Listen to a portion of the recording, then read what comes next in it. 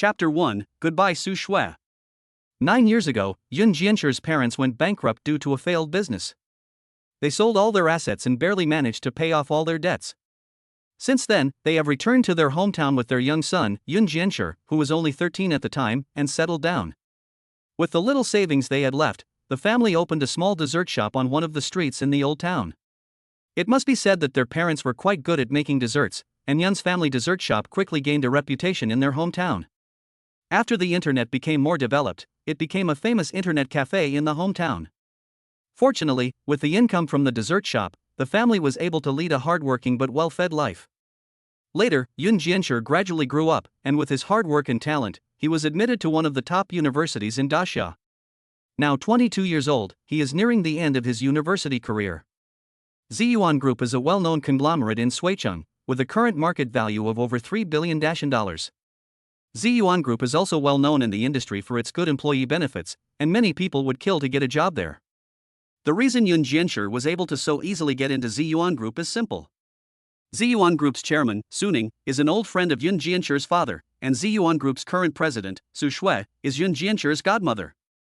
So Yun Jianchu put on the suit he had just bought, put his 4-year-old backpack on his back, and brought a box of snacks from home in his hands, and arrived at Ziyuan Group. President Su. What brings you here? The staff of the Human Resources Department of Ziyuan Group became nervous when they saw Su Shui suddenly arrive.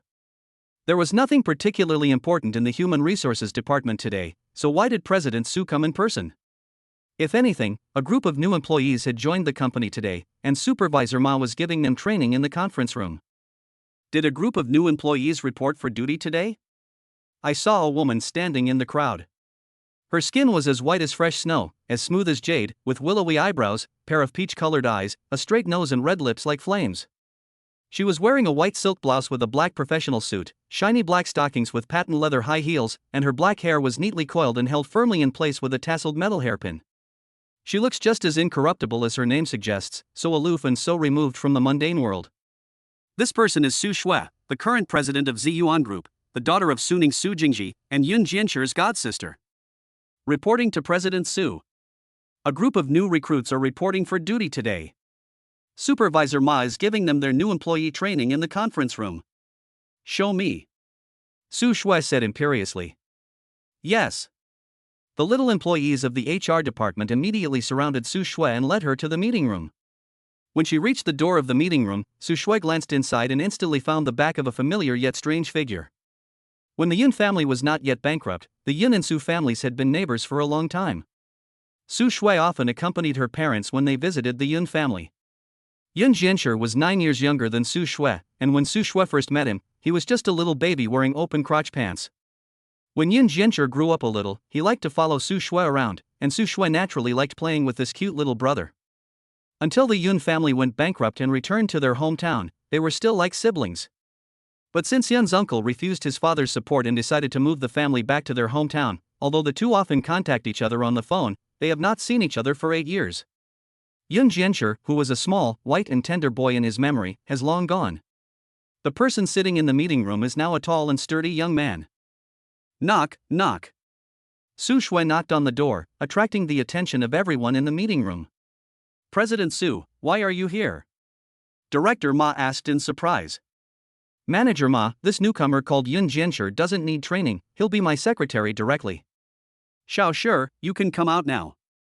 Su Shui directly called Yun Jianchu out of the meeting room. Yun Jianchu, upon seeing Su Shui after a long time, was surprised for a moment, and then immediately grabbed his backpack and the snacks he brought for Su Shui and walked out of the meeting room. He left behind a stunned crowd in the meeting room. After seeing Su Shui walk away with Yun Jianchu, Manager Ma hurriedly asked someone, "Who is that young man?" But everyone just shook their heads, they didn't know who the person that President Su had called out to was either. In the lobby. Su Shui waved her hand, telling the employees who were following her to disperse. It's been a long time. A smile appeared on Su Shui's face. Yun Jianchu looked at the equally familiar and unfamiliar Su Shui in front of him, and couldn't help but think of the beautiful childhood he had spent with her. It's been a long time, President Su. Yun Jianchu forced a smile on his face and said. Upon hearing this, Su Shui immediately put a stop to her smile, frowned and said to Yun Jianchu. Su, you don't have to look like this. You're not cute at all like this. Is this okay? Of course it's okay. No matter what happens, you'll always be the cutest little brother in my heart. Su Shui is indeed a cold woman, but when faced with Yun Jianshi, she can always show infinite tenderness. Good, Xue Jie. Long time no see. Yun Jianshi finally revealed a bright smile. That's right. I didn't expect that after a few years of not seeing each other, you've grown so tall. Su Shui had wanted to touch Yun Jianshi's head like when they were little, but just raising her hand, she realized that Yun Jianshi had actually grown so tall now. It looks like he must be 1.85 meters tall. His once chubby face with some baby fat has now grown into the face of a mature and handsome man. Hey, after all these years, Shui is still as beautiful as ever. Yun Jianshi touched the back of his head and said apologetically. He had a secret that he had hidden deep in his heart for many years. He liked Shui. From the time he first fell in love to the present, he has always liked Shui. But before he had grown old enough to express his feelings to her, his parents had gone bankrupt and the family had moved back to their hometown. When he saw Su Shui again, she was no longer the little miss of the Baiyun group, but Su Shui was still the daughter of the Ziyuan group. He sighed inwardly, and it seemed that in the end, he would have to keep his feelings hidden. It seems that my mouth has gotten sweeter over the years. You, Snow, are getting old. Su Shui said playfully. No way, Snow is always 18. Okay, I know you're sweet talking, let's first take a look at your future office. Su Shui suddenly blushed a little and quickly changed the subject. I still have an office? Aren't I new here? Yun Jianshi asked unexpectedly. You're my brother. You're my father's godson. Do you think we'd treat you badly? Hurry up and follow me. Su Shui said, pretending to be displeased. Yun Jianshi quickly followed, smiling. Together, they took the elevator to the 29th floor, where the CEO's office of the Ziyuan Group was located. Hello, President Su. X10. The employees working on this floor stood up to greet Su Shui. Su Shui nodded in response, and then led Yun Jianshi to his office. This is my office, this is my desk, and this is your desk, said Su Shui, pointing around. Yun Jianshi saw that Su Shui's spacious office had two identical log-colored desks placed side by side, and the matching pair of high-end computer chairs. Is this where my office is? Yun Jianshi asked incredulously. What's wrong, aren't you satisfied? No, it's just that you're the president and I'm a new employee. Is this really a good arrangement? I just said that from now on you will be my personal secretary. There is nothing wrong for a secretary to work next to the president, right? Su Shui said matter-of-factly. You are right. Yun Jianshi nodded silently. Okay, then hurry up and sit down and familiarize yourself with your workstation. If you have any questions, you can ask me or the colleagues outside. Su Shui instructed. Are the young ladies outside also your secretaries? Yes, you don't think you're my first and only secretary, do you? Su Shui laughed, covering her mouth. Then is it not good for me to do this? Yun Jianshi was referring to the special treatment Su Shui had given him. No, they will neither envy nor be able to envy. After all, none of them is my younger brother, and only you are my good younger brother, aren't you? Su Shui pushed Yun Jianshi into his seat and sat him down. Yun Jianshi suddenly felt good about this blatant favoritism. Chapter 2, The Clock Punching Get Rich Quick System. By the way, Su Shui, these are the cookies my mother asked me to bring you. She made them herself. Would you like to try some now? Yun Jianshi opened the box he had brought. Inside were cookies made by Yun Jianshi's mother, by Xiaotian, with her own hands. Of course I want some. I'll have someone bring in 2 cups of tea. Su Shui looked at the box of assorted, delicate-looking cookies and recalled when she was a child and a guest in the Yin family, her godmother would always treat her to her own homemade snacks. Suzong, may I ask what you need? Su Shui's secretary Lin Yu soon arrived at her office. Lin Yu, please help us make a pot of black tea. Okay, please wait a moment. Lin Yu did not ask any more about Yun Jianshi's identity, but quietly brought a pot of black tea in 2 teacups. Su Shui picked up a bear-shaped cookie and took a bite, still remembering the sweet and crispy taste. Ah, godmother's cooking is still so good. Su Shui said with a sweet smile. I'm glad you like it. I'll just have my parents send over more once this box is gone. Yun Jianshi couldn't help but smile when he saw Su Shui's smile. By the way, how are godfather and godmother doing recently? They are doing very well, so you don't need to worry. Yoon Jiancher was telling the truth. Since his family moved back to their hometown and opened this bakery, although their material situation was definitely not as good as before, the smiles on their parents' faces had increased a lot. That's good. To be honest, Su Shui still doesn't quite understand why her godparents refused her father's help back then. With her godfather's business acumen and abilities, it wouldn't be difficult for him to make a comeback and regain his former glory with just a little more money. But she knows that everyone has the right to choose for themselves, and since her godparents have chosen their current lives, all she can do as a descendant is support them. Congratulations, the host has successfully awakened the system of punching in to get rich. This system is dedicated to making the host the richest person in the world. A harsh, mechanical female voice appeared in Yoon Jiancher's mind. Huh? He was startled by the voice in his head. What's wrong with you? Su Shui asked, concerned. Shuijie, did you just hear a strange sound? Yoon Jiancher asked weakly. What sound? I didn't hear anything. It was like the sound of a robot speaking, very loud and sudden. Yoon Jiancher explained. No. Did you hear it wrong? Looking at Su Shui's sincere expression, Yoon Jiancher had to admit that he must have heard it wrong. Successful check-in at the Ziyuan Group headquarters building.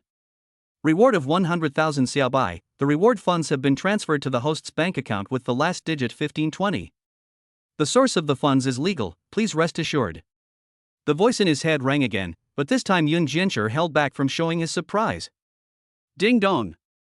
Yoon Jiancher's phone rang, and he subconsciously pulled it out to check for unread messages.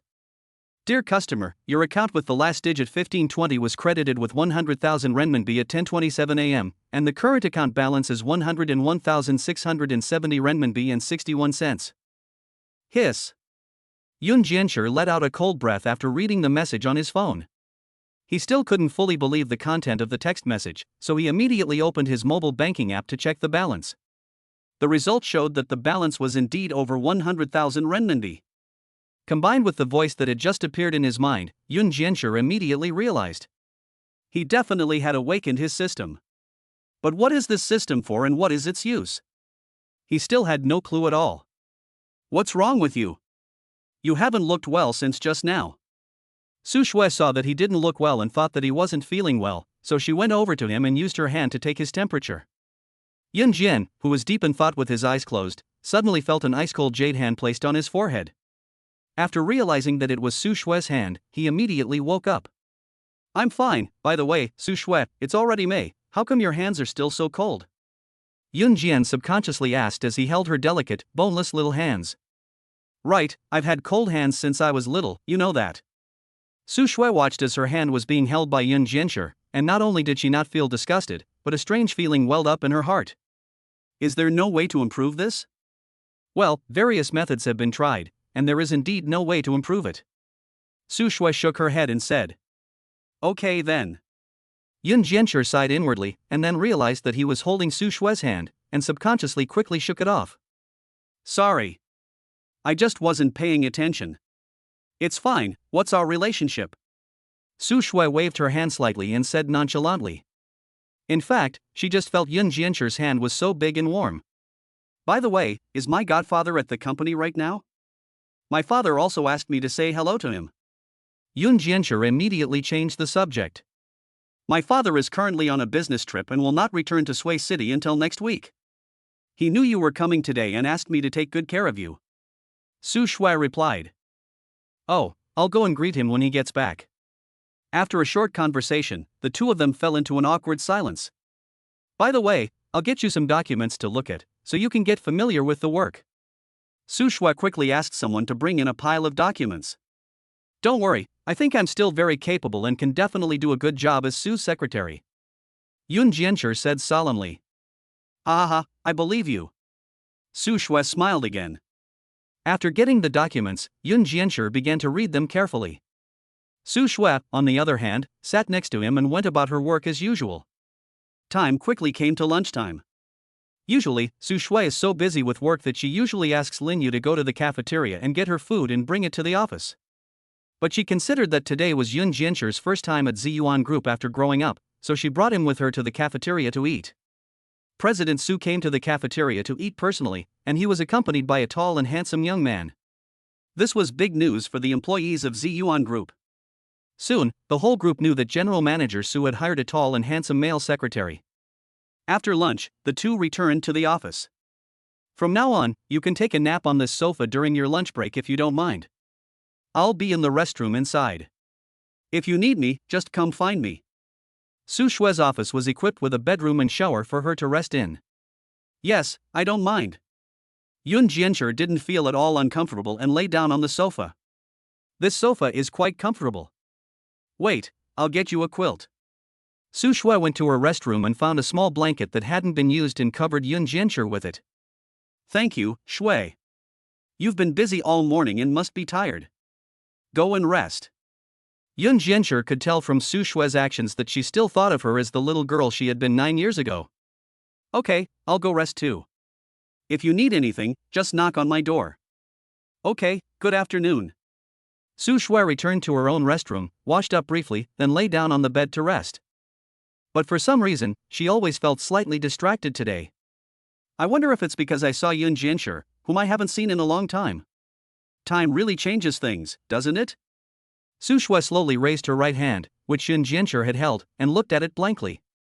Yun Jiancher, who was lying on the sofa, didn't think about it as much. Although he also felt slightly excited today, after all, he had liked Shui for a long time, and it was only natural to be a little more excited to see her again. The most urgent task now was to figure out the system that had just awakened in the morning. Yun Jiancher closed his eyes and silently said in his heart, "System, come out." The clock in to get rich system sends greetings to the host. May I ask if there is anything I can do to help the host? The mechanical female voice rang in Yun Jiancher's head again. May I ask what kind of system you are? This system is dedicated to making the host the richest person in the world. The host can complete punch-in tasks by going to different places and doing different things to get punch-in rewards. The specific task content needs to be explored by the host. The question and answer is complete. See you again, host. Ha! After that, no matter how Yun Jiancher called out, the system never reappeared. He had to give up. He would just have to figure it out on his own later. Yun Jiancher tightened the little blanket he was wearing. The blanket had a flowery scent that smelled very comfortable. Soon, he too slowly drifted off to sleep. Chapter 3, Masterful Duel. After the lunch break, when Su Shui finished washing up and fixing her makeup and walked out of the break room, Yun Jiancher was still fast asleep on the sofa. She quietly walked up to Yun Jiancher and couldn't help but smile when she saw his sleeping position. His sleeping position hadn't changed at all since he was a child. She could see that Yun Jiancher was lying on his back on the sofa, and the small blanket had long since scattered on the ground, with only a small corner still clutched in his hand.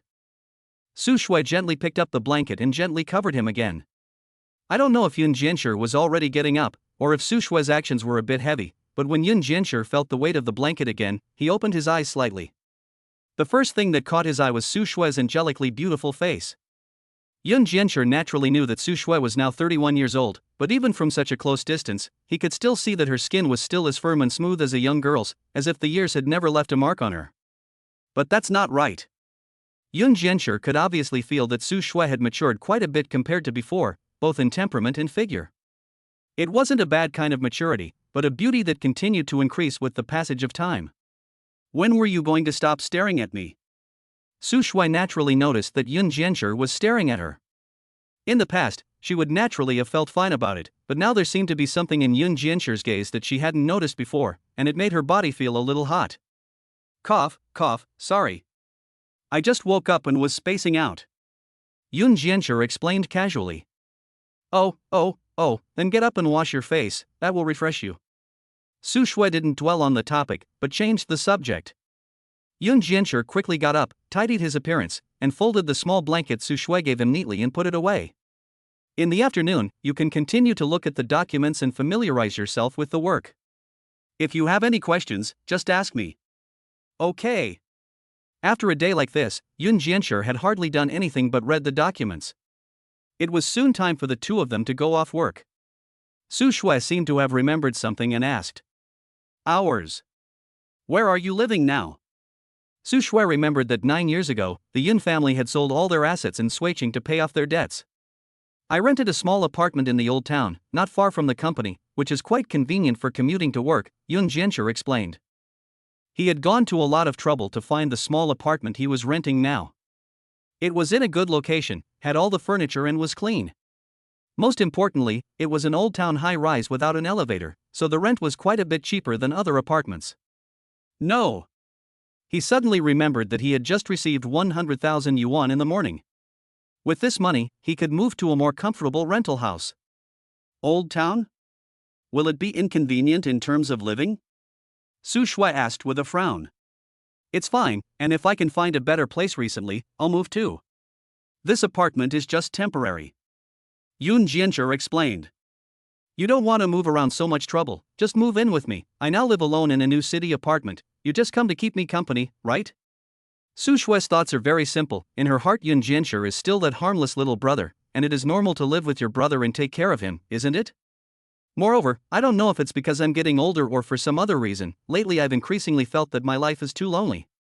If you were willing to come and live with me when I was young, maybe things would be better? What? Although in Su Shui's heart Yoon Jiancher is still a little brother, Yoon Jiancher himself doesn't think so.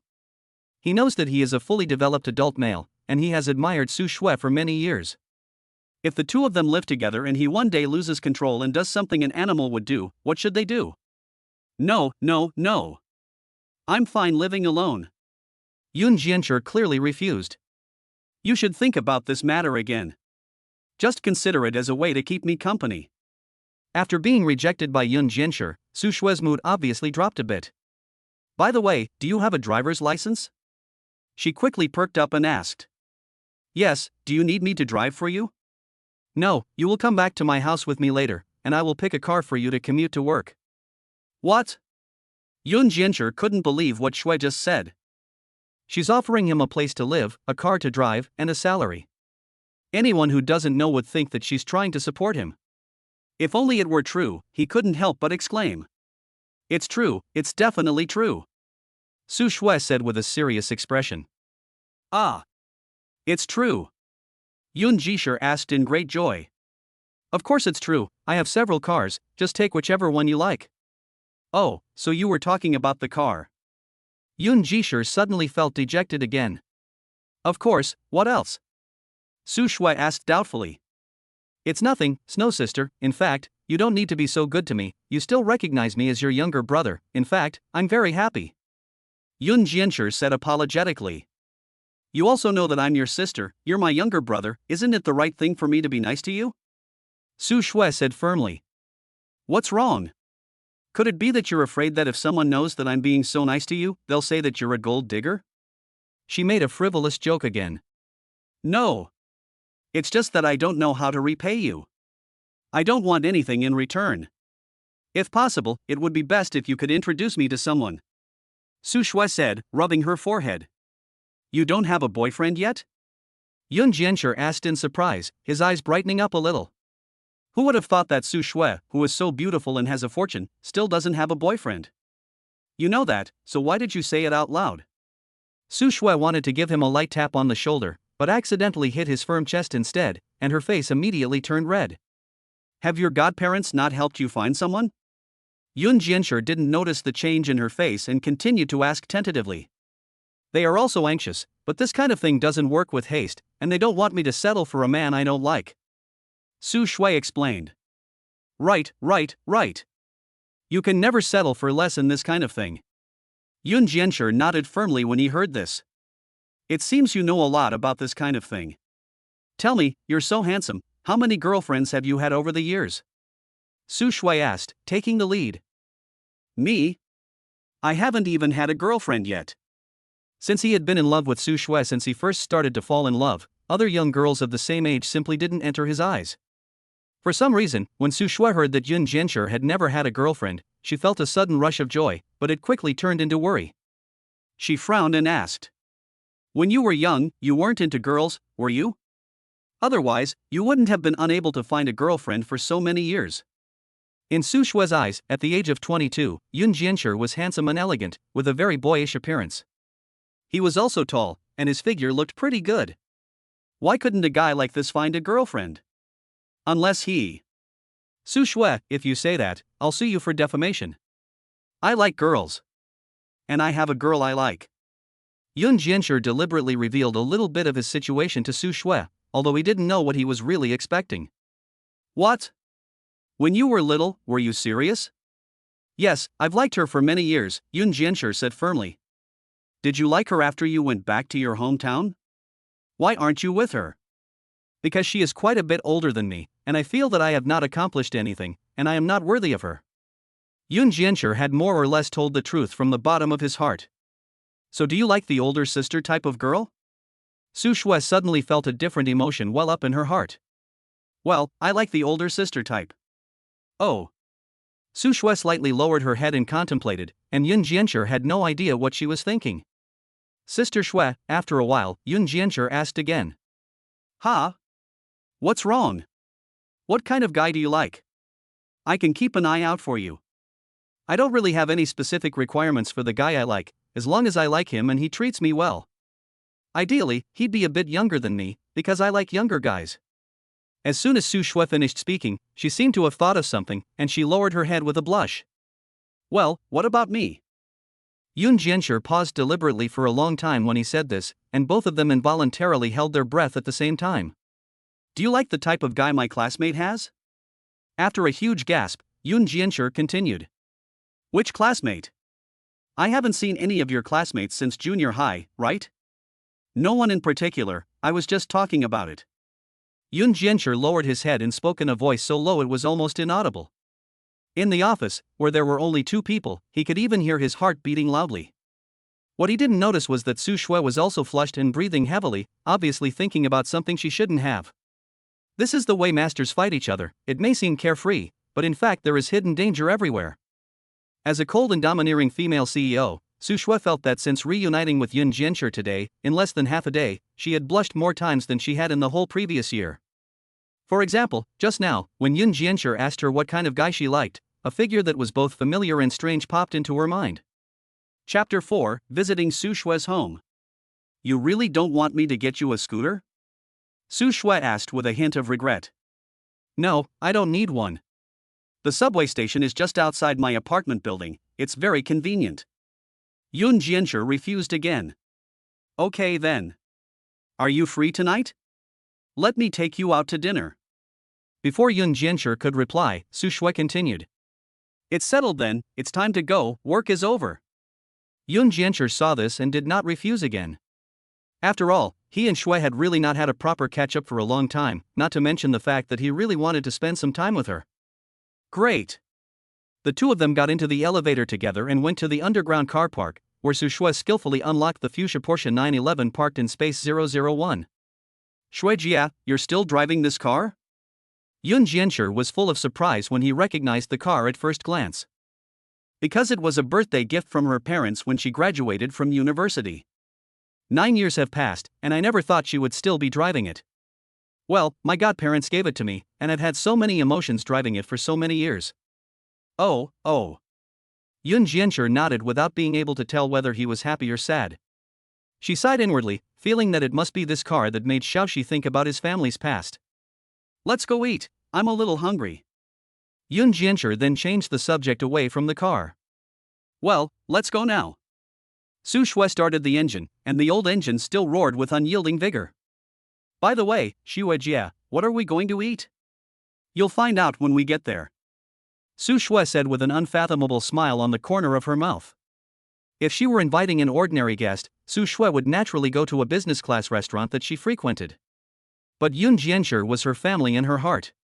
Since he was family, naturally she had to take him back to her home. So 20 minutes later, a fuchsia Porsche 911 pulled into an upscale residential area in the new town of Suicheng. Yun Jianshi still hadn't reacted to the fact that Su Shui was taking him home. He still thought they were going to a private restaurant in the neighborhood run by a hidden master chef. Here we are, let's get out of the car. Su Shui got out of the car and walked directly with her long legs towards the elevator, and Yun Jianshi followed her every step of the way. It had been many years since he had set foot in such an upscale residential area, and at this moment, he was actually a little uncomfortable. Shui, what are we going to eat today? We're having home-cooked food today. Which chef is it that can open a home-cooked food restaurant in such an upscale neighborhood? It's Chef Su. Su Shui nodded confidently. Yun Jianshi naturally had no idea who Chef Su was that Su Shui was talking about, and just followed behind her into the elevator. It wasn't until he saw her unlock the elevator with her fingerprint and the elevator then arrived at the penthouse on the top floor of the residential complex, and Su Shui skillfully took out 2 pairs of slippers from the shoe cabinet, that he realized something was wrong. When I was little, these slippers were new, so you can wear these. Su Shui handed a pair of gray cotton slippers to Yun Jianshi's feet and said, while she changed into the same pair of pink cotton slippers. Thank you, Xuejie, this isn't your home, is it? Yun Jianshi asked, looking at the large living room and exquisite decoration in front of him. No, if you want to move in, this is our home for the 2 of us. Su Shui asked with her smart and charming eyes. Yun Jianshi was unable to answer this question for the time being, so he had to change the subject and said. So you mean Chef Su is not you? Of course. You should know my cooking. Although I haven't improved over the years, I definitely haven't regressed. Su Shui assured him, patting her chest. Yun Jianshi had indeed tasted Su Shui's cooking a few times when he was a child, and it had been quite good. At this point, Su Shui had taken off her suit jacket, revealing a white silk blouse underneath. The draping of the silk clothing accentuated Su Shui's mature and full figure. Yun Jianshi could even faintly see the black lace peeking out from under her blouse. He thought this, and then began to recite the mantra of purification in silence. What's wrong with you? Su Shui saw that he suddenly froze in place and didn't move, and thought that he might not feel well. I'm fine, I think I just got a little carsick. He had to make up an excuse. Oh, then go sit on the sofa and rest for a while, I'll pour you a cup of hot water. Su Shui helped him sit on the sofa, and she turned around and went to the kitchen to pour a cup of hot water. You drink some hot water, and you'll feel better after you've drunk it. Su Shui stood in front of Yun Jianshi, slightly bent down and said to him, not knowing that the real culprit that made Yun Jianshi feel uncomfortable was staring at him. Cough cough, Xuejie, I feel that I'm much better, you don't need to worry about me, just go about your business. Okay, you rest well, I'll go make some of my specialties, and we can chat while we eat tonight.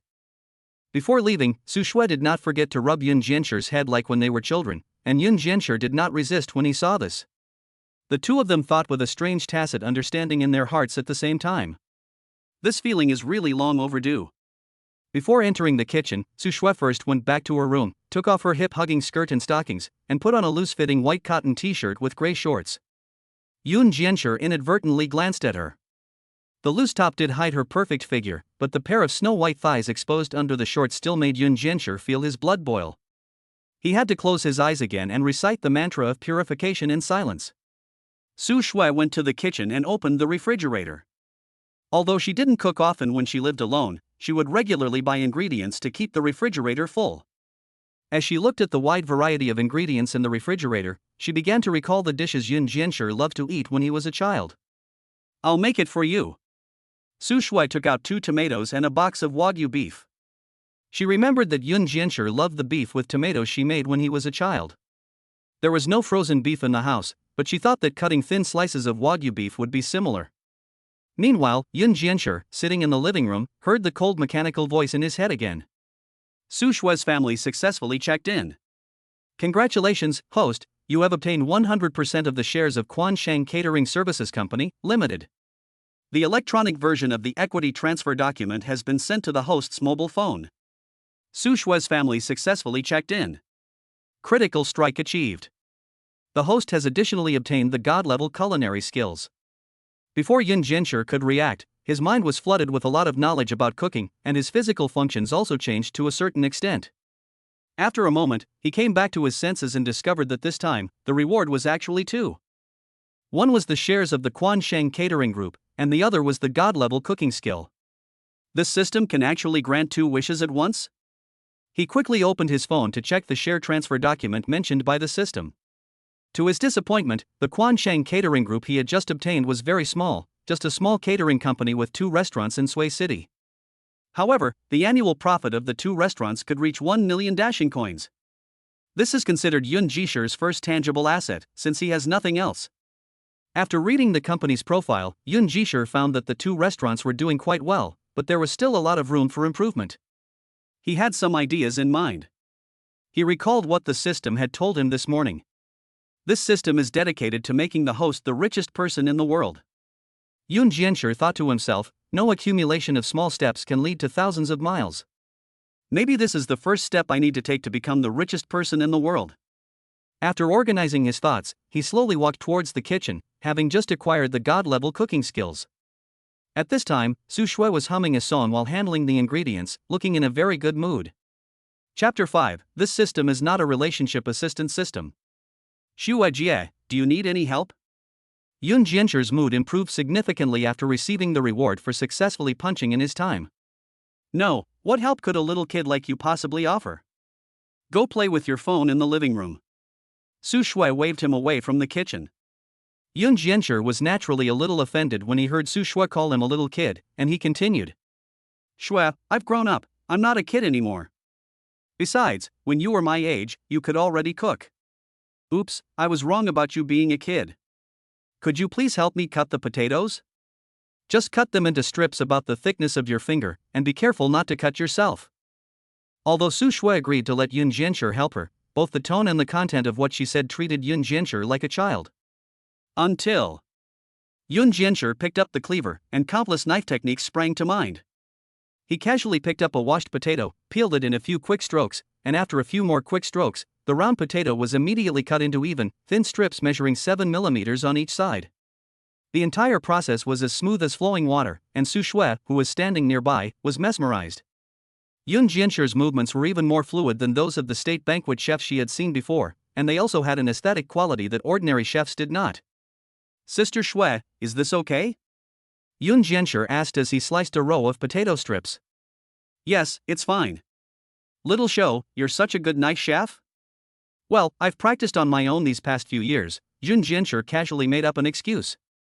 But when Su Shui heard this, she could only feel heartache for him. How could a young master who had never touched a knife before have practiced to become such a good knife chef? How much hardship had he endured these past few years? Hallucination. In fact, in the past 9 years, apart from the suffering Yoon Jiancher experienced at the beginning of the family's bankruptcy, he and his parents have been very happy ever since. So you can say that my cooking is still pretty good. Is there anything else I can help you with? Oh, then please help me prepare the side dishes. I'll make beef stew for dinner tonight. Okay. Yoon Jiancher began to help Su Shui around her when he saw her. Su Shui was surprised to find that with Yoon Jiancher's help, her cooking efficiency had improved by an unknown amount. He was always able to hand her the things she needed at the right time, and could accurately judge when to put in what ingredients. He also helped with the heat. With the two of them working together, a fragrant beef stew with tomatoes and potatoes was soon ready. Yoon Jiancher also took advantage of the break in the beef stew to make 3 home-style side dishes, and Su Shui was once again amazed by his skillful approach. At this point, the rice was also cooked, and Yoon Jiancher skillfully washed the dishes and served 2 bowls of hot rice from the rice cooker. Su Shui, we can eat now. Yoon Jiancher, on the contrary, now acted more like the host of the family, entertaining Su Shui as a guest.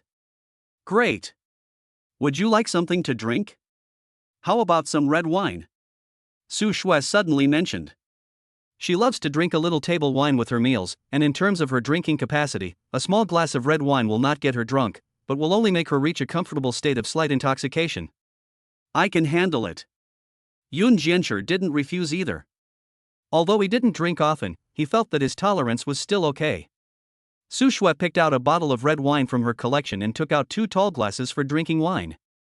She thought that since they were just having a home-cooked meal, there was no need for any steps like decanting, so after opening the cork, she poured 2 small glasses directly. Let's celebrate our reunion, cheers. The two sat at opposite ends of the table. Su Shui raised her glass first and said, Shuijia, long time no see, cheers. After clinking glasses, Yoon Jiancher drank the wine in his glass in one go. You should drink more slowly, this wine has a strong aftertaste. Su Shui tenderly reminded him, but still poured him another glass of wine. Oh, I'll be careful. Yoon Jiancher had just been too excited, and that's why he had finished the wine without noticing. Come and try the food we've made. Su Shui wanted to say try the food I've made, but then she remembered that of the dishes on the table, only the rice and the beef were made by herself, and the beef was made with Yoon Jiancher's hands-on teaching, so she didn't want to say that. Yoon Jiancher picked up a large piece of beef and put it in his mouth. The fully cooked Wagyu beef would have tasted exceptionally greasy, but the slight acidity of the tomato neutralized the greasy feeling of the Wagyu beef very well. Together with the just right seasoning, the whole dish tasted very delicious.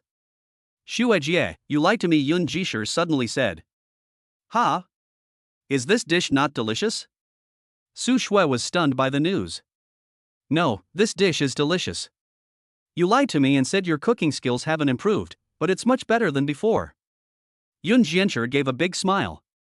Oh, I thought it tasted bad. Su Shui let out a sigh of relief and took a bite of the beef. The beef melted in her mouth, and the beef's natural flavor, the sourness of the tomatoes, and the complex taste of the seasoning exploded in her mouth. This is really delicious. Su Shui knew that her cooking was not this good, so it seemed that Yun Jiancher's guidance had just taken effect. She tried the 3 dishes that Yun Jiancher had made himself, and the taste was even more eye-opening. Obviously, he was only making some simple home-cooked dishes, but Su Shui tasted the level of the 3-star restaurant white tire. When did your cooking become so good? Su Shui asked incredulously. I just learned it not long ago. Hey, it doesn't matter. Do you like it? Yun Jiancher once again brushed aside the matter. Hey, I like it, and I want to eat it again in the future. Su Shui subconsciously said this. If you like it, I'll keep cooking for you in the future. Yun Jiancher blushed as he answered. As soon as Yun Jiancher said this, Su Shui instantly froze on the spot. Hourly said he would keep cooking for me? Could it be that he meant it? Xiao Shi, do you mean you agree to move here? Su Shui asked in surprise. Huh? Yun Jiancher was confused. When had he said he wanted to move here? You just said you would cook for me all the time, doesn't that mean you want to move here and live with me? Did I? Yun Jiancher blinked and said. I really do want to. I want to move in with you. Is that okay? He didn't know what made him say that. He thought that since Su Shui had repeatedly invited him to move in with her, he couldn't let her down. He agreed on the spur of the moment. Great. You're welcome to join our little family. There's plenty of room at home, so you can pick one you like later. Oh, and if you like my room, you can move in there too. Su Shui was so excited that she drained her glass of wine in one go. What Su Shui didn't want to reveal to Yun Jiancher was that ever since she had become the president of Ziyuan Group, she had not had anyone to talk to, and she felt lonely all the time. Sometimes this loneliness was bearable, but sometimes it was unbearable. For example, after she met Yun Jiancher again today, the loneliness inside her burst out uncontrollably. What about you? Yun Jiancher asked incredulously. Shui, you're not thinking of sharing a bed with him, are you? Me? I'll just move to another room. Su Shui said cheerfully. It seems Yun Jiancher was overthinking things. Compared to Su Shui's excited and joyful expression, Yun Jiancher's expression was significantly calmer. He was already considering what attitude he should adopt in the future when living under the same roof as Su Shui. In theory, being able to live with the person you have a secret crush on can be considered a dream come true, but Yun Jiancher also knew that his situation with Shui was somewhat different. He knew that Shui had always only seen him as her little brother, and there was no way they could be considered to have a pure romantic relationship. But now that they were both single, everything was still up in the air. Not to mention that he was now a man with a system, and he could become the richest man in the world. How could he not be able to understand a relationship? Dear host, this system is not a relationship assistance system. Get out. The mechanical female voice in his head had not finished speaking when Yun Jiancher snapped at her to leave. A flame called fighting spirit also ignited in Yun Jiancher's eyes, and he picked up the wineglass at hand and gulped it down. In their respective inexplicable excitement, the two of them drank cup after cup until they finished the entire bottle of red wine. Seeing that Su Shui was about to get more wine, Yun Jiancher quickly stopped her. Sister Shui, why don't we call it a night? No way. I'm having a great time today. I want to drink more. You drink with me too. Su Shui's eyes were already showing signs of intoxication. She gently pushed Yun Jiancher's hand away and took another bottle, or should I say 2 bottles, from the wine cabinet. Come on, let's do a shot. Yun Jiancher? Yun Jiancher quickly took the bottle of wine from her hand and put it back in the wine cabinet. Su Shui, it's enough for the two of us to drink 1 bottle, and I'm not very good at drinking. Yun Jiancher Su Shui is someone who has been soft since childhood and cannot stand hard treatment. In this situation, she can only take the blame and admit defeat. Oh, I'm sorry, I forgot that when we were young, I was still a child and could not drink. Su Shui said flirtatiously again. When Yun Jianshi heard this, he could no longer bear it. He took the red wine that he had just put in the wine cabinet and took it out again. Let's drink from the bottle. Great. Who's afraid of whom? Su Shui neatly opened 2 bottles of red wine. After the 2 men heroically clinked glasses, they began to drink. Excessive drinking is harmful to health.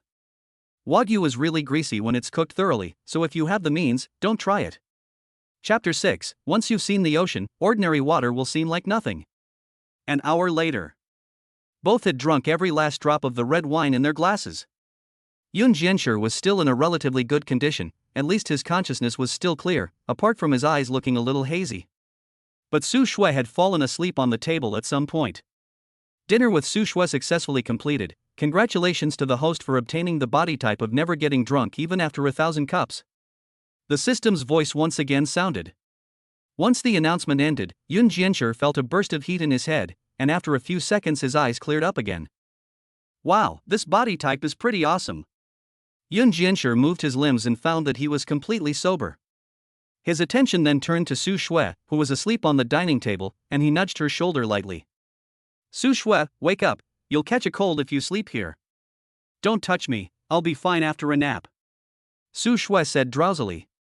Yun Jianshi looked at the clock and saw that it was late, so naturally he didn't leave her on the dining table.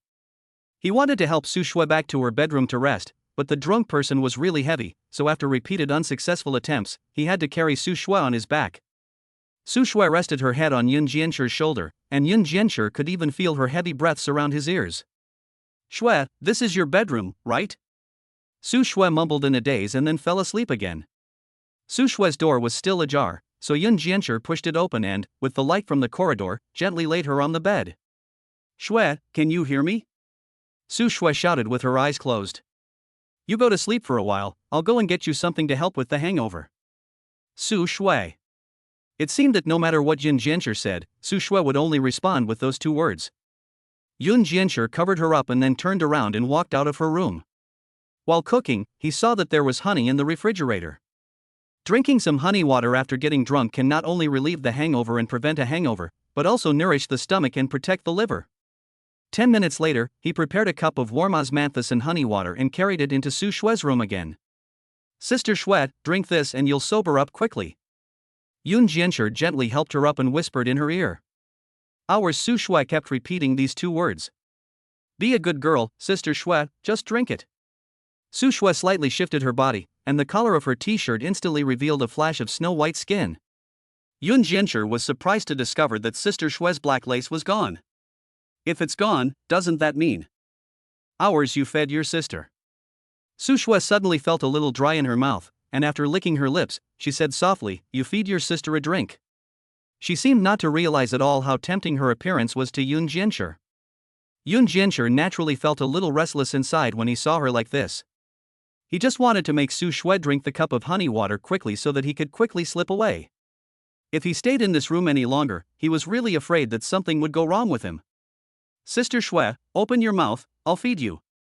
Yun Jianshi brought the glass to Su Shui's lips and fed her the honey water little by little. Fortunately, Su Shui, who was already thirsty, naturally began to swallow after coming into contact with the honey water. In no time at all, she had drunk the entire glass of honey water.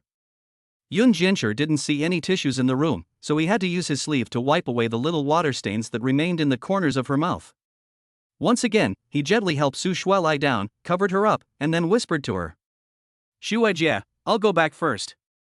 You rest well. Good night. Although he had promised Su Shui that he would move into this home with her, Yun Jianshi had not brought a single change of clothes with him, so he would have to go back to his rented room anyway. After saying this, Yun Jianshi took the empty cup in his hand and slowly exited the door. Just as he was about to close the door, Su Shui spoke again. When I was little, I missed you so much. I was so lonely. Will you stay here with me? Yun Jianshi's first reaction was that something must be wrong with his ears. How could Su Shui, who had always been so independent, say something like that? When I was little, stay with me, Su Shui said again. Yun Jianshi was then sure that there was nothing wrong with his ears. He stood there for a moment, stunned, and after some thought, he went back to the bed. Su Shui, I'm not going back. How about I stay here with you tonight? Okay. You remember to go to bed early. I'm a bit sleepy, so I'm going to sleep first. Su Shui still spoke with her eyes closed. After saying this, Su Shui fell asleep at a speed visible to the naked eye. Yun Jianshi smiled helplessly, then sat on the ground with his back to the bed. Su Shui, have you heard of a poem? Yun Jianshi wasn't really asking Su Shui, but more like talking to himself. The sea once seen is hard to compare to water, and the clouds once seen are not like clouds after that. Maybe it's because I met someone so outstanding when I was young that for so many years, no one else has truly entered my heart except her. I've liked her for a long time, but I've never dared to tell her how I feel. What would you do if you were me? When I was young, go after her bravely. Su Shui's sudden voice startled Yun Jianshi, and he quickly turned back to check on Su Shui. Fortunately, at the moment, she was still in a state of closed eyes, and that sentence should just be an unconscious response. Yun Jianshi stared at her sleeping face for a long time, and his mind was also full of thoughts. Finally, he nodded as if he had made a decision, and then smiled softly and said to her, Su Shui, good night. After Su Shui really fell asleep, he quietly walked out of her bedroom and went to the sofa in the living room to lie down. He had just glanced into the guest rooms, and in each one there was only an empty mattress, with no sheets or blankets. It was actually more comfortable to sleep on the sofa. He rested his hand behind his head as a pillow, and covered himself with his own suit jacket. He couldn't help but feel that today was only his first day at Ziyuan Group, and there had been a bit too much going on. First, he met Su Shui again and became her little secretary. Then he woke up to some kind of punch card system for getting rich, and became the so-called chosen one. In the evening, he followed Su Shui back to her place, cooked dinner together, drank wine, and in a moment of enthusiasm, he even agreed to move in with her. And fell asleep without realizing it. Without a word exchanged throughout the night. The next morning, Su Shui didn't wake up until dawn. Her memory of last night only lasted until Yun Jian said to her, Su Shui, wake up, you'll catch a cold if you fall asleep here. But now she was clearly lying in the soft and comfortable bed in her bedroom. Did Xiao Shi bring me back? She didn't realize that she had been so happy last night that she had blacked out. To her surprise, she didn't feel sick when she woke up today, even though she usually had a splitting headache and felt weak the next day after getting drunk. But she didn't think much of it, just thinking that the 2 bottles of wine she drank yesterday were of better quality and didn't cause a hangover. Su Shui stretched and got out of bed, then walked into the bathroom and the master bedroom and started washing up. She felt a bit uncomfortable washing her face and brushing her teeth, so she simply took a hot bath. When she was done, more than half an hour had passed. It was long past work time, but since she was the CEO, she naturally didn't have to worry about being late or absent. But this made her think about Yun Jianshi. How did he get home last night? Did he get drunk too? Just as she was about to take out her phone to call Yun Jianshi, she realized that her phone wasn't in the bedroom at all.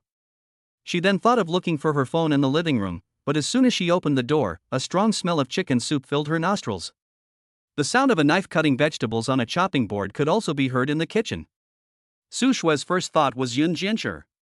Su Shui, you're awake? Yun Jianshi in the kitchen answered as he heard her voice.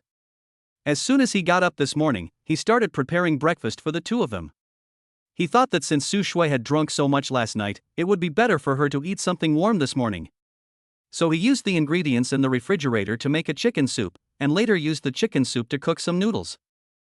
I used the ingredients in your refrigerator to make a chicken soup, and I'll make some noodles for you later. Are you hungry? Yun Jianshi was busy with the task at hand and did not look at Su Shui at first. Xiao Shi, didn't you go home last night? Su Shui asked in surprise. Well, it was late after we finished drinking, so I didn't bother going back, and I just slept on your sofa for the night.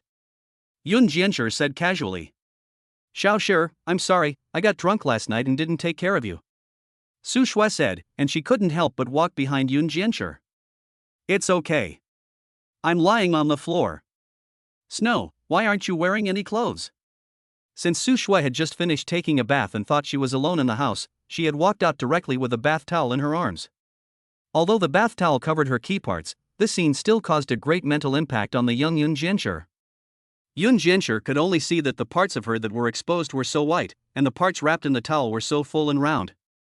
I just got out of the shower and forgot. I'll go get dressed now. Su Shui also blushed and hurried back to her bedroom with small, quick steps. Yun Jianshi was left alone in the kitchen, reciting the mantra of purification in his heart once again. Chapter 7, You made a fake note, I'll sign it. Su Shui, who had returned to her room and closed the door, was also flushed and panting heavily. Although she has always treated Yun Jianshi like a younger brother, there is still a difference between men and women, and Yun Jianshi is now an adult male. She was a little embarrassed when he saw her like this. Important point. She quickly changed into a clean set of home clothes, calmed down a little, and then walked out of the room again. Sister Shui, you're just in time, the noodles have just been cooked and are still hot, come and eat. Yun Jianshi said with a calm face, as if nothing had happened. Did you have a busy morning? No, it just took a little longer to cook the chicken soup. Thank you. Next time I'll cook breakfast for you. Su Shui looked at the chicken noodle soup Yun Jianshi had pushed in front of her. The golden soup base, the snow-white noodles and colorful toppings, and the rich aroma instantly made Su Shui's mouth water. She also noticed that the noodles in the bowl were not the dried noodles or instant noodles that her family always kept at home, but handmade fresh noodles. When you were little, did you also hand-make the noodles? Su Shui asked curiously. I saw that there was flour in the cupboard, so I tried making handmade noodles. You try it, I made it according to your taste. Okay. Su Shui nodded with emotion, and then picked up a bite of the noodles, blew it cool, and then slurped it down. In an instant, the rich and delicious flavor of the chicken broth and the smooth, chewy wheat aroma of the noodles exploded in Su Shui's mouth at the same time. This is so delicious. Su Shui couldn't help but exclaim. It's no exaggeration to say that she tasted happiness in this bowl of noodles. As she took a mouthful of soup and noodles, her empty stomach and soul felt as if they were being filled. Su Shui, isn't this delicious? Yun Jianshi asked, sitting across from Su Shui. Delicious. I've never had such delicious noodles before.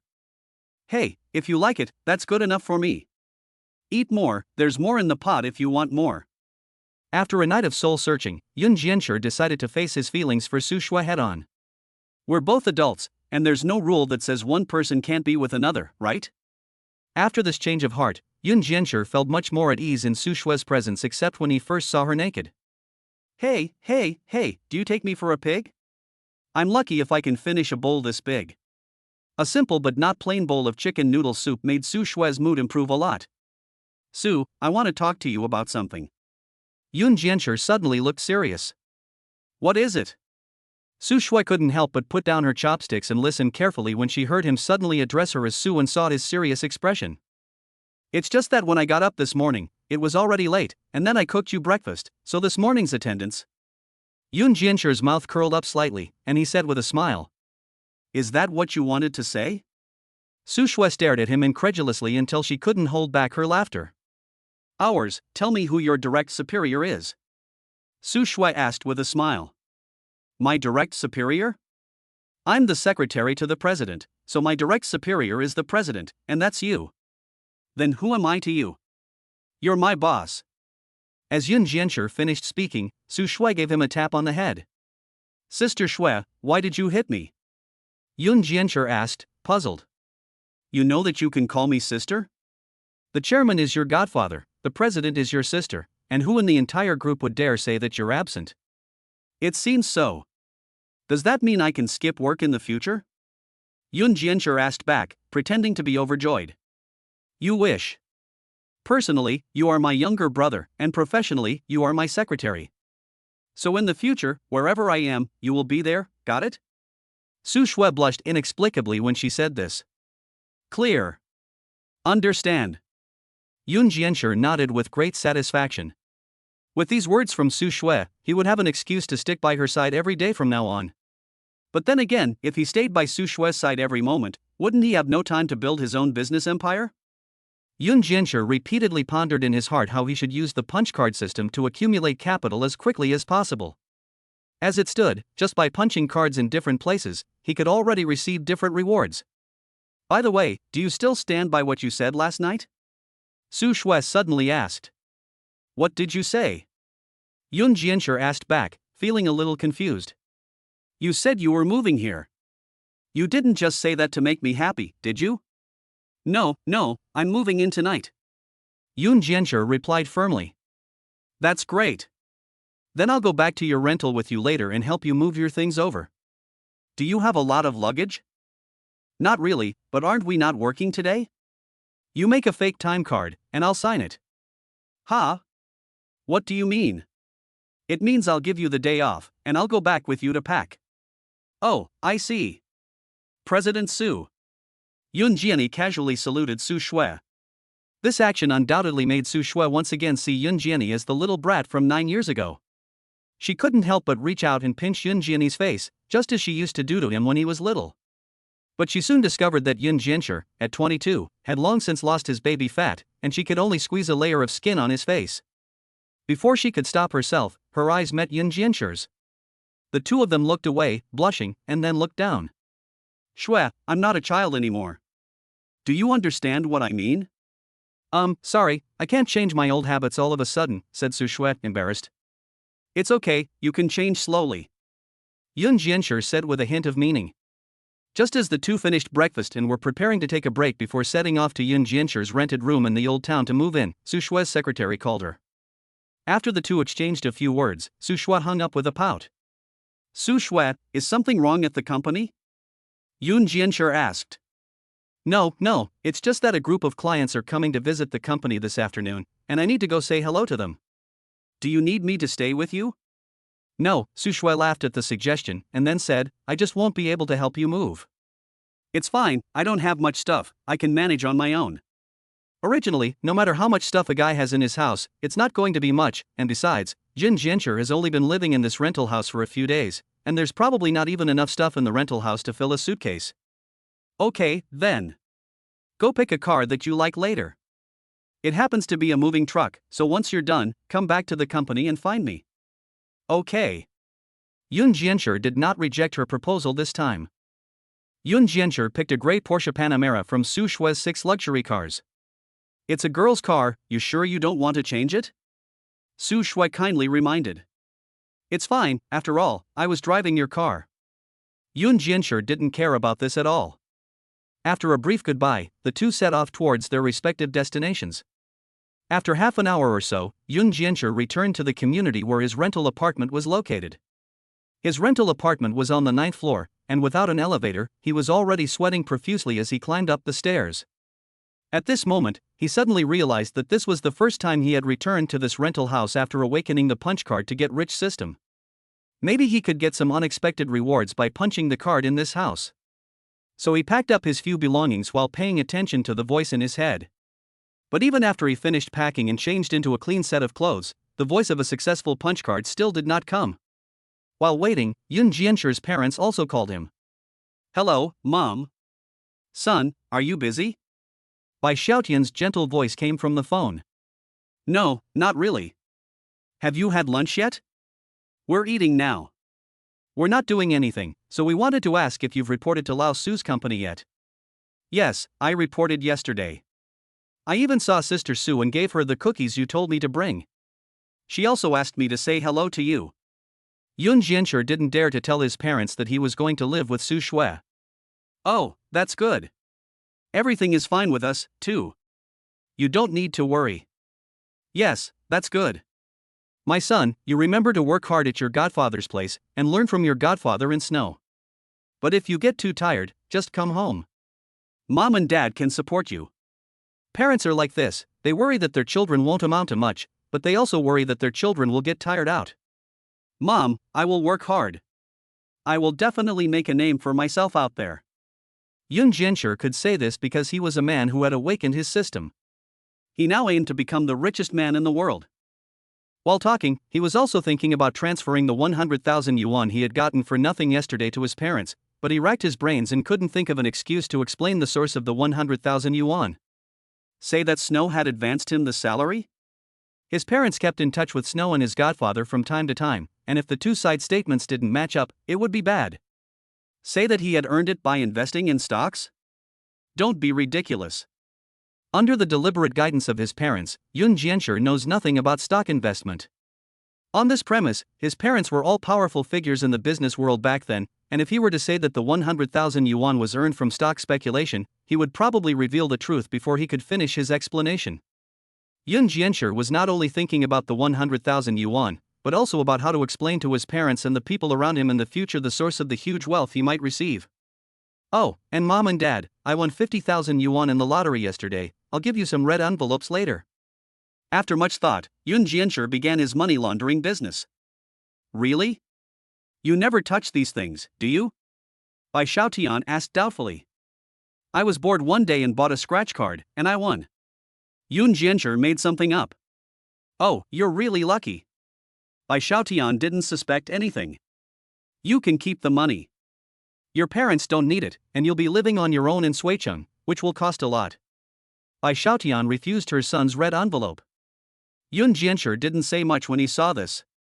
He also knew the family's current financial situation, no big money, but no shortage of small money. He would take the 100,000 yuan himself and tell his family when he made big money in the future. Okay, son, just do your best. Your father and I will continue eating, and call home more often when you have time. Okay, I will. You and my father shouldn't work too hard, and you should rest more. Okay, we know, and so do you. Okay. After hanging up the phone, Yun Jiancher couldn't help but feel a little puzzled. How did the system determine that the punch clock had been successfully punched? But he didn't have time to think about it. It was still early, and he wanted to take a look at the Quancheng restaurant he had just gotten yesterday. So he carried his suitcase and left the rental house. After explaining the situation to the landlord even deducted 1 month's rent from him. He felt that he was still considered lucky, at least he didn't encounter the kind of landlord who held a lantern to determine the damage after the tenant checked out. Soon, he drove to Quancheng Private Kitchen, one of the 2 restaurants under Quancheng Catering, located on the pedestrian street in the new city district, not far from the headquarters building of Ziyuan Group. Chapter 8, Quancheng Private Kitchen. Yun Jiancher parked in front of Quancheng Private Kitchen and waited for a long time, but no restaurant staff came out to guide him to a parking space. Yun Jiancher had also seen the big scene with his parents when he was a child, and he knew that many restaurants in Suicheng would provide valet parking services for guests. Obviously, Quancheng Private Kitchen did not have this service. First of all, Yun Jiancher deducted points for this restaurant in terms of first impression. After waiting for a long time to no avail, he had no choice but to park his car himself in a huff. Then he walked into the restaurant with a long face and found that the restaurant was actually not small in size, with 2 floors above and below. There were about 30 tables on the first floor, and he had not gone up to the second floor to see, but it looked like there were also quite a few tables there. It was just about dinner time, but the restaurant was less than 50% full. After entering, a waiter wearing an old-fashioned scarlet cheongsam walked up to him and asked, "Hello sir, how many people are there in your party?" "Just 1 person, I'll take the table in the back," Yun Jiancher said in a cold tone. "Okay, this way please." The waiter paused for a moment when he heard that he was alone. After all, very few people would go out to eat alone. But he quickly responded to his request. The waiter took Yun Jiancher to a table in the corner and sat him down, and then served him tea, paper towels, and a menu as per usual. Yun Jiancher first took a sip of the tea, which was very poor quality green tea and tasted bitter. Then he looked at the menu. The restaurant mainly served Cantonese cuisine, and Yun Jiancher had eaten most of the dishes in other restaurants before. Judging from the decoration, the restaurant's decoration was Chinese retro, but whether it was the hard decoration such as the tiled walls and ceiling, or the software such as the tables, chairs, and tableware, it revealed a sense of improvisation everywhere. In terms of the dishes, the restaurant did not have its own secret dishes. In terms of price, the prices at this restaurant are considered to be average for the area. While they are not a drag, they also don't have any advantages. Next is the most important part of a restaurant, the taste. Yun Jiancher ordered a total of 6 specialty dishes marked on the menu, and even though the waiter repeatedly emphasized that there were too many dishes for him to finish, he still went ahead with his plan. It took almost half an hour from ordering to the dishes being served, and the wait was a bit slow. But the restaurant still has to be judged on the taste. After obtaining divine-level cooking skills, Yun Jiancher discovered that his taste buds had also become more sensitive. He could reconstruct the cooking process in his mind just by tasting the average dish. After trying the taste of each of the 6 dishes, he had to shake his head in disappointment. No character. No character at all.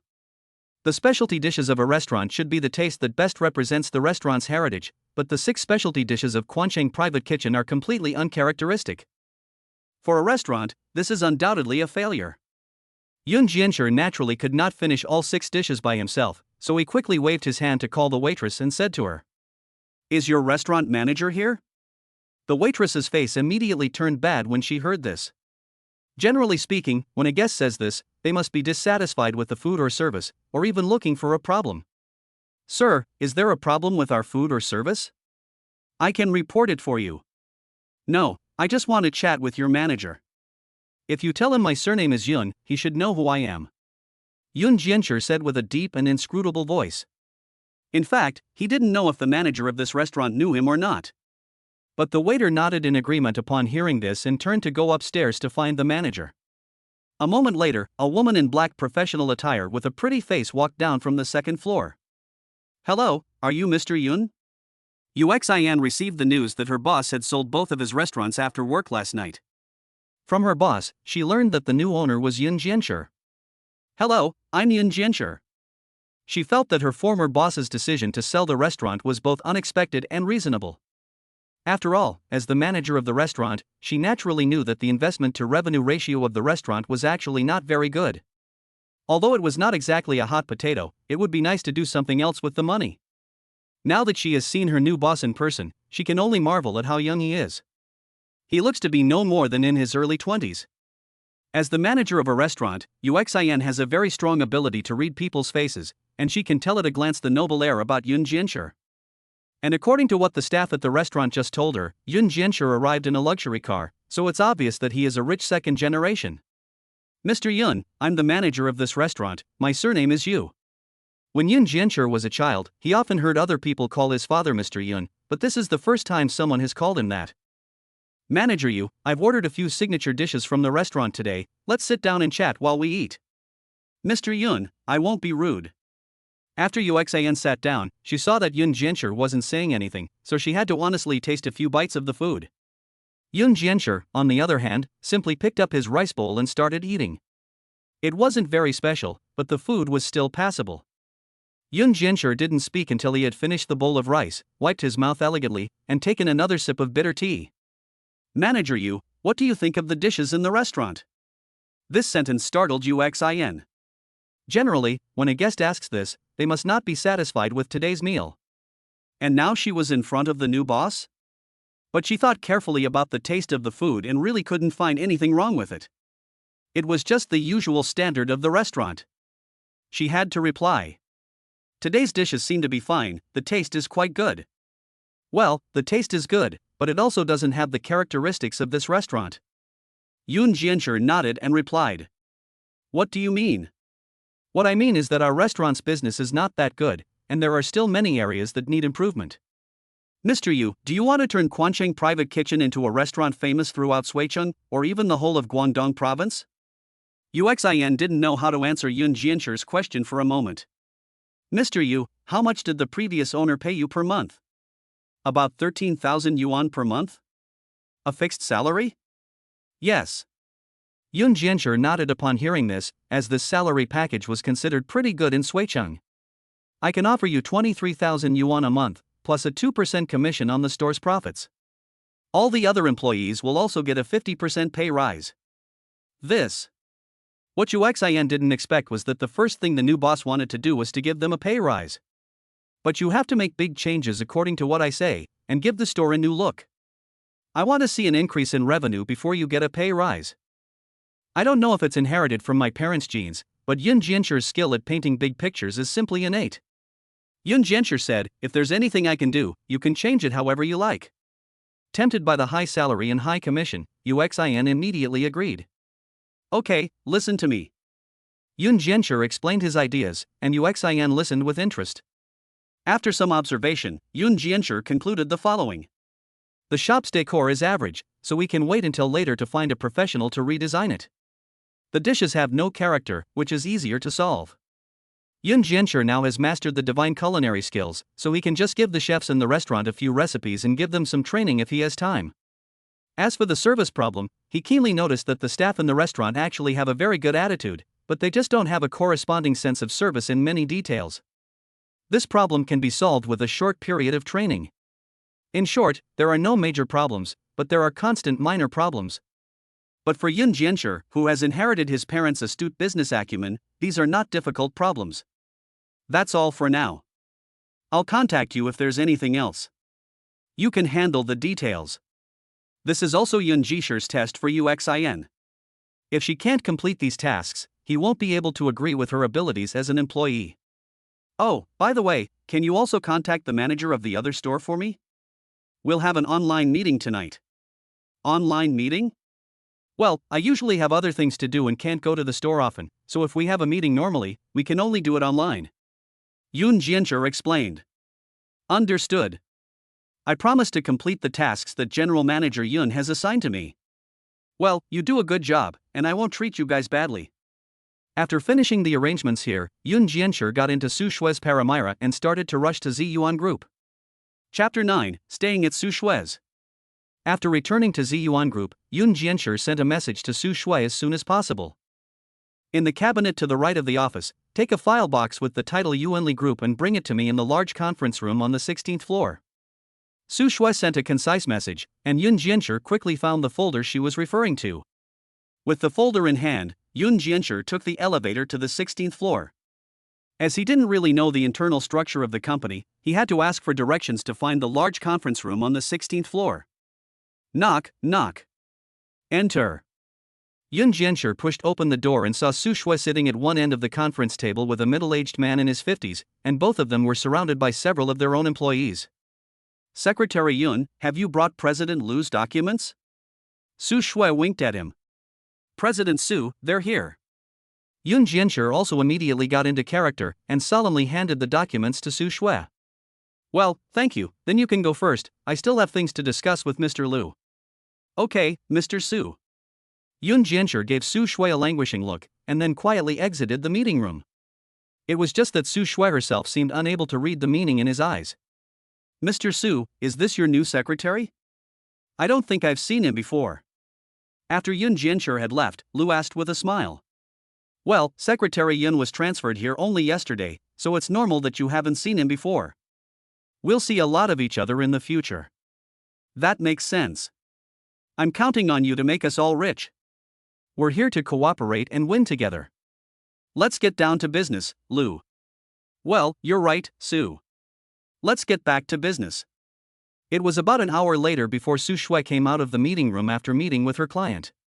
She went straight back to her office. Shui, you must be tired. Come and have a glass of water. Yoon Jiancher immediately handed her a glass of water. Su Shui took the glass without any suspicion and started to drink. Sweet? Yes, I added some royal jelly. There's royal jelly in the pantry? I didn't know that. I just bought it. I can see that you usually work hard, so I think this is good for your health. I'll keep some in the office from now on. Yoon Jiancher said this casually, but in fact, he had just driven to the largest health food market in Suicheng and tried every store with his superb taste. Su Shui had drunk royal jelly before, and her parents had also said that it was good for her health, but she had not insisted on drinking it. Now that she's drinking it, she finds it quite tasty, sweet, and delicious. How much is it? I'll transfer the money to you.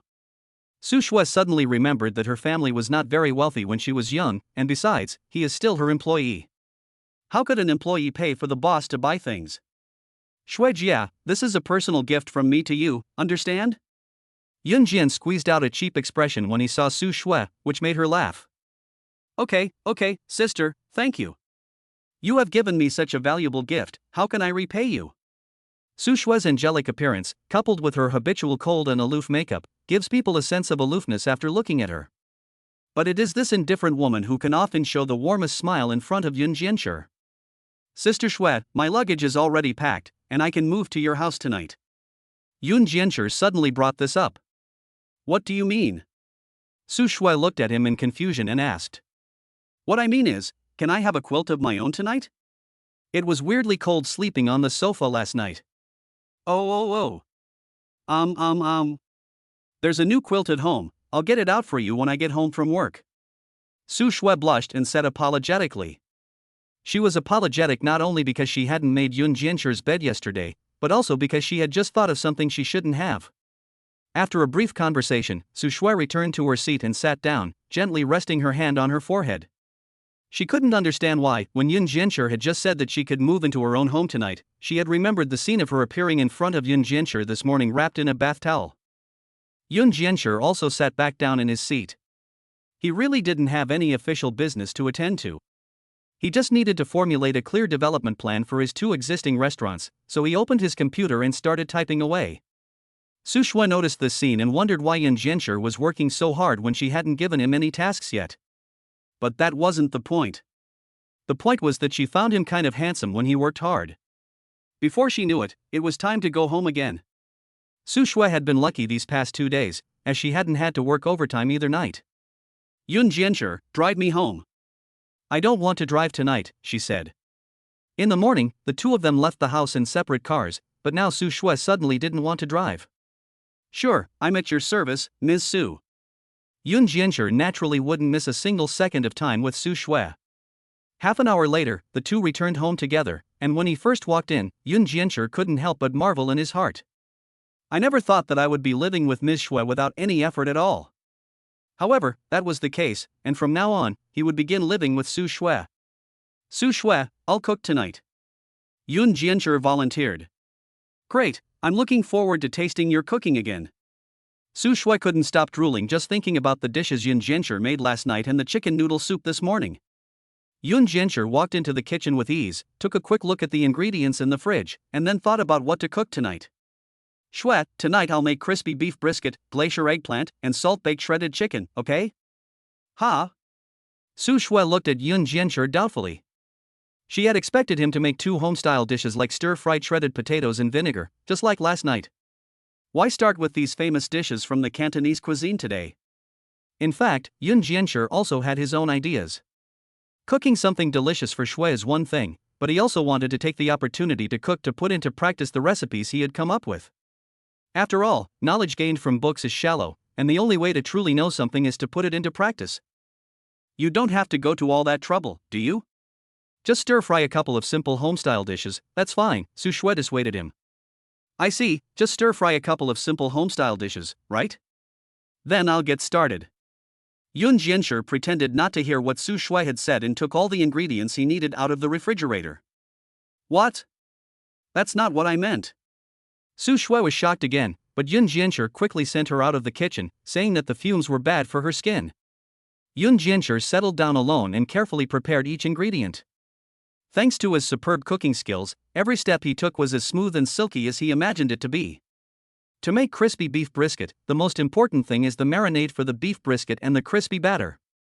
There was no special crispy powder at home, so Yun Jianshi started from scratch and used flour, eggs and other ingredients to make a secret crispy batter. An hour later, when Yun Jianshi came out of the kitchen again, he was greeted by Su Shui's hungry eyes. Shui, why do you look like you want to eat me? Yun Jianshi asked, puzzled. If you don't come out, I'm going to come in and eat you up. Do you know how delicious your cooking is? Even the kids next door are crying with hunger. Su Shui said hysterically, famished. Over the years, Yun Jianshi had rarely seen Su Shui look like this, almost out of control. Suddenly, he felt that this side of her was kind of cute. And smiling, is your food ready? Su Shui reached out again to tap Yun Jianshi on the shoulder, but once again she accidentally hit his solid chest.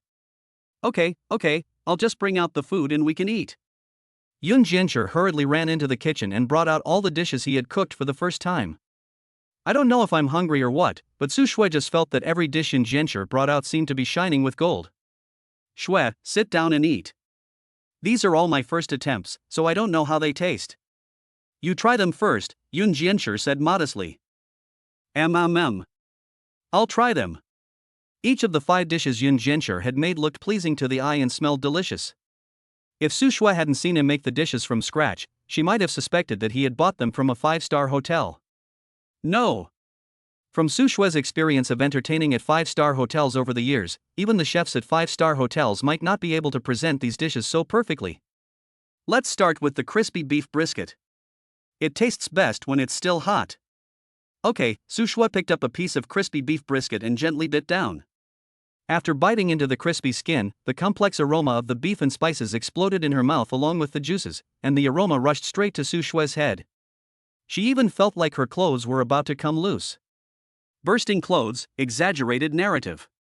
After that, the aroma lingered in her mouth for a long time, leaving her stunned. Shuijie, what's wrong? Yun Jianshi saw this and quickly shook her. No, it's fine. This dish is really delicious. I've never eaten anything so delicious before. Yoon Jiancher just smiled slightly when he heard this, as he had already expected Su Shue's reaction.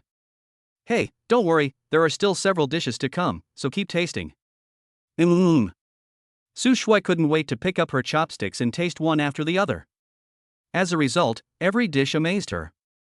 Even the most ordinary-looking scrambled eggs with tomatoes were cooked into a state banquet dish in Yoon Jiancher's hands. Su Shui, after all, today is the first day I've stayed in your home, let's have a toast. Yoon Jiancher raised the juice in his hand and said, Okay, welcome home. Su Shui very perfunctorily raised the sparkling water in her hand, clinked glasses with Yoon Jiancher, and then put it down again. It's just that Yoon Jiancher's cooking is really good, and she doesn't have the time to toast right now. Yoon Jiancher didn't get angry when he saw this, but just looked at Su Shui fondly, thinking that she really looked cute right now. What did you add? After a hearty meal, Su Shui asked, slumped in her chair, regardless of her appearance. I added love, Yoon Jiancher said nonchalantly. It's only your second day here, and yesterday I ate so much, and today I ate so much again, will I get fat? No, Shuejia has such a good figure. Yoon Jiancher subconsciously said. Huh? What did you say? Su Shui suddenly asked. Yoon Jiancher was taken aback, and realized that she had just said something wrong. No, nothing. Did you just say that I have a good figure? No. Yoon Jiancher quickly denied. Do you think I don't have a good figure? Su Shui questioned again. No. Yoon Jiancher denied again. So is it good or not? Good. Yoon Jiancher really didn't know how to answer this question. Say your answer firmly. Yes. Sister Shui has a great figure. Yoon Jiancher shouted out with his eyes closed. Well, that's more like it. Your sister has a great figure. Su Shui boasted with extreme confidence. She even puffed out her waist. Yoon Jiancher. Hello, reviewer, in the future I will definitely grasp the scale and definitely be a law-abiding and good author. Thank you very much. I wish you a happy life. Chapter 10 Su Shui, good night. By the way, Shui, which room am I staying in tonight? Yoon Jiancher asked after dinner. It doesn't matter, you can choose whichever one you like. Then I'll stay in the room directly opposite yours. Okay, I'll go make up the bed for you. Just tell me where the bedding is, I'll do it myself. In the end, the two of them took the bedding together and went to the guest room directly opposite the master bedroom. With their combined efforts, the room was quickly set up. When Yoon Jiancher took out his clothes, Su Shui couldn't help but frown. She noticed that most of Yoon Jiancher's clothes were washed white, and they obviously had been worn for a long time. Once again, she imagined that Yoon Jiancher's family lived in poverty in their hometown. But she still helped Yoon Jiancher fold his clothes neatly and put them in the closet without saying a word. Xiao Shi, would you like to go shopping with me on weekends? She thought that she could buy some new clothes for Xiao Shi then. Sure. Yoon Jiancher didn't even ask Su Shui why she wanted to go shopping on the weekend. Isn't it normal for girls to go shopping when they're free? Besides, as he said, he wouldn't miss a single moment with Su Shui. By the way, Su Shui, how's the soundproofing in your house? It should be okay. Do you need something?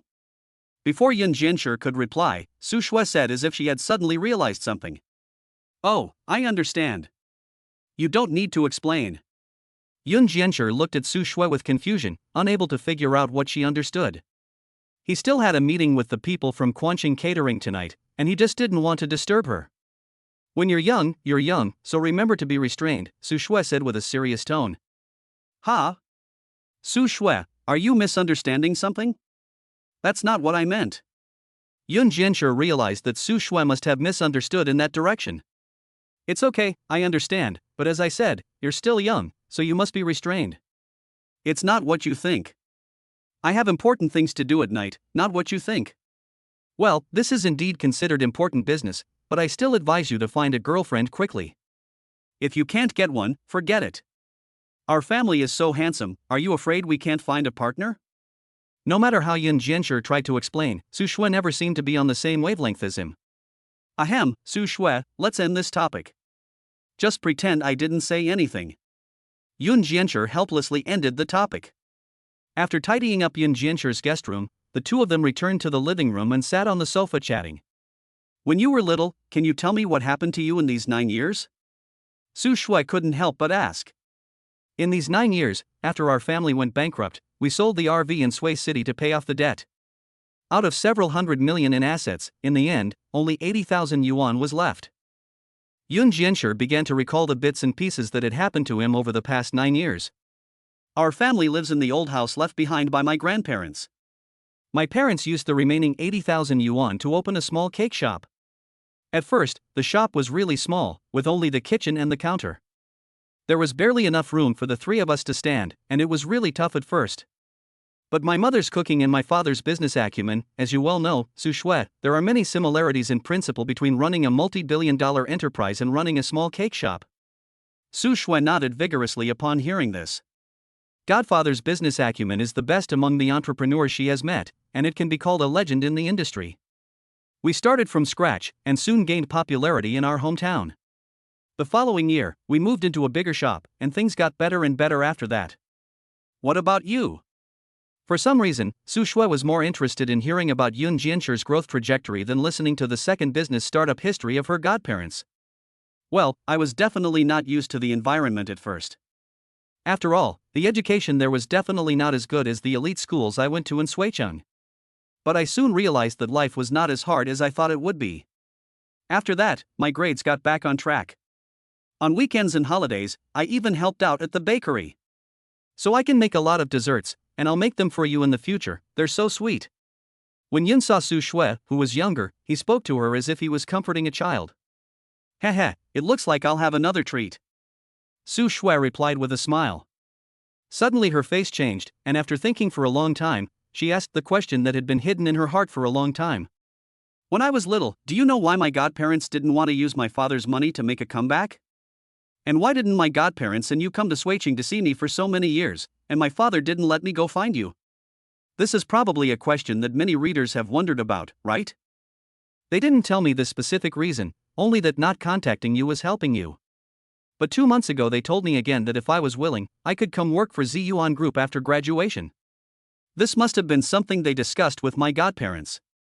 Yun Jianshi's answer didn't solve Su Shui's doubts, but instead made her even more confused. Why did my godparents say that not contacting us was helping us? However, after listening to Yun Jianshi's story, she realized that their family's life was not as difficult as she had imagined, which made her feel much more at ease. The two of them chatted on, and time quickly passed into the night. Yun Jianshi looked at his watch and said, "It's getting late. Shuijie, you still have to go to work tomorrow, so let's get some rest." Okay, good night then. It was just a simple good night, but Yun Jianshi felt inexplicably touched. He also smiled and said to Su Shui, "Su Shui, good night." Su Shui was stunned for a moment after hearing Yun Jianshi address her by her name. It seemed as if her heart had been touched by something, and after thinking about it for a long time, she finally figured it out. Yun Jianshi? Ha? Yun Jianshi suddenly heard Su Shui call him by his full name, and his heart suddenly skipped a beat. Have you sprouted wings and grown up? How dare you call me by my full name? Su Shui said with her arms folded and a pouty face. Yun Jianshi inwardly exclaimed, "Crap." He couldn't help but call Su Shui by her full name. Cough cough. Su Shui, did you hear wrong? I didn't call you by your full name. Really? But I clearly heard you call me Su Shui just now. Su Shui asked doubtfully. Shui, are you too tired today to tell the difference between reality and illusion? Let's just get some rest. Yun Jianshi quickly changed the subject. That's possible. I'll go take a shower in my room first, and you get some rest too. Okay. Soon afterwards, Su Shui went to her room and took a shower. Yun Jianshi also quickly went to his room and found that Uxian had already sent him the room number for the online meeting. He clicked the link and entered the online meeting room. Mr. Yun, you're here. Yes, I've just finished. Hello, Mr. Yun, I'm Wang Yi, manager of the second Quancheng private kitchen restaurant. The manager of another Quancheng restaurant greeted Yun Jianshi. Hello, Manager Wang, let's cut to the chase. First, give me a basic introduction to the second restaurant, and tell me the truth. Understood, Mr. Yun.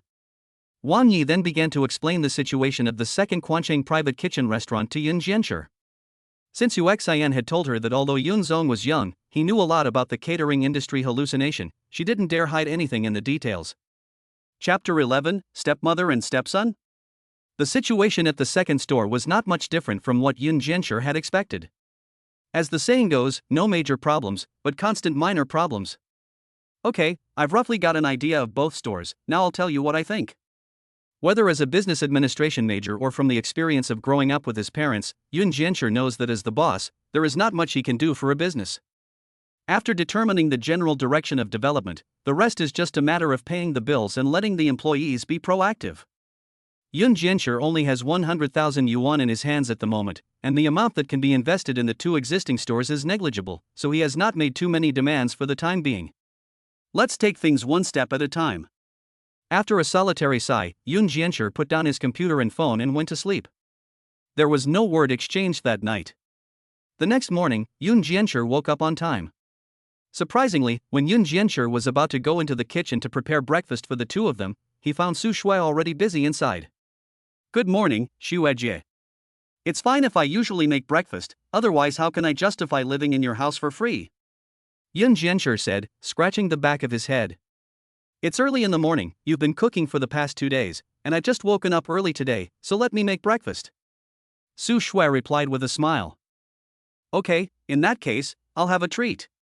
Yun Jianshi didn't say much, and cheerfully sat down at the table, serving himself and Su Shui a bowl of congee. A pot of plain congee, 2 dishes of side dishes, plus boiled eggs and milk. Su Shui's breakfast was simple but nutritious. After the two had breakfast, Yun Jianshi drove Su Shui to work at Ziyuan Group.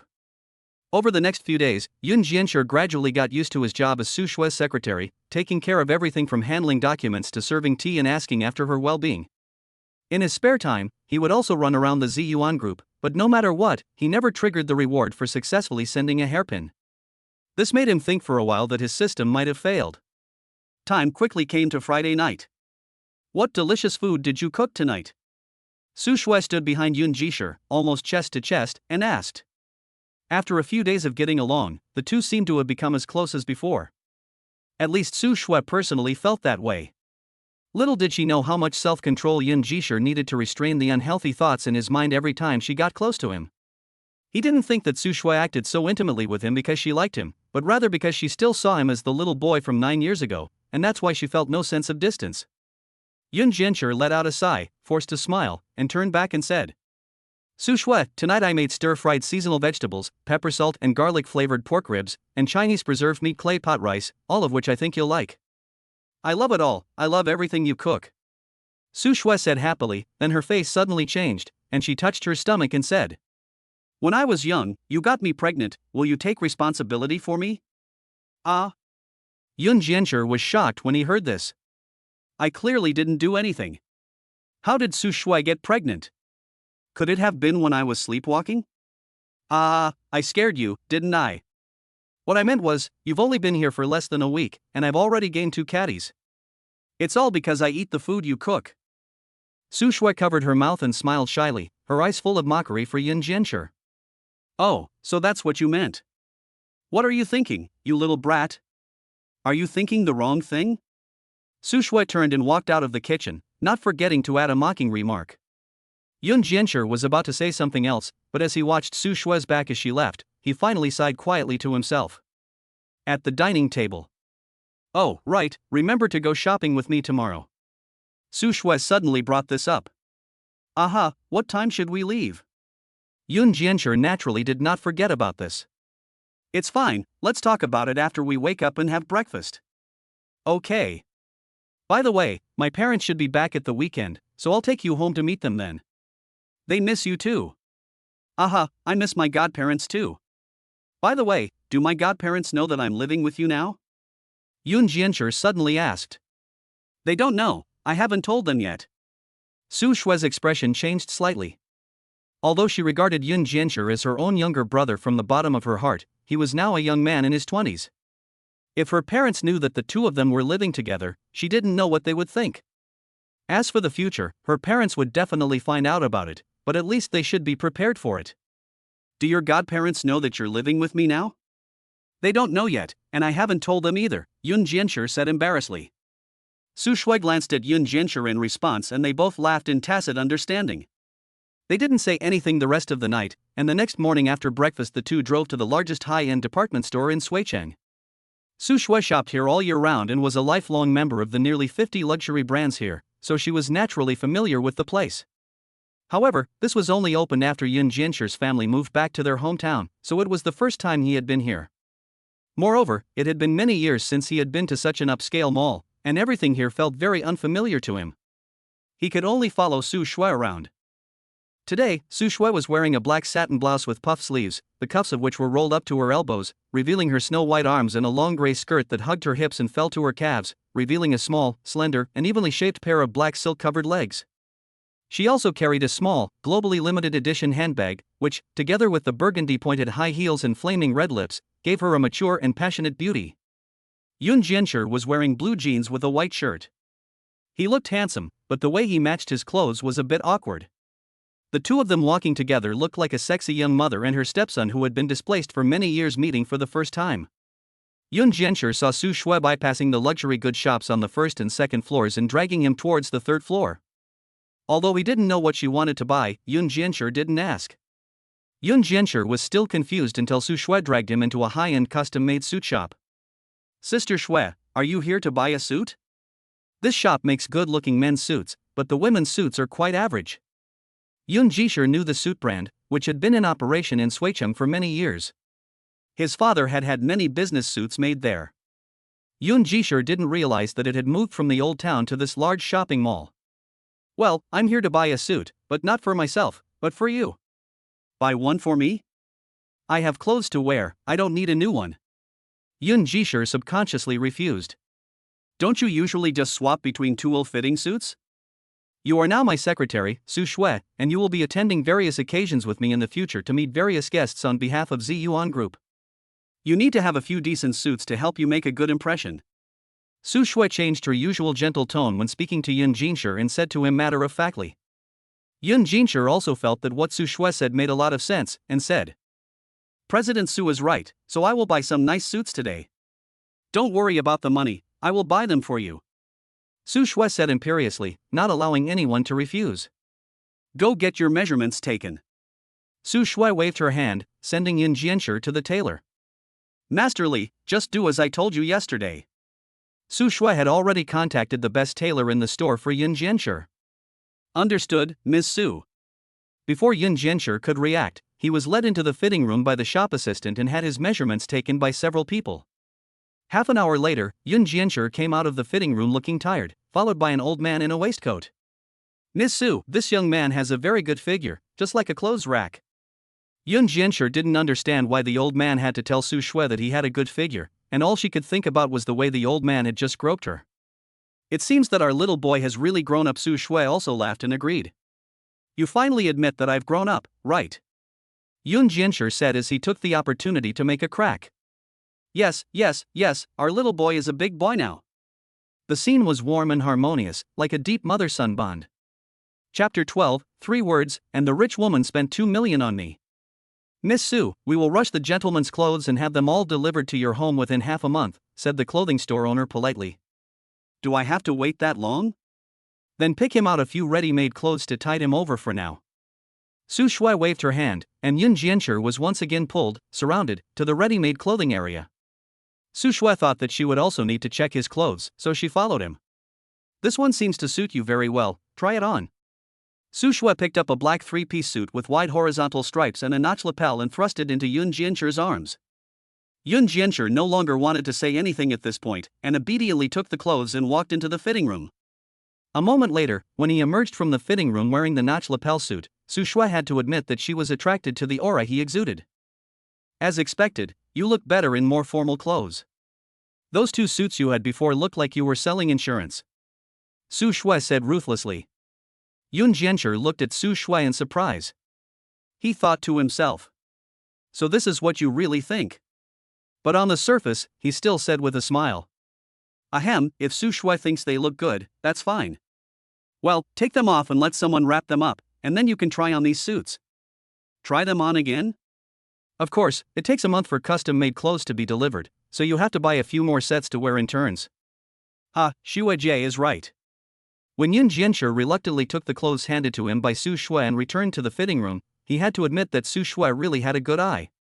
Every set of clothes she picked for Yun Jianshi really suited his temperament. As the saying goes, clothes make the man, and after Yun Jianshi changed into some more high-end clothes, he looked even more expensive. Su Shui, I tried on several suits already, so let's call it a day, shall we? Yun Jianshi said in pain. Trying on clothes is really hard work. Okay, let's call it a day for now. You don't need to take off the one you're wearing, it looks good. Su Shui quietly pulled a black card out of her handbag.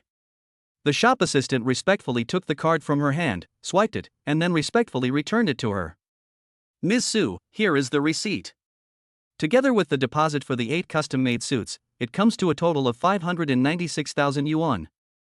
Yun Jianshi's eyes widened like a cow's when he heard the price. He quickly took the receipt and read it.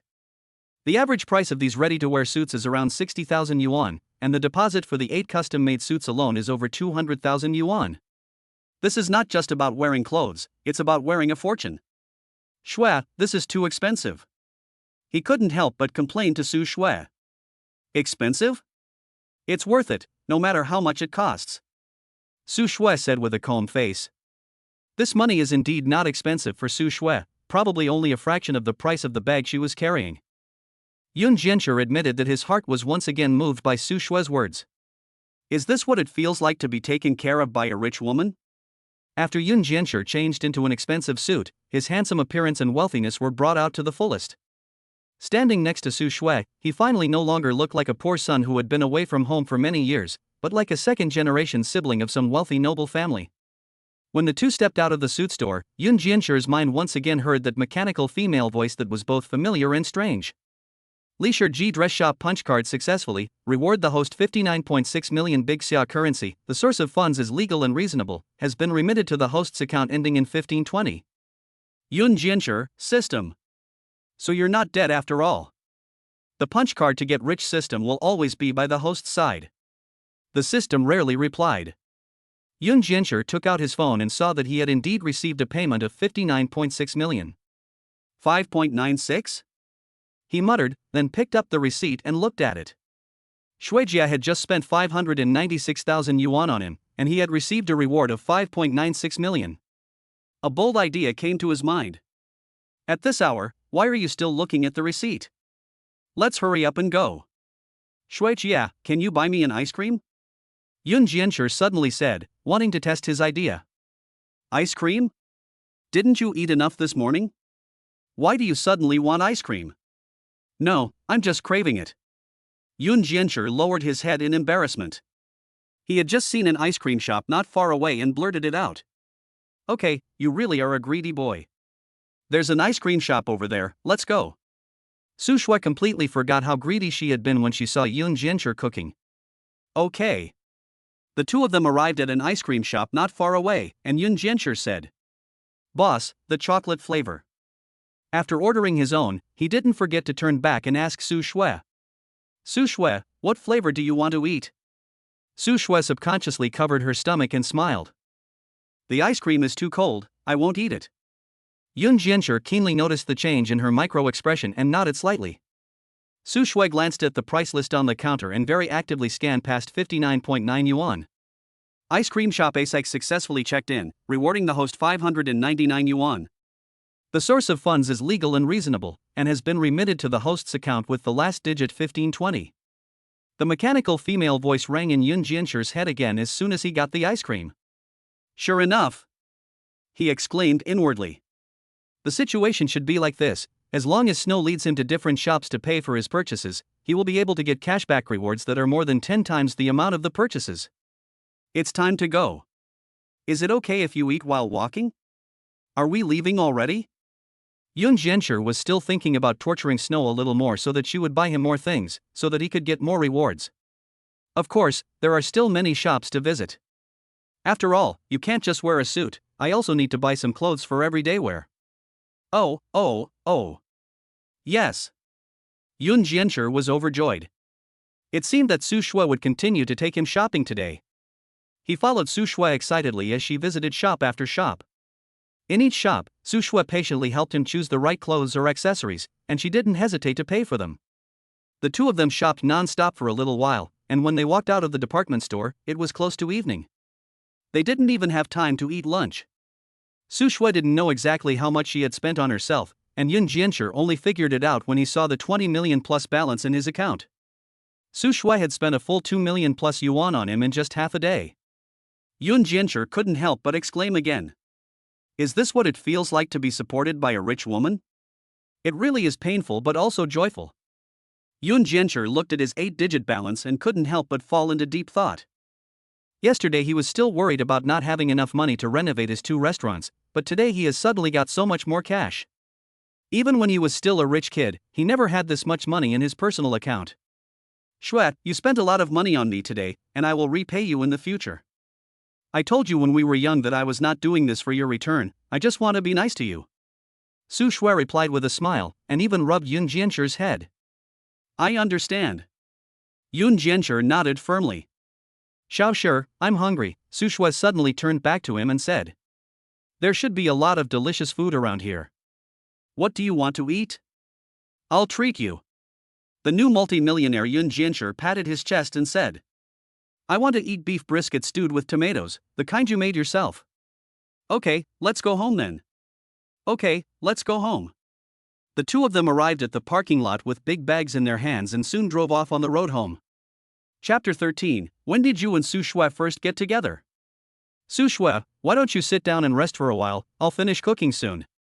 Yun Jianshi's first action when he got home was to change into the new suit that Su Shui had bought him, and then he went to the kitchen and put on an apron, fully immersing himself in cooking.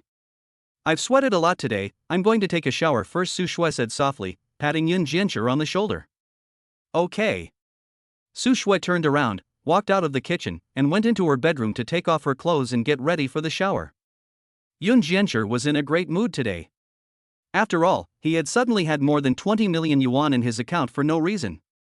It could be said that with this money alone, he and his parents could eat and drink without worry for the rest of their lives. But how could Yun Jianshi be such a short-sighted man? He was a man who was going to become the richest man in the world. He would definitely not be moved by the trivial benefits in front of him. 20 minutes later, Su Shui walked out of the bedroom in a bathrobe, her hair damp and clearly freshly washed. Shui, why didn't you blow dry your hair before coming out? Yun Jianshi hurriedly washed his hands when he saw this, and after drying them, he came to Su Shui's side. I did, and the hair dries quickly in the heat, Su Shui explained. If you don't blow dry your hair after washing it, you'll get migraines when you're older. Where's the hair dryer? I'll blow dry your hair for you. Why do you talk like my mother? Su Shui gave Yun Jianshi a charming look, but her body was still honest and pointed out the location of the hairdryer. Yun Jianshi took the hairdryer out of the cabinet, while Su Shui obediently sat on the sofa waiting for him to come over. Will this temperature be hot? Yun Jianshi tested the temperature with his hand beforehand before starting to blow dry Su Shui's hair. It's not hot, the temperature is just right. The warm wind, accompanied by the gentle movements of Yun Jianshi's fingertips, blew through Su Shui's hair. She closed her eyes comfortably and couldn't help but stretch. As she stretched, a patch of snow-white skin was inadvertently revealed under her bathrobe, but she was oblivious to it. Yun Jianshi's eyes became vacant at the sight, for no other reason than that the snow-white expanse of Su Shui's chest was just too mesmerizing. As the saying goes, when you gaze into an abyss, the abyss gazes back at you. Yun Jianshi now had the illusion of being gazed at by someone else. Click. Su Shui's front door was open from the outside, but the sound of the hairdryer made the two of them not notice the situation at all. What are you looking at? Su Shui opened her eyes slightly and quickly reacted after noticing Yun Jianshi's fixed gaze. Her pretty face instantly turned as red as a ripe tomato, and she subconsciously covered her chest with one hand while subconsciously grabbing Yun Jianshi's collar with the other hand and pulling him in front of her. Yun Jianshi, on the other hand, felt weightless as he fell onto Su Shui and had to use his hands to support himself against the back of the sofa. What were you looking at just now, boy? No. I didn't see anything. Yun Jianshi could only feel how close he was to Su Shui. So close that he could smell the peach blossom scented shower gel on her body. So close that he could feel her still hot body from her recent shower and her impatient breathing. Shui, I'm sorry, I didn't mean to look. Yun Jianshi said sincerely after he had calmed down a little. It's okay, I didn't notice what I was doing either. Su Shui was now the one who blushed, because she suddenly realized that Yun Jianchu's face was very close, his breath was heavy, and his lips were so thin. Su Shui, can you let go of me? Oh. I'm sorry, I just got a little excited. Su Shui let go of Yun Jianchu's hand, and Yun Jianchu quickly stood up and straightened his clothes. The two of them looked away from each other at the same time, and the awkward silence indicated that neither of them wanted the other to mention what had just happened. Shui, who is he? A deep male voice broke the silence between the two. Both of them trembled in shock, and Su Shui even jumped up from the sofa and hugged Yun Jianchu.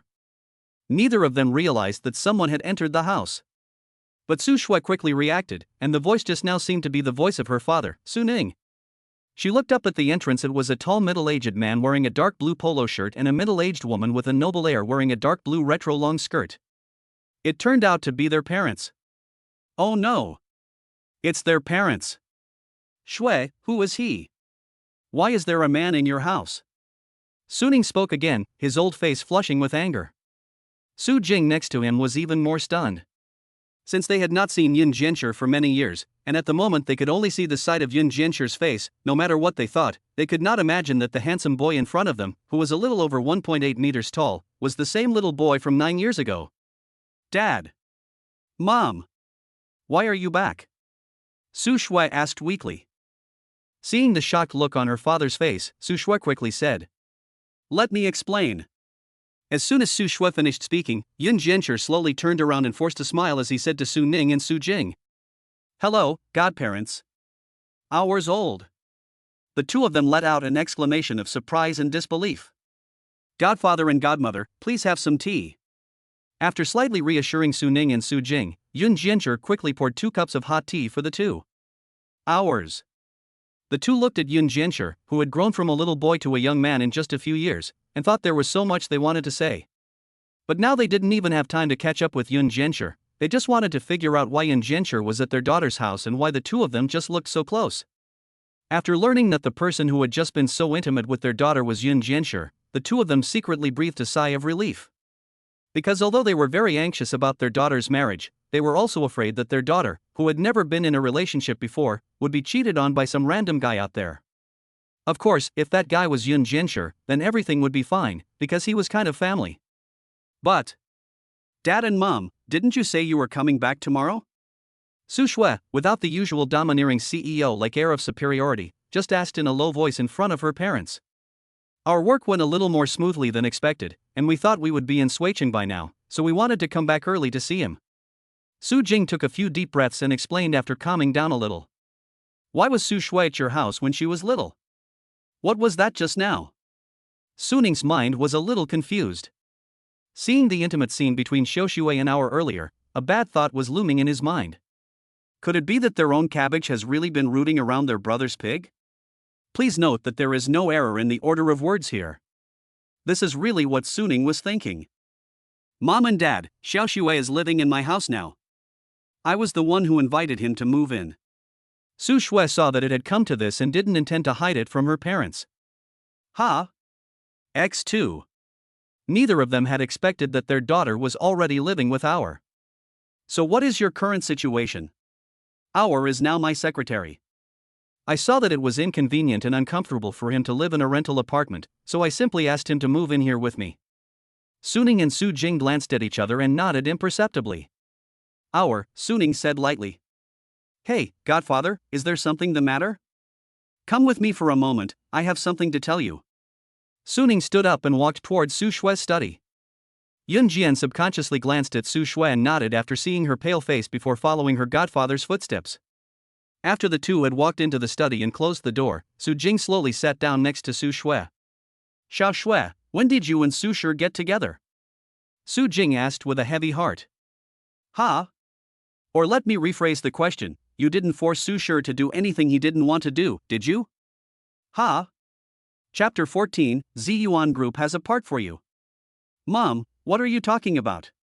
I wasn't with Xiao Shi. I just treated him like my little brother. Su Shui froze for a moment before speaking up to explain. Not together? Then aren't you living together now? You were just acting so intimately? Don't lie to your parents. We really aren't living together. We aren't living together either. He's living in the guest room, I'm sleeping in the master bedroom, we're just roommates now. Su Shui hurriedly explained. She didn't understand why her parents suddenly thought that she and Yun Jianshi could be together. Besides, there was such a big age difference between them, how could he possibly like being with a woman in her 30s like her? After all, she was already so old, and Yun Jianshi was still a young guy of 22. Perhaps Su Shui didn't realize it herself, but when she denied her relationship with Yun Jian, she didn't say that I didn't like him or that we weren't a good match, but just used age as an excuse. Then what was that just now? Su Jing looked at her daughter's expression and didn't think she was lying, but she had just witnessed her daughter pull at Hour's collar to get close to him. I just washed my hair, and Hour was just helping me blow dry it, it's not what you think. Would you blow dry your hair so close to me?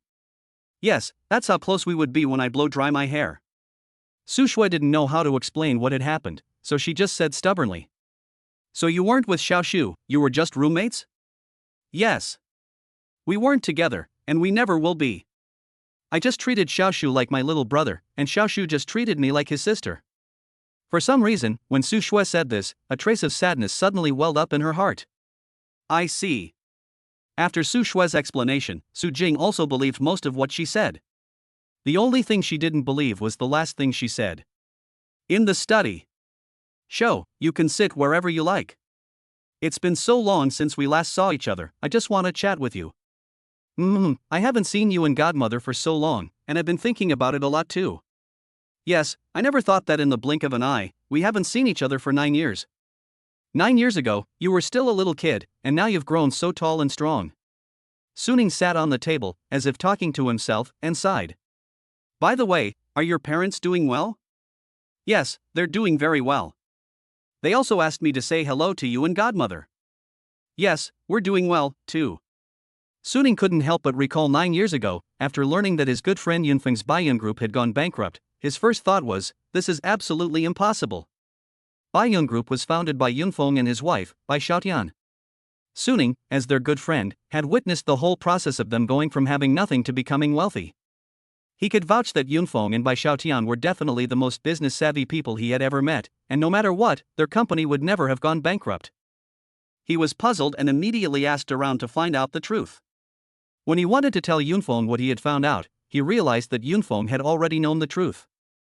Brother Ning, the boss has a boss above him, and the boss above him has an even bigger boss.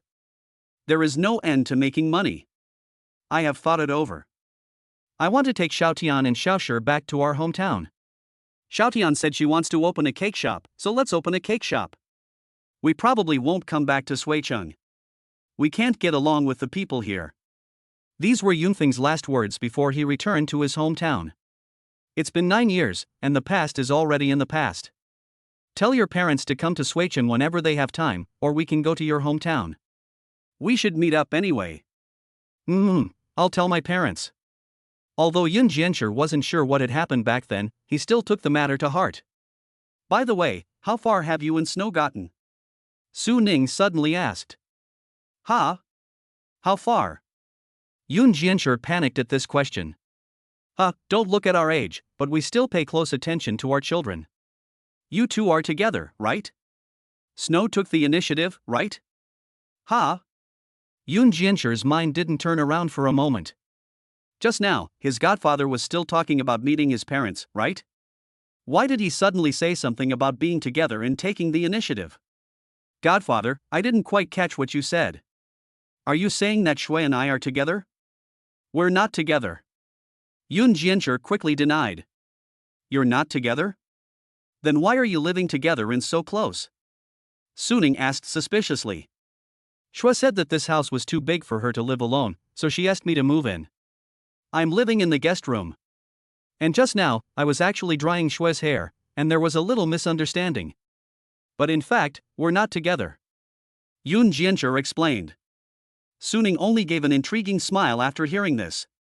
He knew that what Yun Jianshi had told him was true, but he wasn't sure if what his daughter had told Yun Jianshi was true. This house is too big and she feels lonely living alone? Then why doesn't she move back home? Or maybe she could just get a smaller place. And Yun Jianshi said that there was a misunderstanding when they were drying each other's hair? But he clearly saw his daughter pull Yun Jianchu's collar and pull him close to her for a kiss. His daughter clearly has ulterior motives. Ancestral hallucination. I also know that Xue Jie is still single, and living with me may not be a good influence on her. I can move out. Yun Jianchu thought about it for a long time, and finally gritted his teeth and said, No. You must not move out. Suning immediately spoke up to stop him. He didn't want to ruin his daughter's happiness because of him. You may not know this, but after your family left Suicheng, Xiaoxue was very sad for a long time, and she even called out your name in her sleep. Do you understand what I mean? Suning unsparingly revealed the secrets of his daughter. What do you mean? Yun Jianchu was still a little confused. Cough cough, what I mean is that you can continue to live with Xiaoxue for as long as you like. Suning said firmly. By the way, what is your position in the group? Suning asked again. I am now Xue's secretary, and I usually help her with documents and other things. Yun Jianchu answered obediently. Well, after you get familiar with the group, I will transfer you to an administrative position to train you. I believe that with your abilities, you will be able to get the hang of it quickly. Ah. A boy still needs to have his own career. You can stay at Ziyuan Group with peace of mind in the future, and Ziyuan Group will have a part for you. Suning suddenly asked. Ha? Yun Jianchu was even more confused when he heard this. Why did they suddenly talk about this? Well, I'll leave the young people to sort things out themselves. Suning slapped his thigh and said with a smile. Okay. Yun Jianchu nodded with a dumbfounded look on his face. By the way, have you had dinner yet? If not, your godmother and I will treat you to dinner. Suning patted Yun Jianchu on the shoulder and said that they hadn't seen each other for so many years and it was about time they got together. Godfather, I've cooked dinner, so if you don't mind, please try my cooking. Xiaoxue has learned to cook now? Suning thought that since they were young people living together, they definitely wouldn't buy food or cook. But then he remembered the refreshing fragrance he had smelled when he entered the house. Well, there's no such thing as family members not liking each other, so let Godfather try your cooking. How about the two of us have a couple more cups of wine tonight? We'll do whatever Godfather says. Yun Jianchu is now a man with a constitution that can withstand 1,000 cups of wine, so naturally he answered with confidence. The two men walked out of the study, shoulders touching. Suning exchanged glances with his wife, communicating their situation through their eyes, and they nodded in unison. Wife, your godson said he cooked tonight, so we're in for a treat. Suning said slightly exaggeratedly. Really? I told you there was a smell of food in the house, and I'm so hungry. Su Jing also laughed and agreed. Yun Jianchu also glanced at Su Shui, and his expression was a little different from Yun Jianchu's dumbfounded expression. Su Shui's face had a blush left behind after some shyness. Godparents, you sit down for a while, I'll heat up the food, it'll be ready soon. Well, there's no rush, take your time. Chapter 15, Su Shui will have a good appetite from now on. As the conversation between the several people took a while, the food that Yun Jianchu had prepared had cooled down a bit, so he had to reheat it all again. Suddenly there were 2 more mouths to feed, so the 3 dishes he had made before were probably not enough, so he quickly made 2 quick and easy stir-fries. After more than 20 minutes, Yun Jianchu served up a 5-dish meal with a soup, which was full of color and aroma. When you were little, did you cook all this? Su Jing exclaimed in surprise. Well, I saw that my godparents were coming, so I made 2 more dishes. Mom, Dad, let me tell you, when I was little, I was a great cook. You see, I've gained weight these past few days since he came. Su Shui said proudly. That's great, a boy who can cook won't have trouble finding a wife in the future. Su Ning said with a hint of meaning. Yun Jianchu smiled embarrassedly on hearing this, and subconsciously glanced at Su Shui. Shui, bring out all the good wine you've collected. Tonight, I'll have a drink with my son-in-law. Upon hearing this, Su Shui took out her collection of red wine. Suning looked at it and her face really changed. Shui, don't get the red ones. I remember you also collect a lot of white wine, don't you? Today, let's drink white. But Xiaoxue is still just a child, can he drink white wine? Su Shui recalled the way the two of them drank a few days ago and couldn't help but look worriedly at Yun Jianchu. It's okay, Xue Jie, I can drink white wine too. Okay, but don't drink too much. It's not good for your health. Okay, I know. Seeing this, Suning said with a sour expression. You forgot about your father as soon as you were born. Why don't you care about my health? Su Shui couldn't help but give her father a look, wondering why he was still jealous of her. This shows that your father can drink more than me, Yun Jiancher said in a timely manner. Ha ha ha ha. I love hearing this from you, little brother. I can tell you that over the years, apart from your father, I have never met a rival when it comes to drinking. Suning laughed heartily. Soon the family was sitting together at the table. Yun Jiancher poured himself and Suning each a pot of white wine. Su Shui and Su Jing didn't want white wine, so Yun Jiancher poured them a glass of red wine. Come, today we welcome the arrival of the hour, not much to say, it's all in the wine. Suning subconsciously said what he had said in the business world. The four people clinked glasses, and Yun Jiancher drained the glass of white wine in one go. Although he has the constitution of not getting drunk even after 1,000 cups, he could still feel the pungent taste of the white wine in his mouth. Little Su, why are you drinking so fast? Slow down. Little Su Shui sat next to Yun Jiancher and nudged him in the ribs, saying in a low voice. Then she picked up a chopstickful of beef stewed in tomato sauce and said, "Eat something to fill your stomach first. It's not good for your health to drink white wine on an empty stomach." Thank you, little Su. Yun Jiancher felt that little Su Shui was unusually gentle with him today. After taking a small sip of wine, Su Ning casually picked up a chopstickful of beef and put it in his mouth, then exclaimed in surprise. Wow, this is delicious. He was shocked. As an elderly entrepreneur, he had eaten countless delicacies in his life, but he had never tasted anything as delicious as this tomato beef stew, which was like thunder from silence. He couldn't believe it and tried some of the other dishes, and every one of them turned out to be unexpectedly delicious. When you were little, did you have such a good cooking skill? Where did you learn it? Suning had eaten Yunfeng and Bai Xiaotian's cooking before, and it tasted pretty good, but it was nowhere near as amazing as Yun Jiancher's cooking. No, I just fooled around when I was bored, and I'm glad you like it. Yun Jiancher said modestly. Su Jing also thought Yun Jiancher's cooking was amazing, and she said with a smile. Looks like our Xiu Xue is in for a treat. Yun Jiancher and Su Shui both felt that there was something in her words, but they couldn't figure out what was wrong. Mom, it's delicious, so have some more. Su Shui said after she had given her mother a big piece of beef. When I was young, let's have another toast, you and me.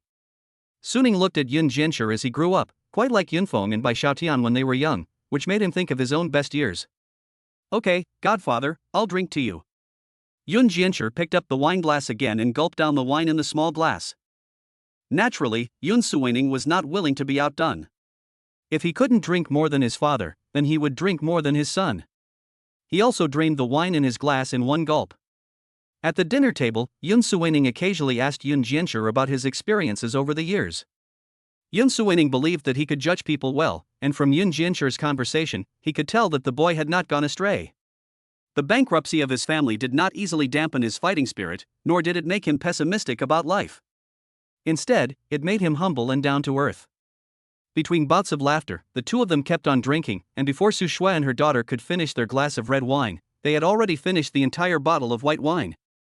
Then came the second bottle, the third bottle, and the fourth bottle. Good, good. Now that I know you've been doing well over the years, Godfather, I can rest assured. Back then, with his abilities, he was unable to help the Yun family in the slightest, and for many years he had felt a sense of guilt. But now, seeing that his younger generation has grown up safely and healthily, and learning that his brother's family is living a happy and blissful life, it seems that his sense of guilt has been alleviated. After Suning said this, he collapsed on the table with a loud noise. Dad? Are you okay? Su Shui asked nervously. Your dad is fine, he's just drunk. Su Jing said calmly from the side. She looked at Yun Jiancher, who was also drunk and had a glazed look in his eyes pretending, and couldn't help but sigh in her heart. Sure enough, the father is a tiger and the son is no dog. His father can drink so much and he is still so young, but he can drink so much too. Of course, being able to drink is not a good thing, but in the business world, being able to drink is a necessary skill. So what should we do now?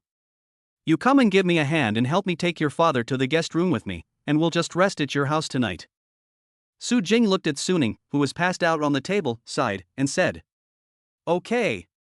The mother and daughter each took hold of one of Suning's arms, but as everyone knows, drunk people become extra heavy, and since Suning was already tall, the two women tried for a long time but couldn't lift him. Yun Jiancher saw what was going on and felt that he couldn't pretend to be drunk anymore, so he volunteered. Godmother, Shuejie, let me help. He walked steadily to Su Shue's side, his eyes no longer unfocused, and he didn't look drunk at all. You weren't drunk when we were kids? Su Shui asked in surprise. She had seen her father and Su Xiao both finish 6 bottles of high-proof liquor tonight, and Yun Jianshi had drunk just as much as her father. Even her father, who had always had a good tolerance for alcohol, had already passed out, so how could he still be acting like nothing had happened? Well, I feel fine now, and I was just pretending to be drunk. Why did you pretend to be drunk? Su Shui asked in puzzlement. If I don't pretend to be drunk, how can I show off Godfather's drinking ability? Yun Jianshi said rather pompously. Su Jing and her daughter Su Shui looked at each other in surprise. Su Jing's eyes in particular expressed not only surprise but also a sense of schadenfreude. She never thought that her husband, who had been drinking for half his life, would be outdone by his son today. Although Yun Jianshi was not physically strong, he was a man after all, and men were always stronger. Soon, with the help of Su Jing and Su Shui, she carried Suning on her back.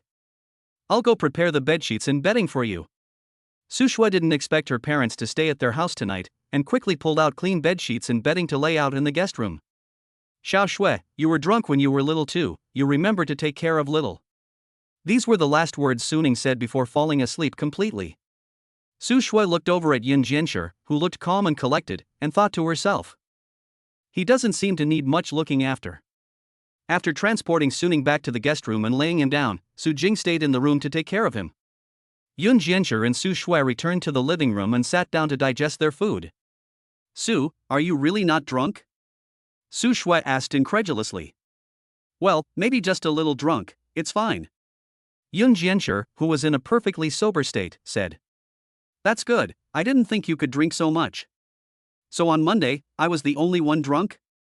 Haha, maybe. Did you do anything to me? Su Shui suddenly leaned close to Yun Jianshi and lightly breathed on his neck. What? What did you do? I didn't do anything. Yun Jianshi hastily denied. Okay, it's fine. Su Shui suddenly walked away listlessly, not even sure what she had been expecting. Late at night, after washing up, the two returned to their respective rooms to rest. Yun Jianshi looked at the time and saw that it was not too late, so he quickly contacted Quancheng Private Kitchen Manager Uxin. Manager Yu, are you resting now? Mr. Yun, our restaurant just closed, and I'm on my way home. Oh, I'm glad you're not resting yet. Send me our company account number, I'm making an additional investment. Starting next week, Quancheng Private Kitchen number 1 will temporarily close for renovations and staff training. Just do everything as I said yesterday. Can you let me rest assured that you will take care of this matter? Uxin was overjoyed at this news, because when they met yesterday, Yun Jianshi had promised them a great deal, but he had never mentioned the startup capital. You see, the two restaurants of Quancheng Private Kitchen don't have much liquid capital available for anything other than maintaining operations, and if they are to carry out the rectification and upgrade according to Yun Jianshi's instructions, it will take a lot of time and cost a lot of money. Please rest assured, Mr. Yun. I will definitely complete the task you have entrusted to me. Uxin said with a firm oath. After hanging up the phone, she immediately sent the company account number to Yun Jianshi, and a few moments later, she received 2 million in currency transferred from Yun Jianshi. Being able to transfer such a large amount of money in such a short time made Uxin increasingly believe that Yun Jianshi was a rich second generation who could be seen but not be seen. In fact, Yun Jianshi, who was responsible for the transfer, was surprised that the money was successfully transferred so quickly. After checking, he found out that because the amount of funds transferred into his account today was too large, the bank had directly upgraded his account, and he was now a gold card user. Yun Jianshi knew from his interactions with Uxin that she was a reliable person, and he could not take care of Quancheng Private Kitchen for long, so he had to delegate as much as possible and let the management team get busy. After solving the investment problem, Yun Jianshi lay back on his bed and fell asleep peacefully. In his sleep, he recalled that there was a common factor in his successful check-ins on these occasions: he was with Su Shui. However, when he was running around normally, he had never managed to check in successfully. Could it be that Su Shui was the key to successful check-ins? Yun Jianshi fell asleep with this doubt, and before going to sleep, he decided to verify his thoughts thoroughly in the next few days. No words exchanged that night. Chapter 16: The Secret to Success. The next morning, Yun Jianshi woke up to find his godmother Su Jing already in the kitchen making breakfast. Godmother, I can make breakfast. Yun Jiancher still wanted to impress his godparents, and maybe even score some extra points with them, so that he would stand a better chance with Su Shui later on. What he didn't know was that he was already close to getting full marks in the eyes of Suning and Su Jing. The reason is simple: Yun Jiancher has good character, a high level of education, is good looking, and is familiar with them. If he is also able to fall in love with their daughter, then he is simply the perfect son-in-law. We are getting old and get up early, so I will make breakfast. You children should still get some more sleep, Su Jing explained with a smile. Yun Jiancher didn't just nod stupidly and leave, but took the initiative to come to Su Jing's side and help her. People are creatures who often care about details. Perhaps Su Jing would not necessarily agree with Yun Jiancher even if he said how good he was, but it was in these kinds of details of life that Su Jing recognized that Yun Jiancher was a good boy. Soon, Su Shui and Suning also woke up one after the other and walked out of their rooms. After Suning woke up, he heard from Su Jing that he had really been drunk by his godson last night, and after he had finished drinking, he still acted like nothing had happened. He could only lament, "I never thought it would really be the case, that he could not drink as much as his father, and that he could not drink as much as his son. This father and son pair is really terrifying." After a lively breakfast, Suning and Su Jing felt that they should leave the children some space, so they prepared to head home and get some rest. Yun Jiancher saw that Suning had drunk so much last night, and he was not sure if he would be able to recover, so he volunteered to drive them home. She remembered that she hadn't been back to her parents' house in a long time, and naturally, she also wanted to go home and take a look. The four of them got into one of Su Shui's large SUVs from his luxury car collection and began to rush to a villa area on the outskirts of Suicheng. It is worth mentioning that Yun Jiancher's previous home was also in that area, and even after 9 years, he was still very impressed with the way home. An hour later, everyone arrived at the Su family villa. As soon as he stepped through the villa gate, Yun Jiancher heard a familiar mechanical female voice in his head.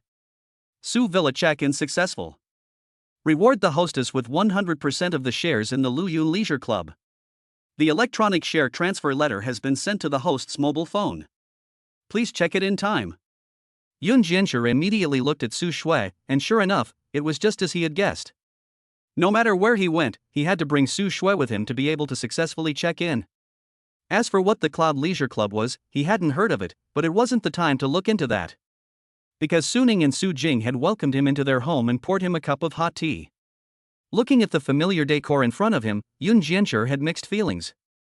Suddenly, it seemed like he remembered something, and he walked outside, to the courtyard on the first floor of Su's villa, looking beyond the fence at a slightly old villa that had been through the trials of time. When he was young. As he was staring at the villa in the distance, Su Shui walked worriedly up behind him. When you were young, did you think about the past? Well, I thought about the fact that our family used to live here, and I wanted to come and see what it looks like now, but it doesn't seem to have changed much, except that it's gotten a lot older. Yun Jiancher's face broke into a relieved smile. He knew that this place no longer belonged to him, but with the punch card system, he might be able to buy the villa back from its current owner one day.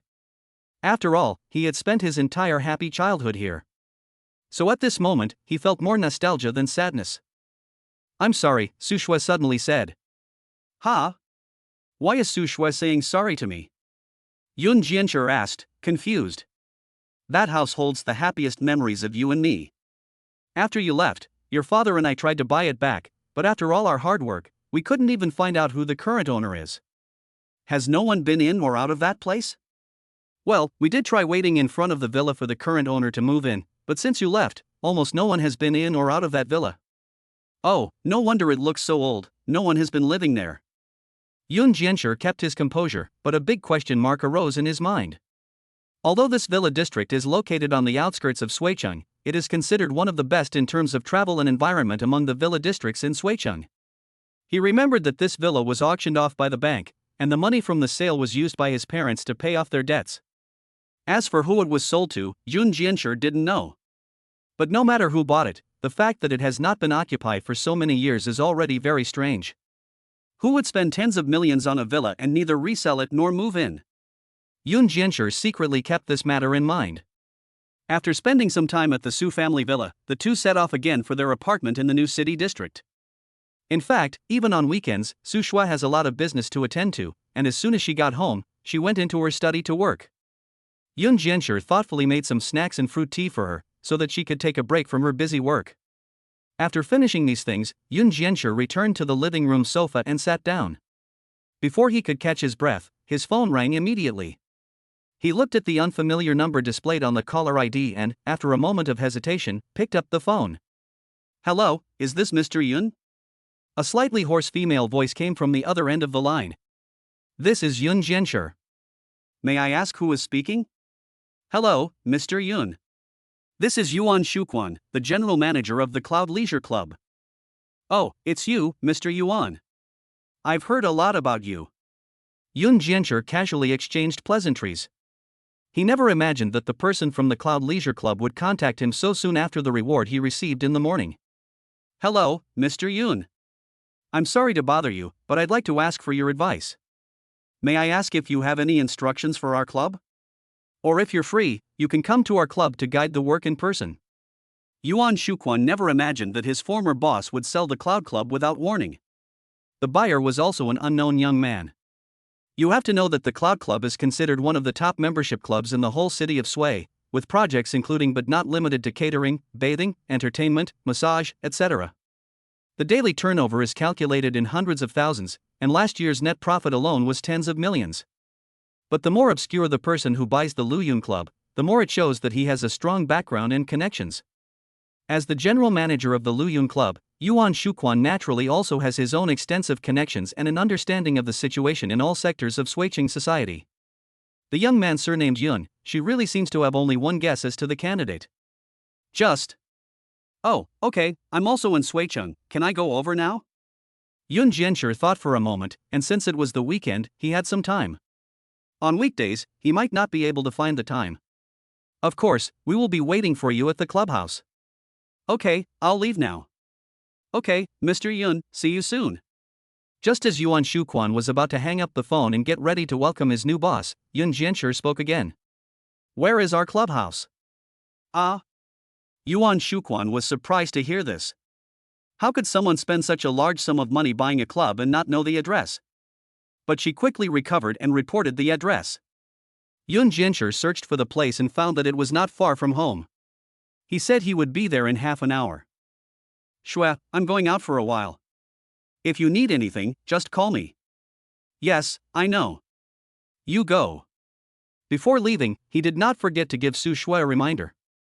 So, he drove the Paramira that Su Shui gave him to the Luyun Leisure Club located by the river in the new city district. It was a magnificent 6-story building with an extremely cool matte black glass facade and an eye-catching sign at the entrance. After parking the car, he walked straight into the club. Hello, sir. Would you like a bath, massage, or karaoke? The receptionist, seeing someone enter, immediately approached with a polite smile and asked. My surname is Yun, I have an appointment with Manager Fan. Yun Jianshi spoke directly. Oh, okay. Please wait a moment, Manager Yun, I will inform Manager Fan to come and see you right away. The receptionist had also received news not long ago that the new boss would be coming to inspect the work later, but she had not expected that the new boss would actually be such a young handsome man. She picked up the walkie-talkie attached to her waist and said into it. The boss has arrived, over. The walkie-talkie then sent back a voice, Roger, entertain the boss well, we'll be there soon, over. Yun Jianshi stood aside, looking awkwardly at the exchange between them, and smiled helplessly. Mr. Yun, please move to the lounge area and wait for a while. Well, thank you. Yun Jianshi smiled and nodded at her. Sometimes the image of the boss in front of the employees is still very important. If it looks too fierce, the employees will be full of fear in their hearts, which is not conducive to their personal initiative. If it looks too kind and gentle, the employees will think that the boss is easy to bully, and they will just get by with their work, which is also not conducive to the development of the company. A moment later, Yuan Shuquan came to Yun Jianshi with hurried steps. Hello, Mr. Yun, I am Yuan Shuquan. Yuan Shuquan bowed politely to Yun Jianshi, who looked up and smiled at her, nodding. Hello, Manager Yuan, I'm sorry to disturb everyone today. What are you talking about, Yun? We're all your employees now, so there's no such thing as disturbing or not disturbing. Yuan Shuquan's voice was hoarse, her face was painted with delicate and heavy makeup, she had a slim figure, and looked to be around 35 years old. She was wearing a fitted lady's suit, and looked like a strong woman. However, she is different from Su Shui, who has received the best education since childhood and cultivated an elite temperament by seeing big scenes with her parents and relatives. The strong female temperament of Yuan Shuquan obviously carries a strong air of the underworld. When she approached Yun Jianshi, he could clearly smell the strong perfume on her and the tarry smell left behind by burning tobacco. Mr. Yun, this is our manager of the bathing department, he Xiaoqin, and this is the manager of the catering department, and he. Yuan Shuquan introduced several managers of the Luyun Club to Yun Jianshi, and Yun Jianshi also greeted them one by one. Mr. Yun, let me show you around the various areas of our club. Okay, please lead the way. With that, Yun Jianshi followed Yuan Shuquan and the others into the elevator. Chapter 17, If You Won't Marry Me, I Won't Marry You. Under the guidance of Yuan Shuquan, Yun Jianshi explored the entire Luyun Club. The first floor was the reception hall, the staff lounge and the warehouse. The second floor was the luxury bathing center, the third floor was the karaoke rooms and the bar, the fourth floor was the restaurant, the fifth floor was for massage and leisure and accommodation, and the sixth floor was the offices of the administrative staff. The Cloud Club is much larger than Yun Jianshi had imagined, and the facilities and services are also very luxurious. According to Yuan Shuquan, in addition to its leisure functions, the club also has business functions, and many business negotiations in Suicheng are concluded here. After touring the Cloud Club, Yun Jianshi went to Yuan Shuquan's office, where she brought a stack of financial reports and placed them in front of Yun Jianshi. Yun Jianshi just skimmed through it, and after making sure there were no major problems, he put it back. Manager Yuan, I have a very important question for you. Yun Zong, you can ask me anything. Our club should be very formal, and there are no illegal businesses, right? This is very important to Yun Jianshi. After inspecting the Luyun Club, he could foresee that, with the social influence of the Luyun Club, it would definitely become an important place for his future business negotiations. If there is any improper business here, it would be bad if it is closed down every now and then. No. Absolutely not. I can guarantee that. Our entire club is very green and healthy. We strive to attract customers with our beautiful environment and outstanding service. Yuan Shuquan was worried that Yun Jianshi had misunderstood, so he hurriedly explained. That's good, then. We must resolutely uphold the bottom line of the law. Yun Jianshi saw the drifting clouds. The Cloud Club was perfect in terms of management, service, and environment. He couldn't help but sigh, thinking that he had really got a bargain this time. After giving a brief account of what had happened, he left the Cloud Club. On the way home, he remembered that there didn't seem to be much food in the fridge, so he went to the supermarket and bought some groceries before returning home. When he arrived, Su Shui had finished her work and was sitting on the sofa relaxing. You're home. Su Shui's voice revealed her fatigue. I'm back. You went grocery shopping? Well, I saw that there weren't many ingredients in the fridge, so I bought some. Yun Jianshi quickly put the ingredients away and, after washing his hands, came over to Su Shui. Su Shui, you must be tired from work. How about I give you a massage? He didn't have any other intentions, he was just worried about Su Shui. Yes, please ask Secretary Yun to do it.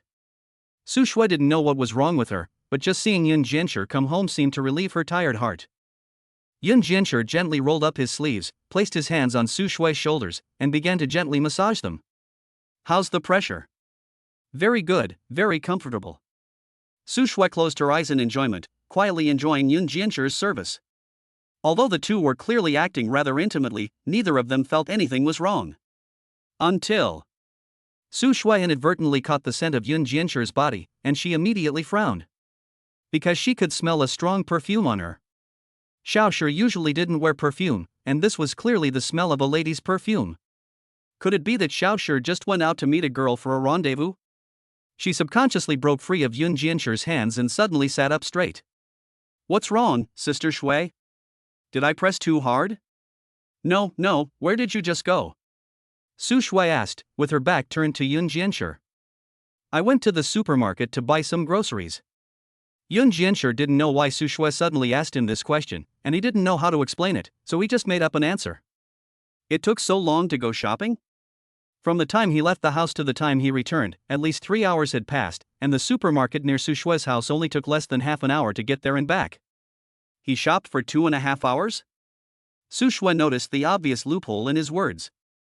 Well, I was bored, so I wandered around the supermarket for a while. Yun Jianshi continued to say without blushing or flinching. Su, were you just meeting a girl? Su Shui asked bluntly. Huh? I didn't. Don't try to lie to me, you smell strongly of a woman's perfume, and it's not a scent that girls your age would wear, but more of a scent that more mature women would wear. Ha! Yun Jiancher couldn't believe it when he saw Su Shui, and subconsciously sniffed the smell on himself. Judging from your reaction, I think I'm right. Did you just go to see that girl you like? Su Shui knew that Yun Jiancher liked a girl who was quite a bit older than him, and now it totally matched. No. I just went to see a friend, just a friend. Yun Jiancher had to admit that women had unusual insight in some respects, but fanciful imaginations in others. I know, you don't need to explain anything to me, Xue Jie. I hope you can find your own happiness. Su Shui said this, but a wave of sadness washed over her, making her feel very uncomfortable. She sighed. Time flies, the cute little brother in her memory has suddenly reached the age where he will marry and have children. We just met again not long ago, I hope I won't become lonely again soon. Yun Jiancher didn't know what to do when he saw this. What if this is misunderstood? He sighed inwardly, then said in a different tone. Xue, I really just met an ordinary friend and we were talking about business. Don't be weird with me, I've thought it through. What have you thought through? If you don't get married, I won't either, I'll always be by your side. Yun Jiancher always remembered the words that Su Shui had said to him in a daze that night when she was drunk. I'm so lonely, can you stay with me? Su Shui was stunned for a long time after hearing this. She didn't expect Yun Jiancher to have such a strong determination. When we were young, you were just joking, right? Do you mean that if I never marry, you will never marry either? She said with a strange expression on her face, but in fact, she was overjoyed. Well, you won't marry and I won't marry, Yun Jiancher said simply. The two seemed to be talking about two separate things, but in fact they were talking about the same thing. Oh, that's up to you. Su Shui leaned back on the sofa again and closed her eyes, covering her mouth with her hand to try to hide the angle of her raised mouth. Give me another massage. Okay. After you're done, I'll give you a massage too. Okay. Yun Jiancher instantly beamed with joy. However, Yun Jiancher never got to enjoy the benefits of Su Shui giving him a massage. After lunch, Su Shui was called back to Ziyuan Group by a phone call, and Yun Jiancher, as her secretary, naturally went with her. By observing Su Shui's expression, Yun Jiancher knew that Ziyuan Group might have encountered some difficult situation this time. Chapter 18, sure enough, she's still a child. Xiaoyu, what's going on at Guangli Technology? As soon as the two of them returned to Ziyuan Group, Su Shui immediately asked her secretary Lin Xiaoyu. President Su, Guangli Technology had already negotiated the terms of the project with us, and both parties had even signed the framework agreement. But this morning they suddenly issued a statement saying that the project would be selected through a bidding process. They also specifically informed our group that they were willing to bear all responsibility for any previous breaches of contract. Guangli Technology is a large local technology company in Suicheng that owns a number of national patented technologies. Over the past 8 years, they have been one of the most important partners of Ziyuan Group. Su Shui couldn't help but frown when she heard this. A good one-on-one cooperation project had unexpectedly turned into a bidding campaign. Su Shui didn't believe that there was nothing fishy about this. Xiaoyu, keep an eye on the bidding situation and find out as soon as possible when the bidding officially begins and which companies will participate. Understood, President Su. Lin Xiaoye took her assignment and left Su Shui's office with Yun Jiancher. Yun Jiancher looked at Su Shui's sad face and felt distressed. Su Shui, is there anything I can do to help? Not yet, just sit here for a while, I'll let you know if there's anything. Okay. Yun Jiancher silently poured her a cup of hot water brewed with royal jelly, and then returned to his desk and sat down. After thinking about it, he felt that he still had to do something for Su Shui. But right now, he had no connections and not much money. What could he do for Su Shui? Right. Connections. If he had to say who had the widest connections among the people he knew, it would definitely be Yuan Shuquan, whom he had just met. Although he wasn't sure if Yuan Shuquan knew anyone from Guangli Technology, there was no harm in asking. He immediately sent a message to Yuan Shuquan. Manager Yuan, have you heard of the company Guangli Technology? A moment later, Yuan Shuquan replied to Yun Jiancher's message. I have heard of it. Their general manager Song is a regular at our club. Yun Jiancher immediately asked again. Do you know what position this general manager Song holds in Guangli Technology? Unlike serious business situations between companies, in a leisure club, anyone with some power in the company is called Zong by everyone, so this question was necessary. Song Ziong, I think he's the deputy general manager of Guangli Technology. After Yun Jianshi received the message, he immediately turned to Su Shui and asked, Shu Jie, isn't the deputy general manager of Guanli Technology called Song Ziong? Yes, it is Song Ziong. Why? Su Shui was not at all surprised that Yun Jianshi knew this name. After all, it had always been Vice President Song who was responsible for negotiating with Ziyuan Group at Guangli Technology. She just felt that Yun Jianshi might have seen this name in a document somewhere. It's okay, I was just asking. Yun Jianshi shook his head apologetically. Su Shui was not angry, but she subconsciously sighed and continued with her work. Seeing this, Yun Jianshi quickly and quietly left the office, went downstairs to the outdoors, found an empty place with no one around, and called Yuan Shuquan. Hello, Mr. Yun. Yuan Shuquan's hoarse voice came over the phone. Manager Yuan, I want to ask you about Song Ziong again. Do you have any impression of him? Of course I do. He comes to our club almost every other day. He mainly comes for socializing, but sometimes he comes alone to relax.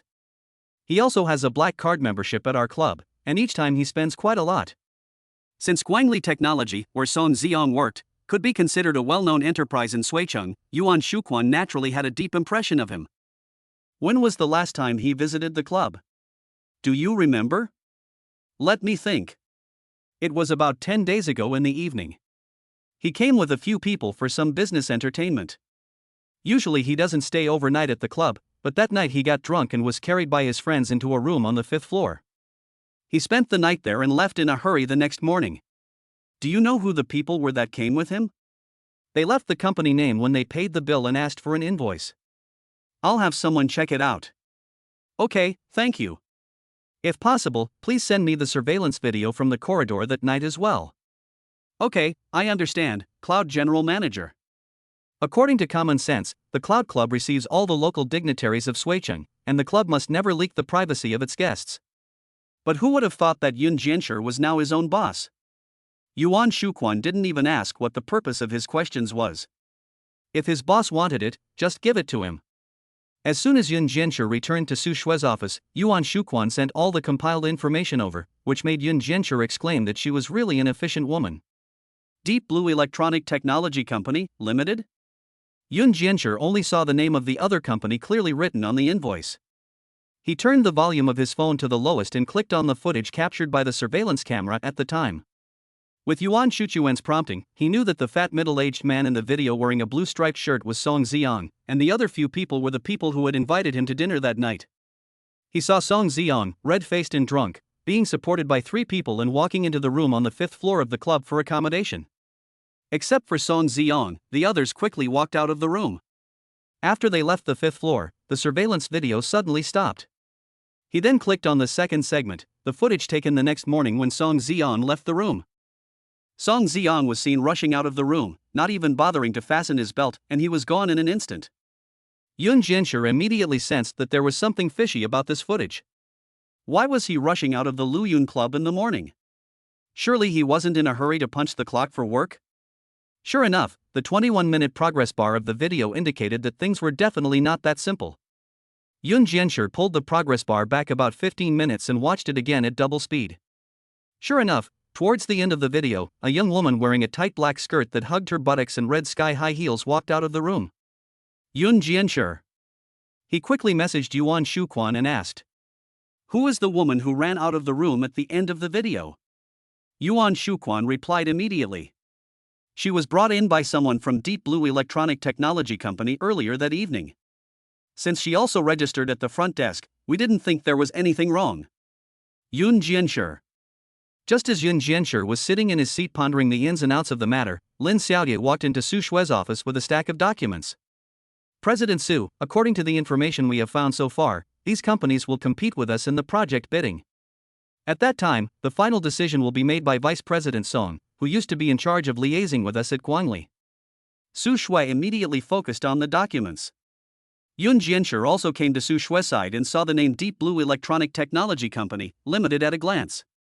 Su Shui, look at this. He immediately handed the document of Deep Blue Technology to Su Shui. Deep Blue Electronic Technology? What's so special about him? A friend of mine happens to know Song Ziong from Guangli Technology, and she told me that he's been hanging out with someone from Deep Blue Electronic Technology lately. Yun Jiancher knew that this matter was serious, so he had to tell her everything he knew. He explained that 10 days ago, Song Xiang had dinner with someone from Deep Blue Electronic Technology, and he also spent the night with a young woman at the Luyun Club. Did your friend tell you all this? Su Shui asked in surprise, wondering how she didn't know that Yun Jiancher had such an informed friend. She had of course heard of the Luyun Club, and even Ziyuan Group had done a lot of business there, where she and her father had struck deals. She just didn't expect Yun Jiancher to have mastered the connections at the Luyun Club after only a few days back in Suicheng. Well, she works as a waitress at the Cloud Club, and since Song Xiang is a regular there, she has a very strong impression of him. Yun Jiancher knew that it was not the time to show her cards, so she just made up a friend out of thin air. Oh. It is difficult to conclude that Song Xiang is problematic just from this incident. After all, it is a very normal behavior for everyone to socialize with each other when doing business. But Deep Blue Electronic Technology is indeed a direction worth studying. Su Shui said this after calming down.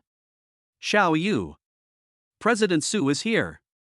Tell everyone to follow the procedure strictly and produce the tender as soon as possible, and then have someone check out this Deep Blue Electronic Technology to find out what it is all about. I've never heard of this company before. Understood, President Su. Lin Xiaoye immediately understood what Su Shui meant and left her office with a task. Since the cooperation with Guangli Particles is very important to Ziyuan Group, Su Shui needs to strictly control the entire process of preparing the tender. She is expected to stay in the office overtime for the next few nights. Midnight. Hours. It's so late now, why don't you go home and rest first? You don't need to stay here with me. Su Shui said with a heartache, seeing that Yun Jiancher had stayed in the office with her the whole time and didn't want to leave. I'm fine, but you, on the other hand, have been busy for most of the day, it's time for you to rest. Su Shui was worried about Yun Jiancher, and Yun Jiancher naturally felt even more for Su Shui. He had watched Su Shui non-stop dealing with all kinds of documents, and even the dinner he had asked Quan Sheng Private Kitchen to deliver had not been properly eaten. Now, he just wanted her to finish her work early and get some rest. I'm fine, this is nothing. In the past, when I was busy, I could even work through the night for several consecutive nights.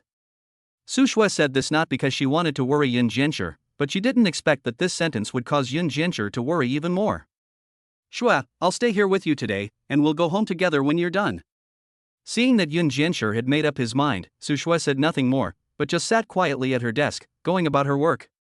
It was just after 2 in the morning when Su Shui decided to stop for a while and stretch. I'm done. Let's go home. She didn't hear Yun Jiancher reply for a long time after saying this, so she turned to look at his desk, wondering why he hadn't answered. She found that he had fallen asleep on the table at some point. Su Shui couldn't help but snort when she saw this, and looking at Yun Jiancher sleeping soundly, she said with a smile. Sure enough, he's just a child. As she spoke, she couldn't help but walk over to Yun Jiancher, bend down, and quietly stare at his sleeping face. Sure enough, no matter how tired she was from work, as long as she could see Yun Jiancher, her tiredness would instantly disappear. Wake up, we're going home. Yun Jiancher slowly opened his eyes upon hearing Su Shui's call. The first thing that came into his eyes was Su Shui's beautiful face, which was slightly tired at the moment. Sorry, Shuijie. Did I fall asleep? He wiped the drool from the corner of his mouth and immediately sat up straight. Aha, but it's fine, I kept you waiting, let's go home. Okay. Chapter 19, Chao Group. It was almost 3 a.m. when the two returned home. Due to the matter with Guangli Technology, Su Shui didn't even have the heart to sleep, and got up early the next morning. Su Shui, why don't you sleep a little longer? It's still early. Yun Jiancher also woke up exceptionally early today, and was currently preparing breakfast for the two in the kitchen. No, I couldn't sleep until I finished dealing with the matters at the group. Su Shui said with a sad face. Oh.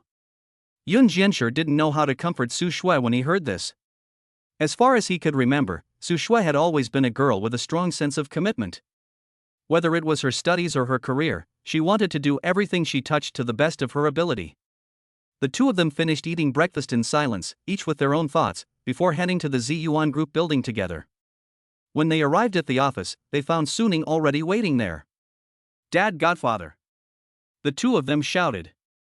Shui, show. Suning responded with a smile. Su Shui, yesterday you also received the news that Guangli Technology is looking for a partner through bidding, right? Su Ning spoke with a slightly serious tone. Aha, I received the news yesterday. Although I don't know why they are doing this, we are already actively preparing for the bidding. Su Shui had her own thoughts in mind and planned to temporarily not tell her father about Song Xiang. Su Ning let out a low voice, and then said with difficulty, Shui, my opinion is that Ziyuan Group withdraws from this bidding activity, and you also tell the employees below not to bother with this matter anymore. What? Su Shui looked at her father in disbelief. As the chairman of Ziyuan Group, Su Ning naturally knew how important the cooperation with Guangli Technology was for the group. Let's not talk about the fact that without cooperation with Guangli, the technology side of Ziyuan Group will not be able to develop significantly. Let's just say that the production lines that have already been built are almost useless without Guangli's patented technical support. This is not to say that without Guangli Group's technical production lines, they cannot move, but rather that the patent rights to the technology and the patent rights to the products are in the hands of others. Without the authorization of the other party, even if they are produced, they cannot be legally sold. Dad, what do you mean? Shui, you're still too young, and the twists and turns of business are not something you can figure out at once. Su Ning sighed inwardly and continued. I can only tell you that no matter how much we do and how well we do it, this bid will be useless. Shui Su heard this and instantly froze in place. She knew that her father had always been a passionate person and would never say such discouraging things. What's going on this time? It's just a lost opportunity for cooperation. Is there a need to give up like this? Godfather, is it because of Deep Blue electronic technology? Yun Jianshi, who was standing nearby, said to the point. You already know. Su Ning couldn't even hide the surprised expression on her face when she heard this. What's wrong with Deep Blue electronic technology? Aren't they just a small company that was just established not long ago? Su Shui looked at the two men doubtfully and asked. Yun Jianshi just shook his head, indicating that he didn't know much either. I'm not sure about the details either, but I just don't think this company is as simple as it seems. This was purely Yun Jianshi's judgment based on his intuition. Su Ning seemed to relax a bit when she learned that Yun Jianshi didn't know much about this company either. You don't need to know the specific reasons, but in short, you should stop obsessing over the bidding. Even if we lose the cooperation with Guangli Particles, for the Ziyuan Group at the moment, it will at most cause some losses, but it won't threaten the survival of the company. We just need to do our jobs well. And don't ask any more about Deep Blue electronics. It's too deep and you won't be able to grasp it. Su Ning said with deep concern. Although Su Shui still didn't understand her father's decision very much, she didn't intend to argue. Perhaps it was really as her father said, she was still too young and didn't understand the many twists and turns in the business world. Yun Jianshi frowned when he heard this, and he keenly noticed what his godfather had just said. Losing the cooperation with Guangli Particles will not endanger the survival of the company. Isn't the subtext of this sentence? Choosing to cooperate with Guangli Particles may endanger the survival of Ziyuan Group? What exactly is the background of this Deep Blue electronics? How can it make Godfather, who has been in the business world for decades, feel fear? Knock, knock. Just as the three were each thinking their own thoughts and the office fell into silence, Lin Xiaoye knocked on Su Shui's office door. President Su. Lin Xiaoye immediately became nervous when she saw Su Ning sitting on the sofa as soon as she entered the office. Hello, Chairman. I'm sorry, I didn't know you were here too. It's fine, I'm just here to chat with them, and now I should go too. Su Ning slapped her thigh, stood up and slowly walked out of Su Shui's office. Shui, you must remember what I just said. Su Ning's tone of voice when she left was full of helplessness. Yes, I know. Su Shui nodded and watched Su Ning leave.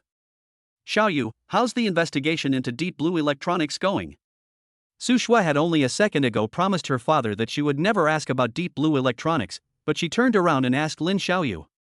President Su, I was just about to report to you about Deep Blue electronics. Hurry up and tell me. X2. Yun Jianshi was also very curious about the information on Deep Blue electronics at this time. Sorry, I seem to have gotten a little excited. He shouted out the words before remembering that Lin Xiaoye and he were both Su Shui's secretaries, and Lin Xiaoye was also his senior. The tone he just used seemed a bit rude. It's fine, Mr. Yun. Lin Xiaoye, as Su Shui's secretary for many years, believes that she still has some discernment. She knows that Yun Jianshi is officially Su's secretary, but the two must have a closer relationship behind closed doors. Therefore, she is not offended by Yun Jianshi's tone just now. According to the information we collected yesterday, Deep Blue Electronics was established in December last year. It is a new company that has been established for less than half a year. Its main business is the production and sales of electronic equipment, with its main market in Shuicheng and surrounding major cities. Its current market value is about 1 billion Dasha currency. Up to this point, neither Su Shui nor Yin Jianshi could hear anything special about this company. The legal representative of Deep Blue is named Chao Xiangxi, 28 years old, and he is one of the successors of the Chao Group. Chao Group. Su Shui became stunned upon hearing this name. Shui, what is this Chao Group? Yun Jianshi was also curious when he saw Su Shui's reaction to this name. The Chao Group is a leading enterprise in the real estate industry in Shuicheng and even in Guangdong province. It has more than 30,000 employees and a market value of more than 50 billion Dshanbi, which can be considered a truly large enterprise. Lin Xiaoye explained from the side. Oh. Yun Jianshi suddenly understood everything. Deep Blue Electronics does not seem to be as large or as qualified as Ziyuan Group, but behind it is the $50 billion Chao Group. No wonder Guangli Technology would rather bear the responsibility of breaking the contract and rush to cooperate with Deep Blue Technology. It turns out that they want to use Deep Blue Electronics to get on the good side of the Chao Group. Lin Xiaoye was still explaining information about Deep Blue Electronics, but Su Shui had no interest in asking about these things anymore. She suddenly felt that her father might be right. If the cooperation with Guangli Technology is lost, then it is lost. If they anger the Chao Group, it will be easy for them to get rid of the Ziyuan Group. However, when Yun Jianshi heard that Deep Blue Electronics was backed by the huge Chao Group, his first reaction was not to back down. Instead, he thought, things seem to be getting interesting. After Lin Xiaoye had reported the situation and left Su Shui's office, Yun Jianshi also found an excuse to leave. He called Yuan Shuchuan's phone again. Hello, Mr. Yun. As business at Luyan Entertainment would be better in the evening, and Yuan Shuquan would be busy minding the place, he would be busy until late at night or even early in the morning before he could rest. So when Yun Jianshi called her, she was still asleep in her big, soft bed at home. Manager Yuan, am I disturbing your rest? It's fine, I was about to get up and go to work too. What is it, Mr. Yun? I called you because I wanted to ask you about someone. Who? Chao Xiangxi. Does that name ring a bell? The heir to the Chao Group, the second son of real estate mogul Chao Fan? Yes, that's the one. Has he ever come to our club to spend money? He came once last year, but he wasn't satisfied with the service and hasn't been back since. Isn't our club's service renowned for being excellent? Why would he be dissatisfied? I'm sorry, President Yun, but I'm actually to blame for this. Yun Jianshi simply wanted to know what happened to Chao Xiangxi when he was at the Luyan Club. But Yuan Shuquan misunderstood his meaning as blaming the club for driving away an important guest due to poor service. When I learned of his identity at the time, I received him according to the highest specifications, but he told me that our club was too green and asked if I had any special services. I immediately made it clear that the club does not provide services prohibited by law. Perhaps my tone was not very good, and it angered him. He then went straight to harassing our waitresses. We had to persuade him to stop, and we even gave him a full bill waiver that night. I'm sorry, Yunzong, I will be more careful with my words and actions in the future. Yun Jianshi listened more and more and felt that Yuan Shuchuan's tone was not right, so he quickly said, I didn't mean to blame you. On the contrary, I think you did the right thing. Yun Jianshi was most surprised. He had thought that Yuan Shuquan was a refined and self-interested person, but he had never expected her to be willing to risk offending the son of a wealthy businessman to stand up for the waiter in the clubhouse. It seems that she has a good character after all. Oh. Thank you, boss. Yuan Shuquan heard this and for a moment, she thought that she might not have woken up yet, or that she had drunk too much last night and her brain had been damaged. His former boss had scolded him for a long time after learning about what he had done, and he had even sent Chao Xiangxi a lot of gifts afterwards to appease his anger. So, not only did General Manager Yun not blame him, he even praised him for doing the right thing? Because of this incident, you will receive a 10% raise in your basic salary this month. Yun Jianshi didn't care that this incident had happened before he became the owner of the Cloud Club, and directly rewarded Yuan Shuquan with a pay rise. Do the employees who were harassed that day still work at our club? Before Yuan Shuquan could react, Yun Jianshi asked again. 2 female employees were harassed by him that day, and they are still working at the club now, one in the catering department and the other in the massage department. Yuan Shuquan remembers every employee at the club very well. Okay, give each of them a red envelope on my behalf. Make it a big one and say it's compensation for their mental distress. Oh. Got it, Mr. Yun. For some reason, Yun Jiancher felt a sense of reassurance when he left things to Yuan Shuquan. After a few more words, Yun Jiancher hung up. From his conversation with Yuan Shuquan, Yun Jiancher learned that Chao Xiangxi was probably a lazy, troublemaking, rich second generation who was also very horny. Of course, this was just Yuan Shuquan's side of the story, and it was not enough for Yun Jiancher to fully understand Chao Xiangxi. Chapter 20: Su Shue's first time. A few days later, Deep Blue Electronics did indeed win the bidding for Guangli Technology's bidding activity and successfully won a project worth 1 billion Dacian currency. In fact, it was obvious to anyone with discerning eyes that among the several bidding companies, Deep Blue Electronic Technology had the shortest qualifications, the smallest scale, and an average level of solutions. They were the least likely to win the bid. But they still won the bid. There must be some unknown channels here that outsiders don't know about. Su Shui also seemed to have lost her fighting spirit, sighing and frowning all day long. Although she didn't say anything, Yun Jiancher could still tell that she was still feeling sorry and angry about not being able to cooperate with Guangli Technology. Yun Jiancher thought to himself, this can't go on. After work one day, he was driving home with Su Shui in the car when he suddenly had a good idea. Su Shui, you must be tired after all these days, right? Su Shui smiled weakly and shook her head, replying, Not really. How about I take you to a nice place to relax? Oh? What nice place? You'll see, I promise you'll like it. Okay, Secretary Yun, lead the way. Su Shui was also looking forward to relaxing her body and mind, so as not to be constantly thinking about trivial things all day long. The nice place Yun Jiancher was talking about to relax was naturally his own cloud club. Before he left, he didn't forget to send a message to Yuan Shuquan to let him know that all the staff at the club should pretend not to know him and treat him like an ordinary customer. After getting Yuan Shuquan's reply that he would complete the task, Yun Jiancher drove Su Shui to the Luyun Club. Half an hour later, when the two arrived at the Luyun Club, Su Shui suddenly realized that this was the place Yun Jiancher had mentioned. I didn't come here often when I was young. I heard that it gets full every night and you need a reservation. Did you make a reservation?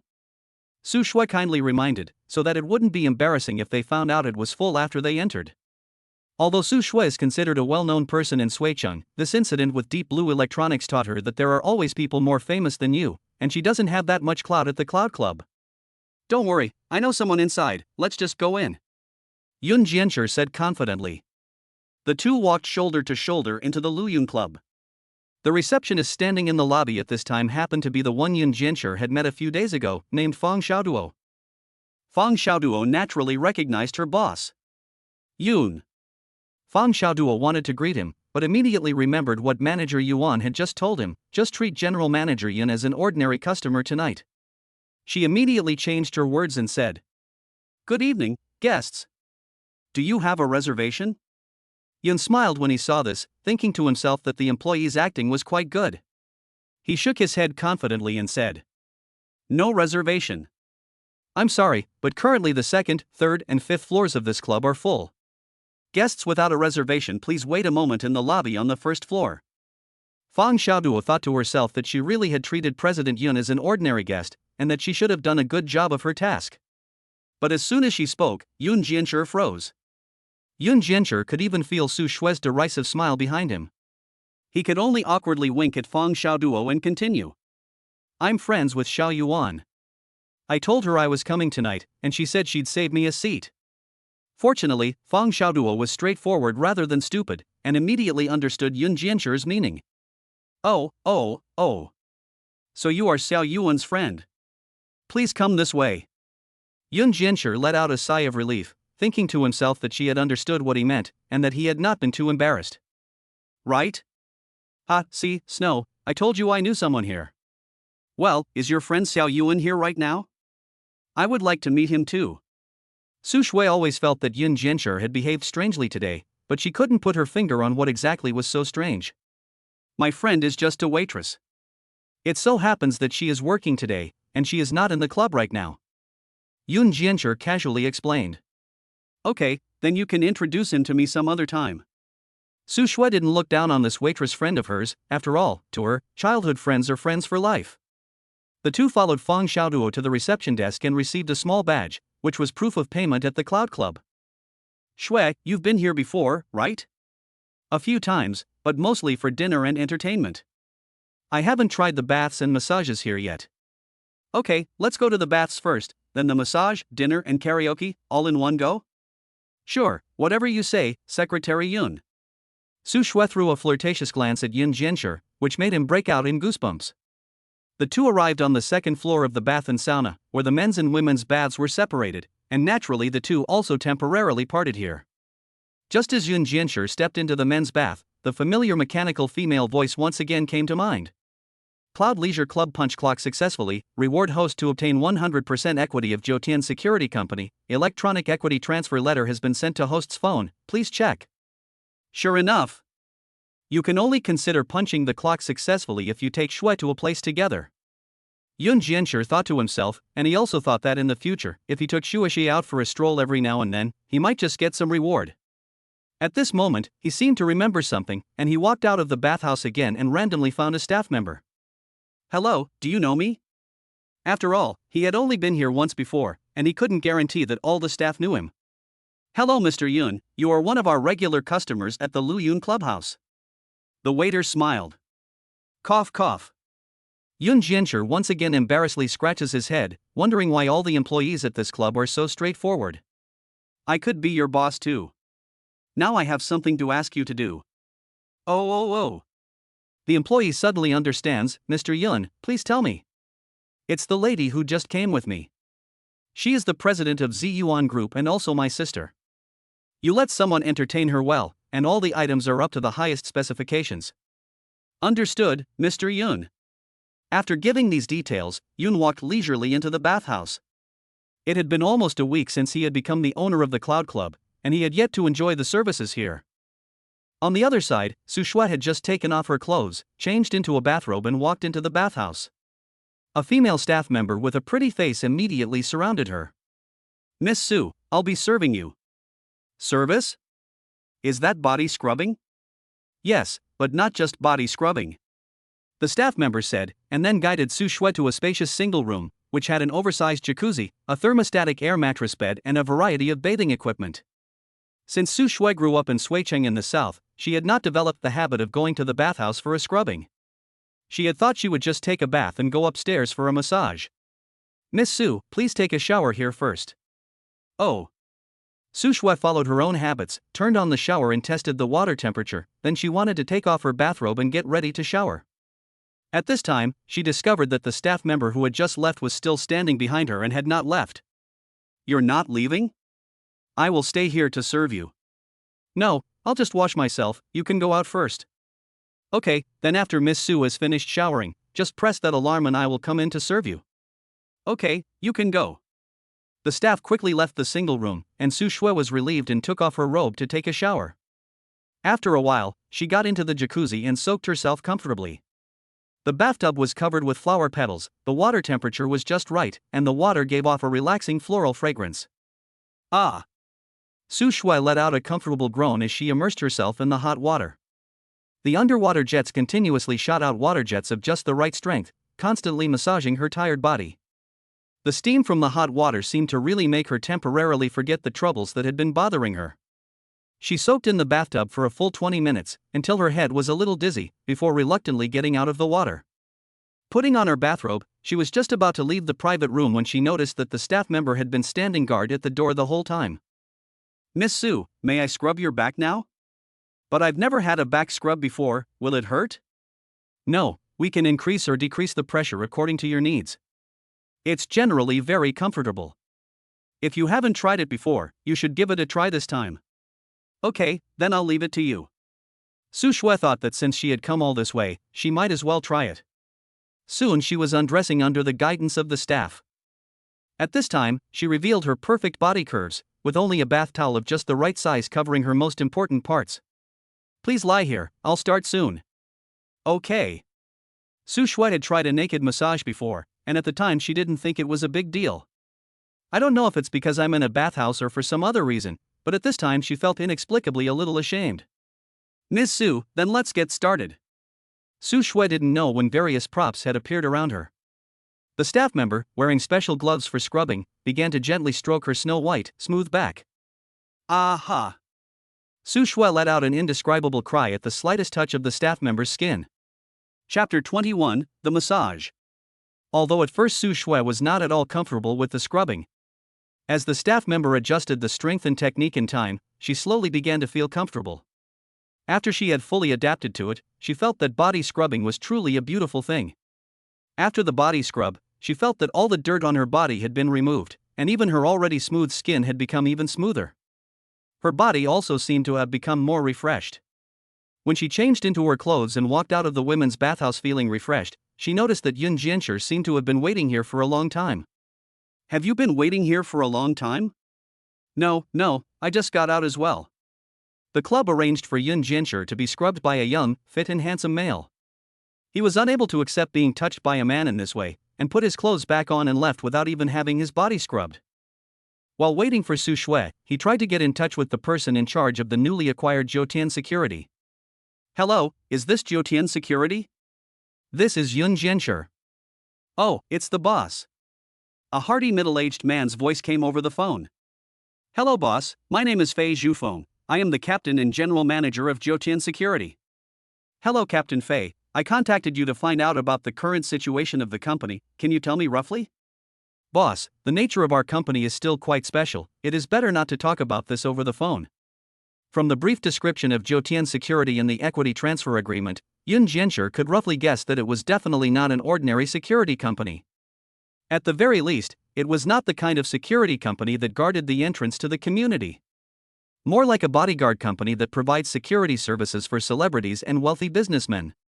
Their business involves the personal privacy of many customers, so Fei Zhufeng's caution is necessary.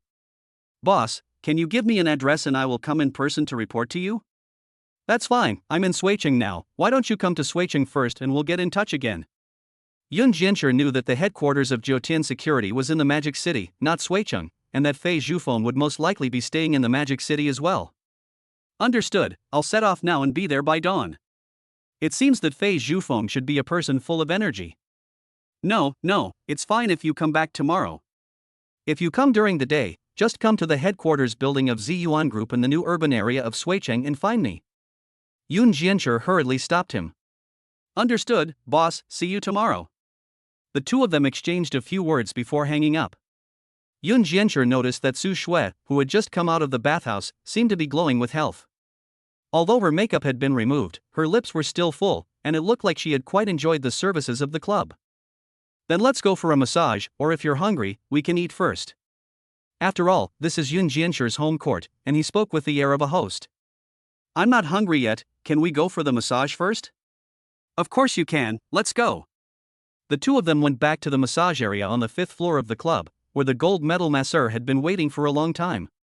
They were led into a private room for two, and faced with a number of options, Yun Jiancher chose the most basic full-body massage, while Su Shui chose an oil-based back massage and gua sha. Miss Su, please change in the dressing room. Su Shui quickly changed into some clothes that could be opened from the back. She naturally lay down on the massage table, and the masseuse gently undid all the buttons at the back of her clothes and then began to massage her shoulders and neck. Su Shui forgot that there was another person in the room. Yun Jiancher was also lying on the massage table. He wanted to turn his head and talk to Su Shui, but inadvertently glanced at Su Shui's snow-white, oily back. Since she was lying on her stomach at the time, her plump breasts were inevitably being squeezed. This scene made Yun Jiancher, who had never seen a big scene before, suddenly feel his blood rushing.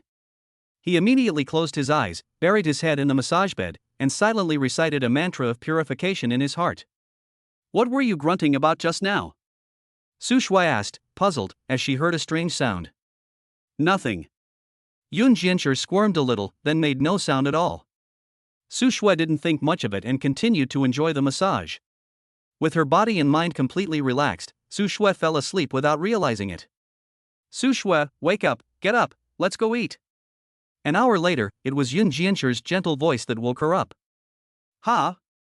Did I fall asleep? Su Shui asked dazedly. Well, you've been asleep for an hour. If you sleep any longer, you won't be able to sleep tonight. Oh, I'll get up then.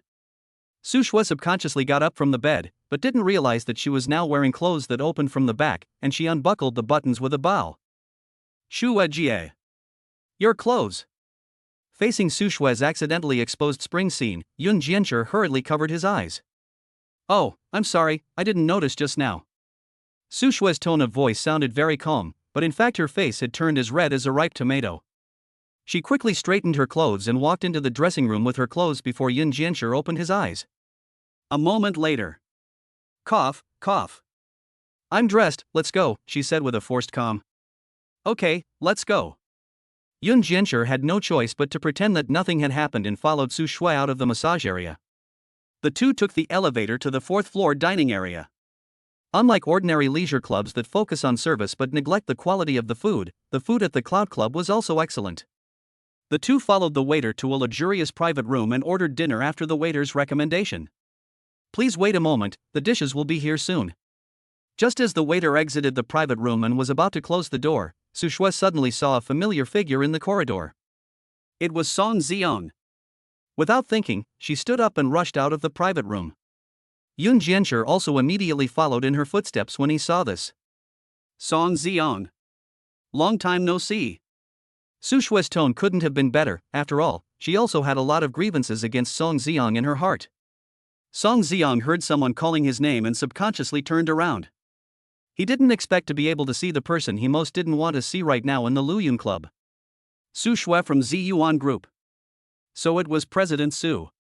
It's been a long time, Song Xiong wiped the sweat from his forehead sheepishly. Yes, Vice President Song, I didn't expect to see you here. You suddenly cancelled our cooperation with Ziyuan Group, shouldn't you give us an explanation face to face? Vice President Su, so that's why you stopped me. This is not right of you. I did not cancel the cooperation with Ziyuan Group. I only proposed changing the one-on-one cooperation method to bidding and competition. This proposal has always been approved by the company's management and is a normal business management behavior. You should not pick on me here. Song Xiong said with a forced calmness, and people who didn't know the situation would think how innocent he was. Then is it also normal business management behavior for you to accept the invitation of the people from Deep Blue Electronics and spend the night with the woman they brought? Yun Jiancher couldn't help but speak up from the side. What? Who do you think you are? Don't you dare slander me. Song Xiong jumped up in anger and accused. It doesn't matter what kind of person I am, what's important is that you know exactly what you've done. Stop talking nonsense. General Su, is this your subordinate? You better control your subordinate. Song Xiong said and tried to go up to Yun Jiancher and grab his collar to question him. Su Shui stood in front of Yun Jiancher with her arms folded, like a protective parent, and said, Xiao Shi is not my subordinate, but my younger brother. I advise you to treat him with respect. And, he is absolutely right. I now suspect that you have accepted bribes from Deep Blue Electronics in order to deliberately sabotage the cooperation between Guangli Technology and Ziyuan Group. Song Xiong suddenly didn't know what to say in rebuttal. After all, both Su Shui and the young man beside him were telling the truth. He had indeed accepted a lot of benefits from Deep Blue Electronics before agreeing to give up the cooperation project with Ziyuan Group. He also did a lot of tricks during the bidding process to allow Deep Blue Group to successfully win the bid. But he could never admit this in front of Su Shui. What if she had a recorder or something on her, and after extracting his words, she complained to the shareholders? Seeing the situation was not good, he had to run as fast as he could.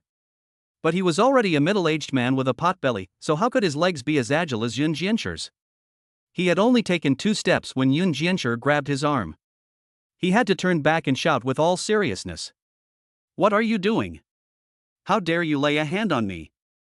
I'm calling the police. I'm calling the police. But Yun Jiancher just stood in front of him, quietly watching his performance. Vice President Song, we just want to know what benefits the Deep Blue Group promised you to make you willing to take such a big risk to help them. I didn't. What are you waiters still standing there for? Don't you care if I'm harassed by someone in your club? Seeing that Yun Jiancher was very calm at this moment, he had to pin his hopes on the staff of the Luyun Club. He knew that as a high-end private club, the Luyun Club would never allow anyone to cause trouble in the club. But he would never have imagined that the person standing in front of him at this moment was the owner of the Luyun Club. If you don't let go first, we'll find a chance to settle the score with him later. Su Shui also didn't want Yun Jiancher to make trouble in the Cloud Club. She wasn't afraid of the Cloud Club owner's revenge, but she was worried that if the staff of the club got into a fight, they might hurt him. Yoon Jianchur also calmed down when he heard this. He wasn't worried that the staff of the club would hurt him by mistake, after all, he was the boss here. He thought that he was only suspicious that Song Xiang had a business deal with Deep Blue Electronics, but he didn't have any substantial evidence. In that case, even if they catch him, they won't be able to get anything out of him. After some consideration, he still chose to let Song Xiang go. That's more like it. If you had done that earlier, it would have been fine. Song Xiang gave Yoon Jianchur a cold look, straightened his clothes, and said to Su Shui with a sour face. President Su, after all, I, Song Xiang, am also a well-known person in the Suiqing circle. Don't you think what you did tonight was a bit excessive? Su Shui also felt that she had been a little impulsive, but naturally, she would never admit to being wrong, even if she was as strong as she was. Mr. Song, since this gentleman has let you go, please leave as soon as possible and don't cause trouble in our club. The staff member at the club said with a stern face. No. He just attacked me, and you didn't say a word, and now you're lecturing me? Song Xiang said defiantly. Our Luyun club does not welcome all unruly guests. Please leave immediately. The waiter said again. Song Xiang was about to explode with anger at this point. Not only did Su Shui and her brother dare to speak rudely to him, but even a waiter at the Luyun club had such a poor attitude towards him? He angrily rebuked. What kind of attitude is this? Call your manager. I want to complain about you. As soon as Song Xiang finished speaking, a woman in a slim-fitting suit rushed out of the elevator. No need to shout, I'm already here. The person who came was Yuan Shuquan, and she was followed by several security guards. Manager Yuan, you've come just in time. Quickly teach this waitress a lesson for me. She just dared to yell at me. Song Xiang, as a frequent visitor to the Luyun Club, naturally also knew Yuan Shuquan. My subordinate doesn't need you to get involved, Mr. Song. The elevator is this way, so please leave the club quickly. Manager Yuan, what do you mean? Song Xiang asked incredulously. We will refund the money on your membership card, and you are not welcome at the Cloud Club in the future. What? Song Xiang couldn't understand why everyone was against him today. Although it would be no loss to him if he never set foot in the Cloud Club again, he could just go somewhere else to spend his money. But he couldn't let this go. He was the deputy general manager of Guangli Technology, and he was actually being thrown out of a small private club? But to say that he wanted to take revenge on the Cloud Club for this? He was just a senior worker in a technology company, and he didn't have the connections or the guts to do so. Before he could say anything else, the security guard brought in by Yuan Shuquan politely asked him to leave. Chapter 22, She's Better Than Me. I'm really sorry, my two guests, for the bad experience you've had due to our negligence. All your expenses at the Cloud Club today will be waived as an apology from the club. Yuan Shuquan turned his head and, with a smile, said to the two, changing from the cold expression he had just had. Su Shui was very surprised to hear this. She always felt that there was something strange about the scene just now. It was obvious that it was her impulsiveness that caused the conflict with Song Xiang in the first place, but why was it Song Xiang who was kicked out of the Cloud Stream Club in the end? And wasn't it a bit too convenient for Manager Yuan to show up? The two sides had only been arguing for less than 5 minutes, but Manager Yuan was able to quickly summon the security guards and arrive here? Was it just a coincidence? But could things really be that coincidental in the world? Thank you, Manager Yuan, for your kindness. Yoon Jianchur naturally had no idea what Su Shui was thinking, and after throwing a glance of appreciation at Yuan Shuquan, he led Su Shui back to the private room. Not long after the two had sat down, all the dishes they had ordered were served, and Yuan Shuquan even personally delivered an expensive bottle of red wine. Yoon Jianchur saw that Su Shui was still looking sad, so he poured her a glass of red wine. Shui Jie, you don't need to think so much. We're here to relax today, just enjoy the moment. You're right. Su Shui raised her glass and drained the wine in one go. You should drink slowly, you'll get drunk if you drink so fast. Yoon Jianchur hurriedly dissuaded her. It's fine, if I get drunk, you'll still be there, you'll take me home, right? After a glass of wine, Su Shui's face became noticeably rosy, and her usually haughty eyes became incredibly charming. I'll take you home if you get drunk. That settled, then Su Shui smiled and poured herself another glass of red wine. Yoon Jianchur was naturally not willing to lag behind, as he was naturally built to drink 1,000 cups without getting drunk. He raised the red wine in his hand and gulped it down. Yuan Shuquan also knew how to assess the situation. Seeing that the two were about to finish the bottle of wine, he immediately refilled it for them. Until late at night, Su Shui had unknowingly become completely drunk. Yun Jianshi, however, was still the same carefree and unruffled as ever. Yuan Shuquan was stunned as she watched. She had seen Yun Jianshi drink glass after glass, but she had not seen the slightest hint of drunkenness on his face. Is this drinking capacity normal? Manager Yuan, can you call a designated driver to help us drive the car? We want to go. Yun Jianshi stood up and said. Although he was not drunk at all, he had drunk after all, and he would not drink and drive. Mr. Yun, we have prepared a room for the two of you, just go upstairs and rest. Twin bedroom or queen bedroom? Yun Jianshi asked curiously. Deluxe suite, but there is only one queen bed. No need, we're not there yet, just take us home. Yun Jianshi waved his hand and said. Okay, I'll let my younger brother drive you. Yun Jianshi skillfully carried Su Shui on his back, and the two of them went to their parking space. The younger brother who would be driving for the two of them had been waiting by the car for a long time. Yun Jianshi helped Su Shui sit in the back seat, gave the younger brother directions, and soon the two of them were back home. Yun Jianshi generously tipped the young man 1,000 yuan and then carried Su Shui upstairs. In the elevator, after a long time, Su Shui, who had not spoken for a long time, spoke. What's wrong, Shuijie? Was the person you liked back then that manager Yuan? Su Shui suddenly asked. Ah. Yun Jianshi turned back to look at Su Shui in surprise and found that she was still drunk. He didn't know why Su Shui had suddenly come up with such an idea. In fact, tonight, he and Yuan Shuquan were exchanging glances, and Su Shui had seen it all. Yun Jianshi had previously said that the girl he liked was much older than him, and Yuan Shuquan happened to be in his 30s. In addition, he had also said that he had an acquaintance in the Luyun Club named Xiao Yuan, and Yuan Shuquan happened to fit that description as well. If Xiao Yuan is the general manager of the Luyun Club, Yuan Shuquan, then it would explain why they were given preferential treatment tonight at the Luyun Club. She also noticed the perfume on Yuan Shuquan, which she had smelled on Yun Jianshi before. All of this pointed to one possibility. Yun Jianshi and Yuan Shuquan had known each other for a long time, and Yuan Shuquan was the one Yun Jianshi liked. Can you stop liking her? Su Shui spoke again. What? She's no good, she's full of herself, she's so old, she looks like she smokes and drinks, she's not good enough for you. Really? I think she's quite nice. Yun Jianshi felt that Su Shui was in an unusual state, and for some reason, he wanted to hear what she would say next.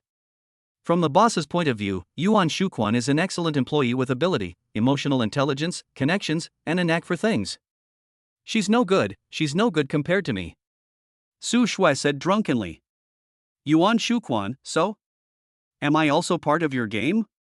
But I can't stay with you, can I? Yun Jianshi asked tentatively. But he didn't get an answer from Su Shui. He had no choice but to helplessly carry Su Shui home and back to her bedroom. He gently helped Su Shui take off her coat and shoes, and then brought a warm wet towel to carefully wipe her hands and feet, and finally wiped her face with a disposable face towel. At this point, Su Shui had already fallen asleep completely, and Yun Jianshi did not prepare the honey water for her hangover. Just as he sighed in frustration and was about to turn and leave Su Shui's bedroom, Su Shui suddenly spoke. When we were little, you said you would cook for me for the rest of your life. You have to keep your word, you stinky little brother. Su Shui spoke very quietly, and it sounded like she was talking in her sleep, but it was this sentence from her sleep that touched the softest place in Yun Jianshi's heart. Yun Jianshi thought back over the past period of time and even the past 10 years. Although he knew in his heart that he liked Su Shui, he had never openly expressed his feelings, but had always lived with her as a brother. Could there really be any progress in his own relationship? He made an important decision in his heart. I will, Su Shui, good night. Yun Jianshi boldly patted Su Shui's head, then turned around and walked out of her room. There was no word exchanged that night. The next morning, when Su Shui woke up, she realized that she had drunk too much again last night, and it seemed that Xiao Shi had taken her back to her room. She woke up groggily, washed up, and then walked out of the room with unsteady steps. Good morning, Shuijie. Yun Jianshi was in the kitchen preparing breakfast when he heard a noise from the living room and knew that Su Shui had gotten up. Good morning, little sister. You had to do so much yesterday. Su Shui said apologetically. It's fine, it's what I should do. Come and eat. You drank so much last night, I made kanji today, it's good for your stomach. Okay. Yun Jiancher pulled out a chair for Su Shui, then ladled a bowl of kanji for her. Su Shui sensed that Yun Jiancher was looking at her in a strange way today. In the past, his gaze was pure and innocent, but today there was a hint of aggression in his eyes. She even felt that Yun Jiancher looked kind of handsome in this way. After breakfast, the two drove to work at the Ziyuan Group building as usual. As soon as they arrived at the office, Yun Jiancher received a call from Fei Zhufeng, the head of the Jotian Security Company. Boss, I've arrived at the Ziyuan Group building. When is it convenient for you to meet? His rough and hoarse voice came through the phone. Yun Jiancher heard this and first glanced at Su Shui next to him, then whispered. You just wait for me downstairs. I'll come down to find you now. Understood.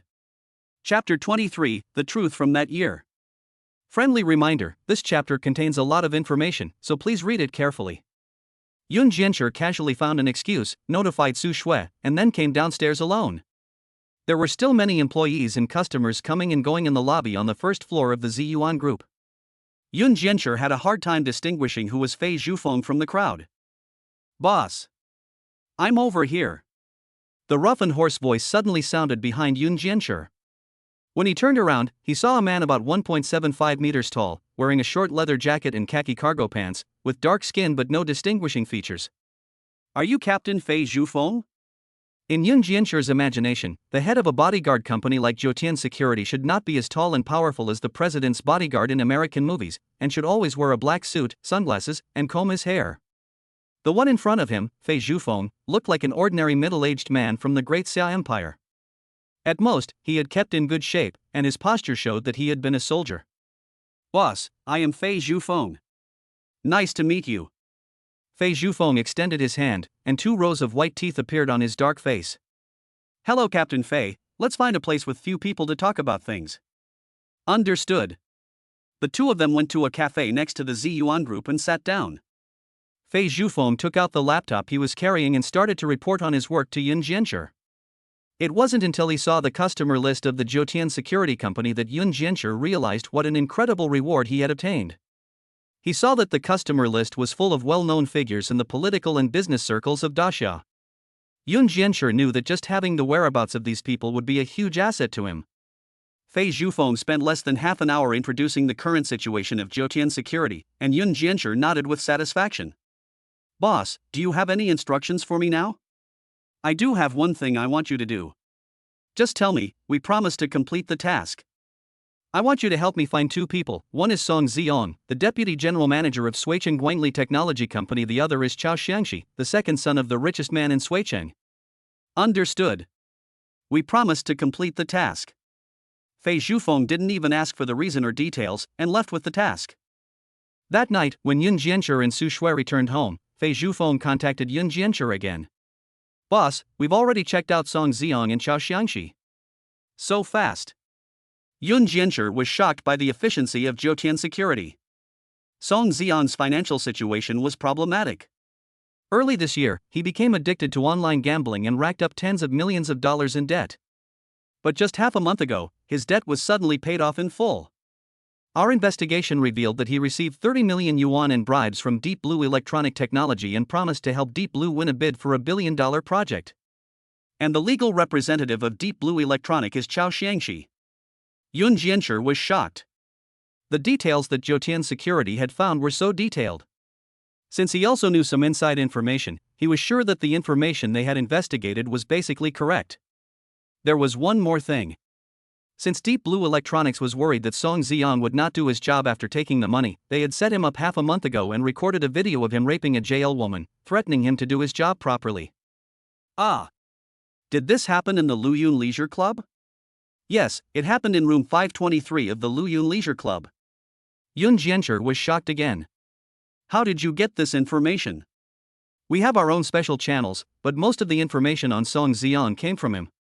He is currently staying with our people. Oh, cough cough, I just got deaf and didn't hear anything. Yun Jiancher immediately heard that the people from Jotian Security had probably used some tricks to force Song Ziong to comply. As for what tricks were used, Yun Jiancher felt that it was better not to know too much. No, boss, I didn't say anything, Fei Zhufeng said, cooperating. Have you obtained any evidence? Yes, we have audio recordings and we have his bank account and password. Good, that's fine. Tell me more about Chao Xiangxi. Wait. Is Chao Xiangxi also around? No, Xiao Fan has arranged a lot of bodyguards around his son. I didn't bring many people this time, and frontal attacks are not advantageous to us. That's good. Yun Jianshi suddenly felt a sense of relief. Fei Zhufeng had not only checked Chao Xiangxi's information, but also his father Chao Fan's information. From the information provided by Fei Zhufeng, it seems that the Chao Group is ostensibly the largest real estate company in Suicheng, but in reality it is a gangster organization that has been entrenched in Suicheng for many years. Over the years, it has been involved in everything from violent land seizures, illegal fundraising, mobbing, to reckless disregard for human life. Chao Xiangxi, as the son of Chao Fan, has been arrogant, defiant, and evil since childhood. He is especially lustful. In the past half-day, Zhoutian Security has found more than 20 criminal cases related to him, and more than half of them are suspected of rape, but in the end, his father used various means to settle them. 6 months ago, with the financial support of Chao Fan, he established Deep Blue Electronic Technology. So far, most of its business has been obtained through dishonorable means, including their cooperation with Guangli Technology. In Fei Zhufeng's words, this Chao Xiangxi is truly the scum of the scum. Boss, there's one more thing I need to tell you. Fei Zhufeng's tone suddenly weakened a lot. What is it? Is it also about Chao Xiangxi? No, it's about his father Chao Fan and you. Chao Fan and I? I don't know him, what could there be between him and me? Boss, we found out that over the years, Chao Fan has been using the scale of the Chao Group and the underworld forces under his control to constantly suppress his competitors. 9 years ago, he set his sights on a Suicheng company and wanted to merge it into his Chao Group. He offered the other party a very low purchase price, and of course the other party refused, so he then used his influence against the company, which was eventually overwhelmed and went bankrupt. Yun Jianshir's brows furrowed tighter and tighter as he listened, and a bad feeling welled up in his heart. This company is called Baiyun Group. Since its legal representative also has the surname Yun, I took a closer look and found that he is your father. Yun Jianshir was stunned when he heard this, and he stood there for a long time. He never imagined that this was the truth behind the bankruptcy of his own company back then. No wonder after the bankruptcy, his father didn't want to borrow money to start again. No wonder he wanted to take his mother and himself back to their hometown to start over from scratch. And no wonder that after Godfather learned that the Chao Group was behind Deep Blue Electronics, he repeatedly emphasized not to delve into this matter. Yun Jianshir's thoughts involuntarily returned to the scene 9 years ago when his family boarded the green train and returned to their hometown. Boss, what do you need us to do now? Fei Zhufeng's shout pulled Yun Jianshir's thoughts back to reality. I don't know yet. Don't do anything for now, wait for my news. Understood. Oh, yes, send Song Ziong to the police station, and send a copy of the evidence to the police station and his company. Understood. Yun Jianshir had originally wanted to fix Song Ziong properly, and then let Su Shui expose his actions, so that they could put pressure on Guangli to cancel their cooperation with Deep Blue Electronics. But now he didn't have the energy to do those things. After hanging up the phone, Yun Jianshir walked out of his room with a confused mind. Time to eat, or the food will get cold. Su Shui called out to him enthusiastically. Isham, he said, sitting at the table with a vacant expression. He could see the delicious food in front of him, but he could no longer taste it. Chapter 24, by Yun, Restaurant Victory. That night, Yun Jianshir lay in his bed and thought about many things. For so many years, he had always thought that his father's mismanagement had caused the family business to go bankrupt. But today he learned that someone was secretly targeting his family, and that person was Chao Fan. Back then, his parents were unable to defend themselves against him, and they ended up having to flee back to their hometown in disgrace. This is not to say that his parents were weak, but rather that they made the most correct decision under the circumstances. From the information that Fei Zhufeng told him, it is no wonder that his parents have always been reluctant to tell him the truth. Because Yun Jianshir had the best traditional virtues of the people of the Great Xia, holding a grudge. As the ancients said, a grudge that has lasted for 10 generations can still be avenged. His parents and elders knew that if Yun Jianshir learned the truth, he would definitely want to seek revenge. But it is also true that even if they had told Yun Jianshir the truth back then, what could a teenager of 10 do? But now it's different. Yun Jianshir is now the owner of a system. He counted his assets. In just half a month, he had obtained through the system assets including but not limited to 3 companies, more than 20 million in cash, with a total value of more than 100 million Dasai coins. He couldn't imagine how much wealth and power he would have if he was given more time to develop. By then, the mountain that once stood in front of his parents' generation would be as flat as a road for him. Before falling asleep, he had only one thought in his mind. This grudge will be avenged. The next day, after a sleepless night, the two of them arrived at the Ziyuan group and immediately received the news that Song Xiang had been arrested. I knew Song Xiang was up to no good. Su Shui was obviously very excited after hearing the news. Yun Jianshi, on the other hand, was not as excited. After all, Song Xiang was personally sent to the police station by him, and he had long expected this. With the help of the 9 Days Security Company, after Song Xiang was arrested, it became known throughout the industry that he had accepted bribes from Deep Blue Electronics and rigged the bidding process. Guangli Technology was immediately punished severely by the relevant authorities. Companies that had previously participated in the bidding also pressured Deep Blue Technology to conduct a fair and impartial bidding process again. Ziyuan Group also seized the opportunity to re-enter the bidding, vowing to get back what was rightfully theirs. However, the other party involved in this incident, Deep Blue Electronic Technology Company, Limited, was only lightly punished by the relevant authorities. Anyone in the know knows full well that this is because Deep Blue Electronic Technology is owned by the Chow family. The Chow family is a major taxpayer in Suicheng, and the relevant authorities dare not touch them lightly. In the blink of an eye, 5 days had passed. Xuejie, are you free tonight? Yun Jianshi asked. Since Ziyuan Group had to get busy with the bidding again, Su Shui had been working overtime for 3 consecutive days. The tender documents had been prepared, and she should be free tonight. What's wrong? Su Shui answered after sitting in her seat and stretching. Then can I take you to dinner tonight? And invite your godparents along. Today is the first day that Quansheng Private Kitchen officially opens for business after renovations, and Yun Jianshi also wants to take this opportunity to wash some of his assets. If you're not offering me anything, you must be up to no good. Say, what do you want with my sister? Su Shui asked half-jokingly. Sister Shui is being unfair. I don't have any bad intentions towards you. I just want to treat you to a meal to repay you for taking care of me for so long. Yun Jianshi said. If you put it that way, I won't be polite. Sister Su Shui's tone revealed her relaxed state of mind at the moment. By the way, do you have any money on you?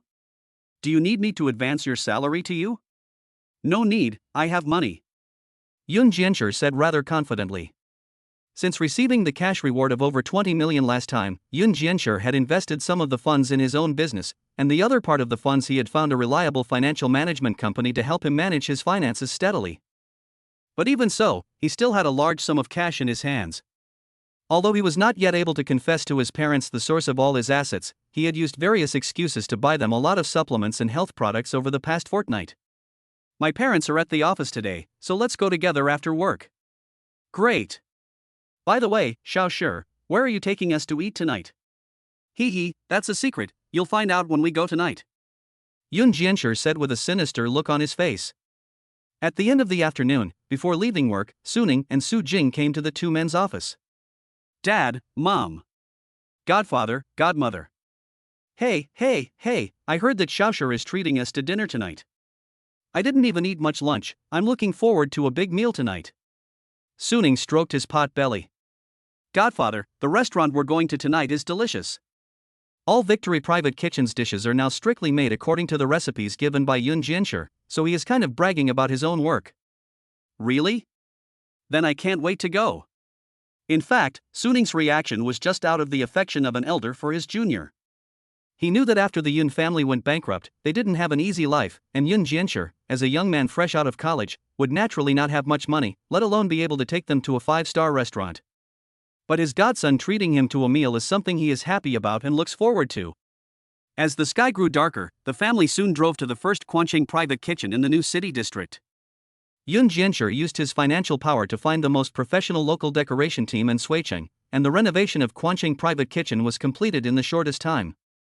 At this point, the appearance of Quansheng Private Kitchen had been completely transformed. Outside the pure white 2-story arcade was an exquisite brass facade and a mahogany sign bearing the 6 characters Baiyun Quansheng Restaurant. The corridor leading into the restaurant was decorated with extremely exquisite small red lanterns in the ancient style. Through the bright floor-to-ceiling windows, passers-by could clearly see its classic and elegant yet magnificent interior. Even Suning, who is used to big scenes, couldn't help but exclaim, "Wow, when did such a magnificent restaurant open here? How come I haven't heard of it before?" Earlier today, Yoon Jiancher had contacted the manager of the restaurant, Uxin, to let her know that he would be bringing his family to dinner tonight. 2 rows of staff were neatly arranged in front of the entrance to Kwancheng Private Kitchen, and at the front of the line was a young woman in a slim-fitting professional outfit, who was none other than Uxin. As Yoon Jiancher and the others got out of the car, a parking attendant took the car keys from him and quickly parked the car in a parking space.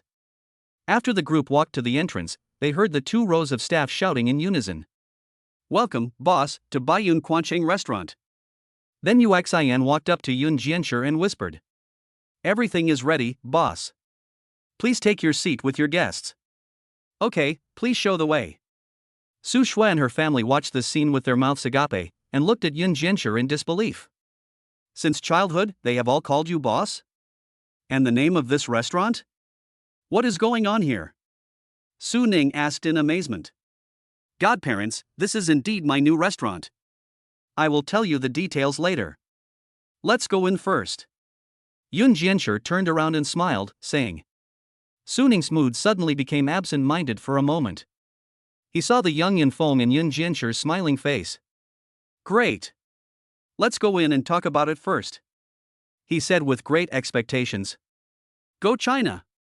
Chapter 25, Overbearing Female President Drunk Version. As soon as the group stepped into the restaurant, Yoon Jiancher heard the sound of the system's successful punch in his head. Baiyun Kwancheng Restaurant successfully checked in. Reward the host Anja Food Company, limited 100% of the shares. Electronic share transfer letter has been sent to the host's mobile phone.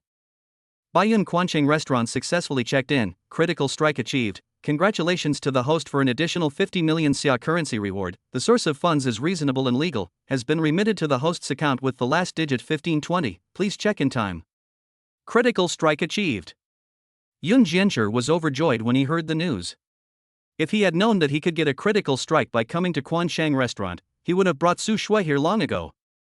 Judging from the name of the company he obtained this time, he is going against the food and beverage industry. However, at this time, he did not have time to check the details of Anja Company. Under the leadership of Uxin, the group went to a luxurious private room called Pingbu Qingyun on the second floor of the restaurant. Yoon Jiancher looked at the environment in the private room and nodded with satisfaction. It seems that the interior design company he hired didn't rip him off. The result is exactly the same as the design plan. The 4 of them took their seats in turn, with Suning sitting in the main seat. "Little hour, tell me what's going on with this restaurant?" Suning asked with a delighted expression. "Yes, what's going on?" Su Shui was puzzled. She had never heard Yoon Jiancher mention anything about this restaurant. "Godfather, didn't you say that a man needs to have his own business? It just so happened that when I was in college, I started a business with a classmate. He put up the money and I did the work. In the end, I earned a little savings, which I used to take over this restaurant." Yoon Jiancher spoke nonsense seriously. Anyway, Yoon Jiancher's university was thousands of miles away in the capital, and even if Suning was very capable, there was no way she could know what he had done in college. "Really? How much did you invest?" Suning asked. "The business of this shop wasn't doing too well before, and I only spent a few $100,000 to take it over. I earned all the money myself, I didn't ask my parents for any." Yoon Jiancher went on to talk nonsense. Suning, who was worth billions, not only didn't think that Yoon Jiancher was being too stingy because of a mere investment of a few $100,000, but instead, she felt very sorry for him. After all, Suning had also started out as a small business owner and hawker, and had worked hard for decades to accumulate the current Ziyuan Group. Of course, he knew how difficult it was to earn money when a business was just starting out. But he also has no doubt that Yoon Jiancher, as a student, can't earn a few $100,000. After all, Yoon Jiancher is the son of Yunfeng and Bai Xiaotian. And Yunfeng and Bai Xiaotian are the most business-minded people Suning has ever met. Their son has inherited their business acumen, and it's only reasonable that he makes a few $100,000 while doing business in his spare time while at university, isn't it? That's very reasonable. Ancestral illusion. You brat. Godfather was right to have faith in you. You really have inherited your parents' business acumen. Amazing. When she went upstairs just now, Suning had a clear view of the restaurant, which was packed with diners. This shows that Yoon Ji-shir is running the restaurant very well. Yoon Ji-shir seems to have accepted the idea of owning such a large restaurant without any problems. She can only sigh inwardly that his filter for his parents is really too strong. Godfather, you're being premature. The most important thing about a restaurant is the taste.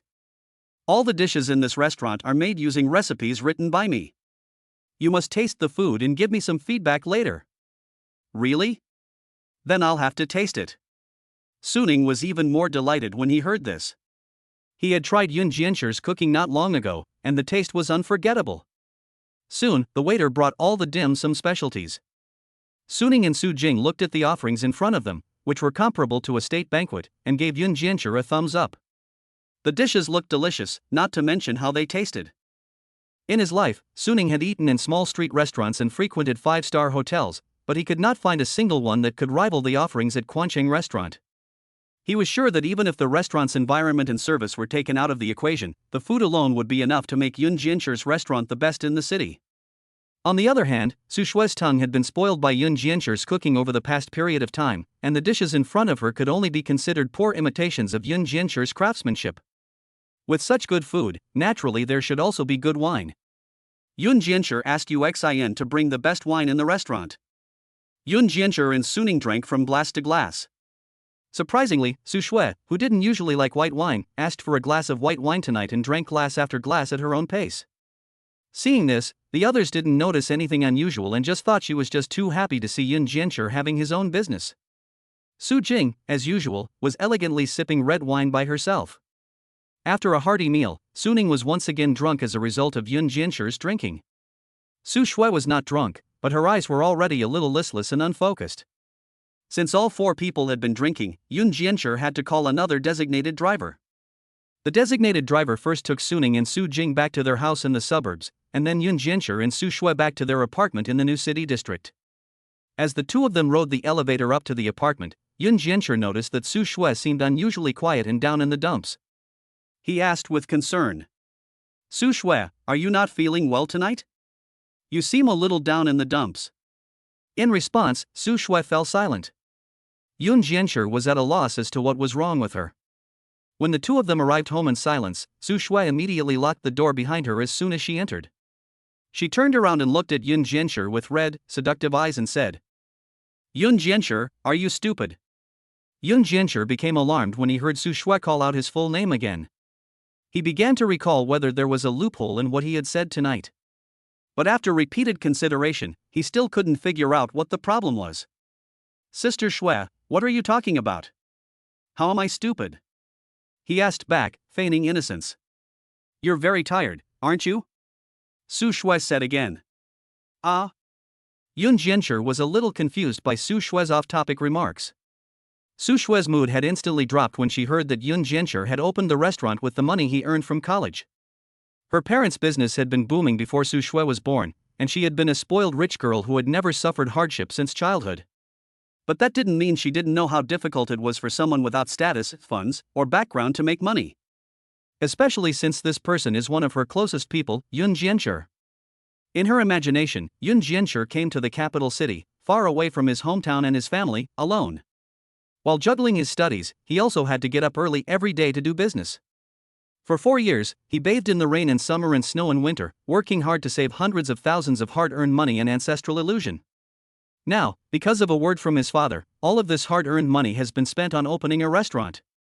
"When you were little, why didn't you tell me you wanted to open a restaurant? I could have helped you, and there was no need to invest all your hard-earned money," Su Shue said with her head down. "Hard-earned money?" Yoon Ji-shir thought to himself, "The more than 70 million dasha currency lying in my bank account, not a single penny of it can be considered hard-earned money. Then I was just thinking that a man has to rely on himself," he explained leisurely. "But you're my brother. Besides being able to rely on yourself, you can obviously also rely on me." Su Shue suddenly became emotional. "I can even give you my money," Su Shue said, and pulled out her wallet from her handbag, and then pulled out the bank cards one by one. "Here, this one is for saving pocket money, with 4 million in it, the password is. This one has 15 million in it, and the password is. And this one has all my cash except for my stocks and real estate, and the password is you can have it all." Yun Jiancher was dumbfounded by Su Shue's actions. At first it seemed like she was angry, then it seemed like she was showing off, and even had a hint of humiliation for Yun Jiancher. But it wasn't until the end, when she took out her card with her life savings and put it in front of Yun Jiancher, that Yun Jiancher realized Su Shue is drunk again. Okay, I don't want any of these cards, just keep them yourself. Yun Jiancher couldn't help but help her put all the cards away with a blush. No way, I've got money. You take them. I don't know if it was because she had been drinking white wine that night, but Su Shue's forehead, cheeks, and neck were all a rosy red. Combined with her tender, watery eyes, she looked like a different person, charming and irresistible. Could it be that you still want to support me, Snow? After realizing that Su Shue was drunk, Yun Jiancher felt a lot more at ease. Yes, she is rich. Can't she support Yun Jiancher? Su Shue now looked like a domineering female CEO in a drunken version. Shuejie, I can tell you mean well, but can you use more appropriate words? Yun Jiancher wiped the cold sweat from his forehead and said. Am I wrong? Yes, you are right. Yun Jiancher knew that Su Shue would forget what she had said after she sobered up, and he didn't want to argue with a drunk person at this time.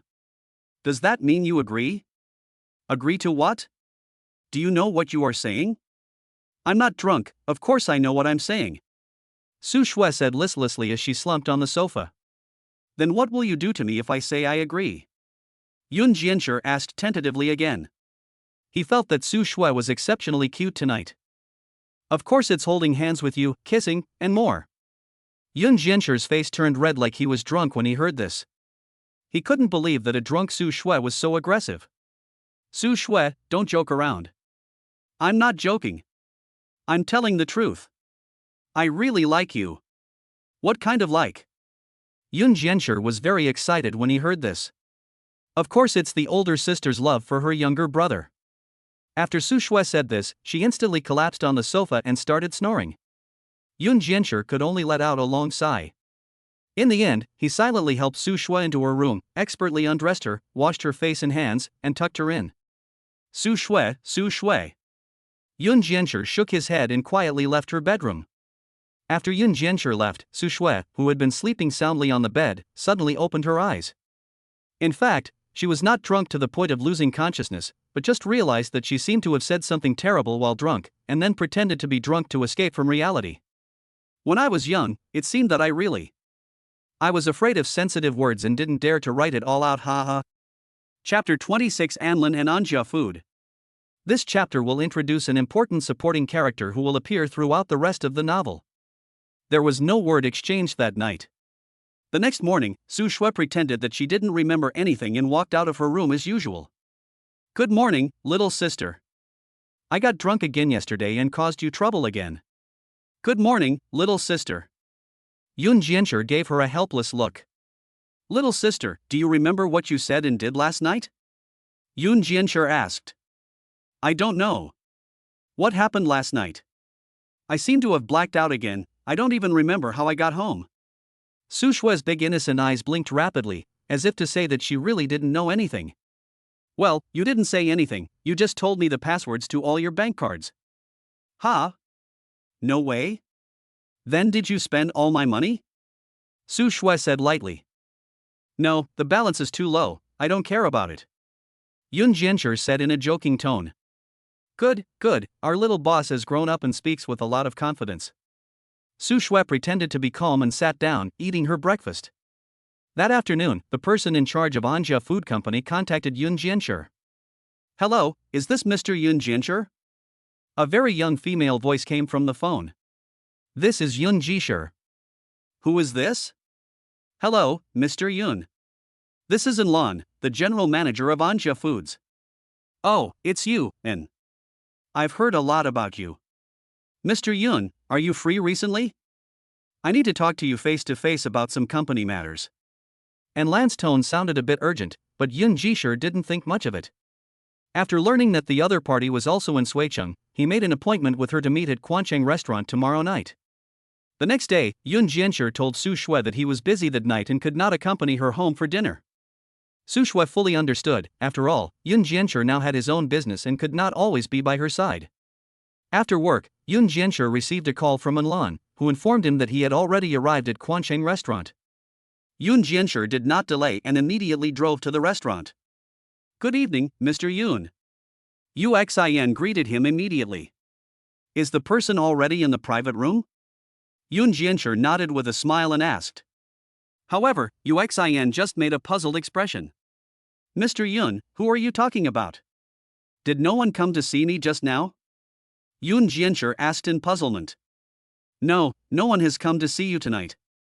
Uxin looked worried that he had missed something and ignored Yoon Jiancher's guest. He repeatedly checked with the receptionist several times to make sure that no one had come to see him.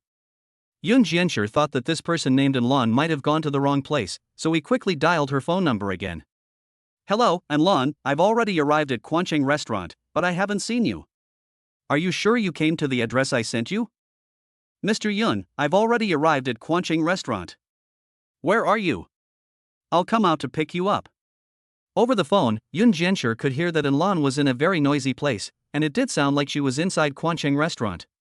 "I'm at the entrance of the restaurant." "Okay, I'll be right there."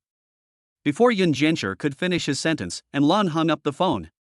Yoon Jiancher looked at the phone screen in silence, and felt that this woman named Anlan seemed a bit unreliable. Soon, Yoon Jiancher realized that he was wrong. Anlan was not a woman, but a girl.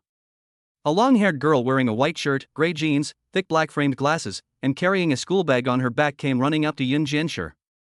"Hello, are you Mr. Yoon Jiancher? You can't be Anlan, can you?" Yoon Jiancher asked, staring at her in disbelief. Yoon Jiancher was so surprised because this Anlan looked really young. Yoon Jiancher guessed that she might not be older than himself, and looked like a high school student.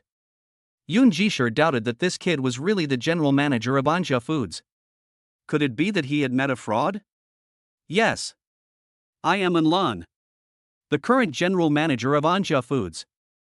Anlan spoke in a particularly hurried tone due to her nervousness. She had never imagined that the owner of her own food factory would also be so young.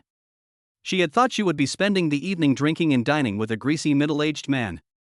"Didn't you say my name when you came in? Why would I need to say your name?" Anlan asked innocently. "How did you get a seat in such a crowded restaurant?"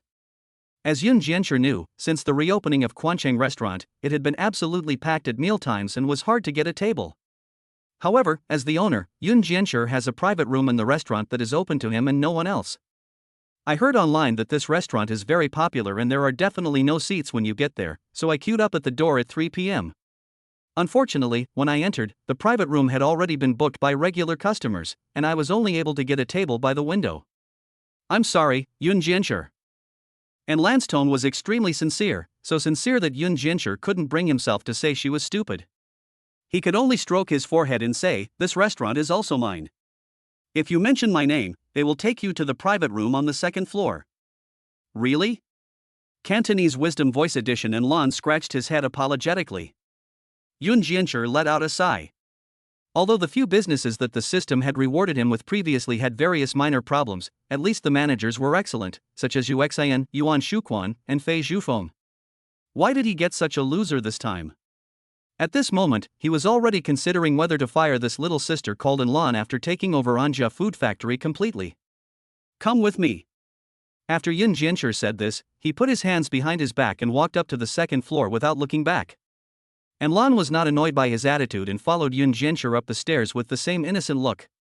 After sitting down in the private room, Anlan even offered to pour Yoon Jiancher a cup of tea. But she didn't know if it was because the teapot was too big or her hands were too small. She couldn't hold it steady and poured the tea all over the tablecloth, which dripped along the tablecloth and nearly splashed onto Yoon Jiancher's feet. "I'm sorry, Mr. Yoon, it's my fault for not holding it steady." Anlan hurriedly apologized. But Yoon Jiancher was already at a loss for words. "Sir, why don't you give me the teapot and I'll pour the tea for you both?" Seeing this, Uxin quickly took the teapot from her. Yoon Jiancher looked at Uxin gratefully. She wasn't just pouring tea for herself, she was saving her life. "Boss, do you need me to get someone to change the tablecloth?" "No, I'll just move to a different seat." Yoon Jiancher. "Boss, we have some fresh yellow croakers in the store today, would you like to try some?" Uxin asked after pouring tea for two. "Yes, we can try it, just steam it. You can order the other dishes as you see fit." "Understood, boss." Uxin nodded. "Kid, what do you want to eat? Yun Jiancher asked, glancing at Anlan, who was at a loss for what to order at her seat. Are you calling me? She pointed at herself in disbelief. Yun Jiancher just nodded in response. Do you have fried chicken here? Anlan asked blankly. From the look in her eyes, Yun Jiancher and Uxin could tell that she wasn't joking. She had actually ordered fried chicken in a Cantonese restaurant. Uxin subconsciously looked at Yun Jiancher. After all, this was the boss's guest making the request, and she should be unable to make a decision. Give her fried chicken. I remember that the ingredients are all in the store, so let the chef make her a dish. Yun Jiancher said helplessly. Understood, boss. After ordering the food, Uxin exited the private room, closing the door behind her. Mr. Yun, can we get down to business now? Anlan asked with excitement. Missin, before we get down to business, I have 2 questions for you. Can you answer them first? Yun Jiancher made a face like a sweating pea and said. Of course. Please go ahead, Mr. Yun. First, I want to ask if you are an adult now. Don't get me wrong, it's just that you look too young to be an adult. I'm an adult. Anlan fumbled around in her bag and pulled out an ID card, which she handed to Yun Jiancher. Yun Jiancher looked at it and saw that she was indeed an adult. But she was just an adult, and the child had just turned 18 this year. 18 is still the age to be in school, so how did she become the general manager of Anja? And there is another question. Do you have a formal appointment from the decision-making level of Anja Food Company? When she heard this question, Anlan just shook her head. No? Then why did you say you are the general manager of Anja? Yun Jiancher asked in surprise. My father is the founder and owner of Anja, and I am her only daughter, so I am now the general manager of Anja. I see. Then I'm sorry, may I speak directly with Mr. An? Yun Jiancher thought that Anlan was too young and looked so unreliable.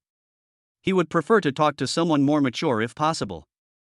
My father died last month. Before Anjia was sold to you, I was the legal owner of Anjia. Here is the proof of ownership. Anlan took out a stack of documents from her bag again, and Yun Jiancher began to look through them carefully. I'm sorry, Missin, I didn't know about your father's situation. Please accept my condolences. Yun Jiancher's face became less gloomy when he learned the truth. It's okay, I'm not really sad that my father is gone, I just have to deal with the debts he left behind. She forced a smile. Debts? Yun Jiancher asked in confusion. Yes, because my father owed a lot of debts before he died, and even after we sold the family RV, we still couldn't pay them all off, so we chose to sell the company, which is Anja Food Company, Limited, that you are taking over now. Yun Jiancher suddenly realized that this was still a bankrupt company. So what was the significance of the system rewarding him? So what was the matter you wanted to discuss with me today? Mr. Yun, after you bought Anja Foods actually still had a debt of 30 million yuan to repay. When Yun Jiancher heard this, he felt like the sky had fallen on him. This company had not even started to make money for him, and as soon as he took it over, he was saddled with 30 million yuan in debt? Now, is there anyone who wants to buy Anja at a low price? I'll sell it for $1.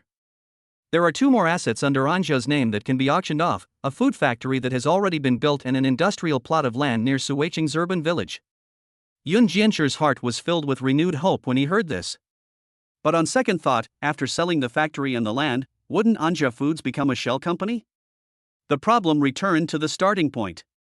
Why would the system reward such a company to itself? This is ridiculous. You just said that the factory and land were valued at around 30 million, which means that there are already potential buyers who want to get their hands on it. Well, a real estate company has expressed an interest in buying it. Which one? The Chow Group. Yun Jiancher immediately jumped to his feet when he heard this. He really sensed something unusual about this matter. So who are your creditors? The Sao Group. They bought the debt from another creditor and now we only have Sao as a creditor. They want you to pay off the debt with your assets? Anlan didn't understand why Yun Jiancher suddenly became so agitated and just nodded blankly. Yun Jiancher frowned, realizing that things were far from as simple as he thought. Careful readers should have noticed that the name Anlan has already appeared in the previous text. She is the hostess at the Cloud Club. But after much thought, I decided to give this nice name to a character with a more important role, i.e. Anlan in this chapter. The hostess's name has been changed to Xiao Duo. The two characters are completely different, so I hope you don't get the wrong idea. Answering my own question. This is a one-woman, pure love story. Anlan will not develop a love line with the male protagonist, but she will become an important supporting character throughout the story. To find out what happens next, stay tuned for the next chapter. Chapter 27, Yoon Jiancher, The World is Different from Mine. Just as Yoon Jiancher was about to ask Jia what had really happened at the company, the waiter knocked on the door of the private room. Mr. Yoon, we'll serve the food for the two of you. Well. Yoon Jiancher immediately shut his mouth again when he saw this. Soon the table was full of an array of dishes, which made Anlan's eyes pop. Wow! It looks great! She subconsciously took out her phone to take pictures of the dishes on the table, and after taking several in a row, she realized that she was in the middle of a business meeting. She quickly put away her phone and looked at Yoon Jiancher with clear eyes. I'm sorry, Mr. Yoon, I'm used to taking pictures when the dishes are served. It's fine. Can you tell me more about Anja Foods and your father? Of course. Before Anlan could finish her sentence, her stomach gave a long, loud grumble at the sight of the delicious food in front of her. I'm sorry, I forgot to eat lunch and I'm a little hungry. Actually, she hadn't eaten lunch because she wanted to eat well when she met Yoon Jiancher at the restaurant that night, and she didn't want to spend any money. It's okay, let's eat and chat. For some reason, Yoon Jiancher suddenly felt a little sorry for Anlan. No, she had lost both her parents, her company had gone bankrupt, she had dropped out of school, and she was in debt. Then I won't be polite. Mr. Yoon, I don't drink, so please don't be offended, I'll drink to you with tea instead. Anlan lifted the tea in her hands, toasted across the table, and then gulped it down. When Yoon saw Anlan's childlike appearance, he didn't intend to drink at all, and naturally his heart was not unhappy. Instead, he smiled, lifted his own tea, and toasted her across the table. After setting down her teacup, Anlan impatiently picked up her chopsticks, picked up a piece of fried chicken she had ordered, and bit down. Kazi. This fried chicken is delicious. A blissful expression appeared on her face. She then picked up a piece of the signature crispy beef and took a bite. Although it was also crispy on the outside and tender on the inside, the flavor was completely different from the fried chicken. She looked even happier. Mr. Yoon, here's the story. While tasting the delicious food, she also told Yoon Jiancher the story of Anja Foods. Anlan's father, Nguowa, started from a roadside stall 25 years ago and established Anja Foods Company, Limited step by step. Anja Foods had a period of glory, and its snack brands were sold all over the country. Even Yoon Jiancher, who was then living at home, had eaten snacks produced by Anja. 5 years ago, due to market changes, Anja Foods began to decline. Although it was on the decline, Anja Foods was still able to make a profit. But things suddenly took a turn for the worse a year ago. First, Anja Foods was frequently hit by food safety issues, which left Nguowa baffled. Clearly, his production line followed the highest hygiene standards, and the raw materials used were provided by suppliers carefully selected by him. Why would there be food safety issues with his own products? Due to this situation, Anja Foods was ordered by the relevant authorities to suspend production for a period of time. After finally completing the rectification and resuming production, problems such as suppliers defaulting on contracts and ceasing supply, a large number of employees leaving at the same time, and management embezzling funds occurred within a very short period of time. In order to maintain the normal operation of the food factory, Nguowa had no choice but to take out a large amount of external debt. Just as Nguowa was barely able to get the company back on track with the borrowed money, food safety problems with products under the Anja name broke out again, and the company was once again ordered by the relevant authorities to suspend production for rectification. What followed was the creditors coming together to collect debts, and Nguowa had no choice but to sell all the assets he could to pay off the debts, only to find that there was still a large hole that could not be filled. Exhausted, he suffered a heart attack a month ago and passed away forever. Since Anlan's mother had passed away in her early years, Nguowa's huge mess was left to Anlan, who had just started her freshman year in college, to take over. With no other choice, she had to choose to sell her father's hard work of a lifetime. Which led to the story of Yoon Jiancher's acquisition of Anja Foods later. After listening to Anlan's story, Yoon Jiancher was overwhelmed with mixed emotions. It was so similar. It was exactly the same time and place. What had happened to Anlan and her father was exactly like what had happened to his family years ago. At this point, he was 100% certain that the Sao Group was behind it all. But what did the Sao Group see in Anja Foods? What did they want that they were willing to go to such lengths to bankrupt the company?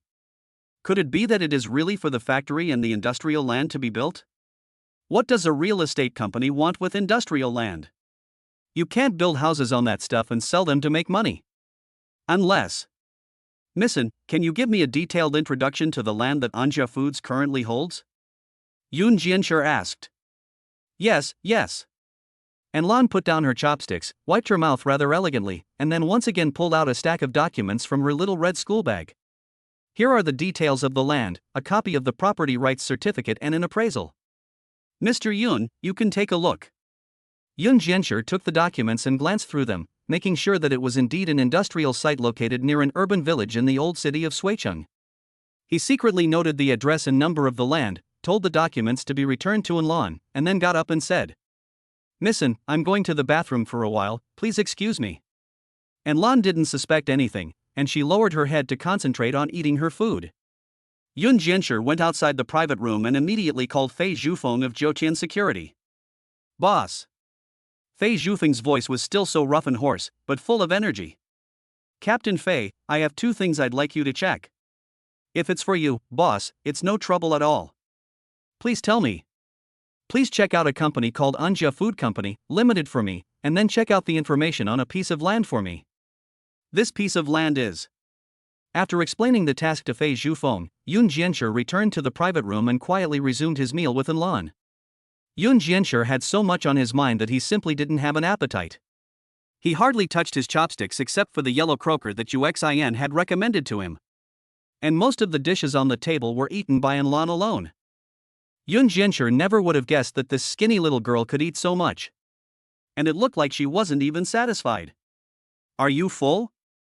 If not, you can order some more, Yoon Jianchur reminded her. Really? Can I order some food to take back to the factory for a midnight snack? Anlan knew it was rude to ask, but she really had no money for dinner and was starving. She was not afraid of upsetting Yoon Jianchur, because as long as Yoon Jianchur paid off the debt owed by Anja Foods, it would be fine even if she was fired. At that time, she would work and study at the same time, supporting herself with her own hands. Just like her father did back then.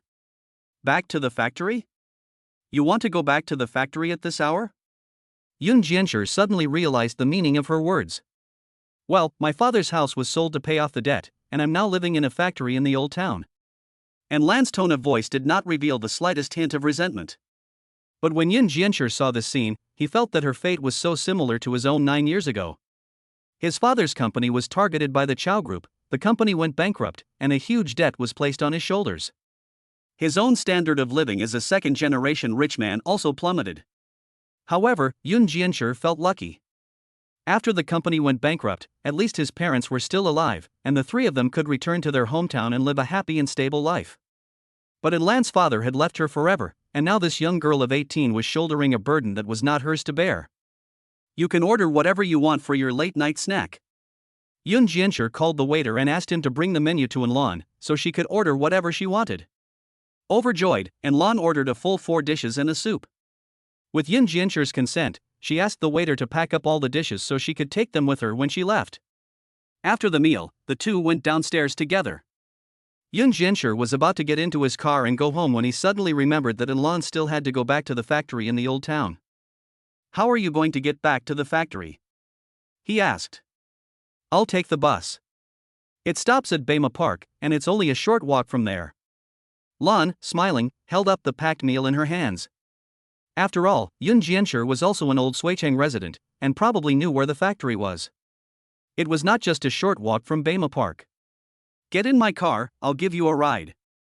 Yoon Jianchur thought that Lan was still a young girl after all, and it wasn't safe for her to walk alone on the road for such a long time at night. Really? That's embarrassing. Anlan said with a smile, but her body walked over to Yoon Jianchur's side. Yoon Jianchur took Anlan and got into his own Paramata. After half an hour or so, the 2 arrived at Anja Food Factory.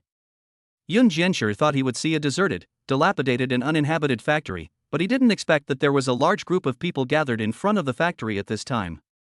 Missin, who are these people? Are they employees of the factory? He asked curiously. No, they seem to be here to collect a debt. Collect a debt? Are they from the Chow family? Yoon Jianchur slammed on the brakes, but it seemed to be too late, as the group of people had already noticed their arrival. A middle-aged man leading the group waved his hand, and the group surrounded them. Chapter 28, Who are the forces of evil?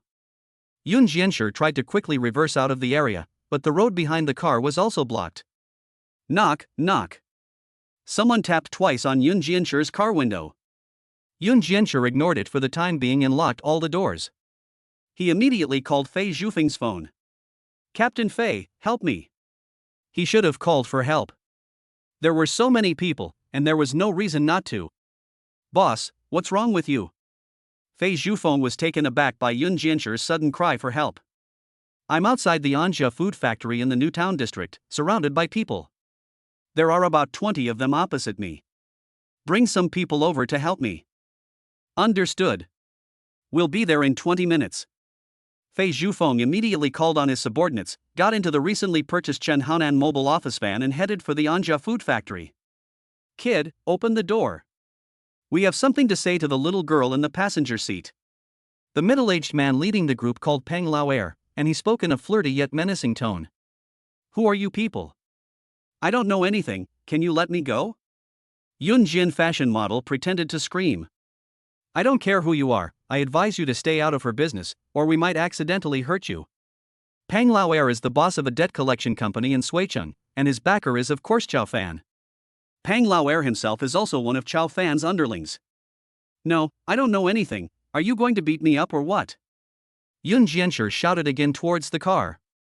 You're still pretending, aren't you? The woman in your car owes us money. Tell her to get out of the car now. We can let you go. Yun Jianshi looked over at Anlan and noticed that she was cowering, hugging her school bag, and sitting on the passenger seat without moving. She noticed Yun Jianshi's gaze on her and quickly said, Mr. Yun, you're not going to hand me over, are you? No. Have they come to collect debts before? Yun Jianshi didn't even bother to respond to her, but asked directly. They came once last week, and I recognized the man leading them. At the time, I couldn't get any money either, so I told them to wait a week, and that I would definitely give them an answer after a week. I didn't expect that after only 5 days, they would come again. Which debt are they here to collect? The total debt.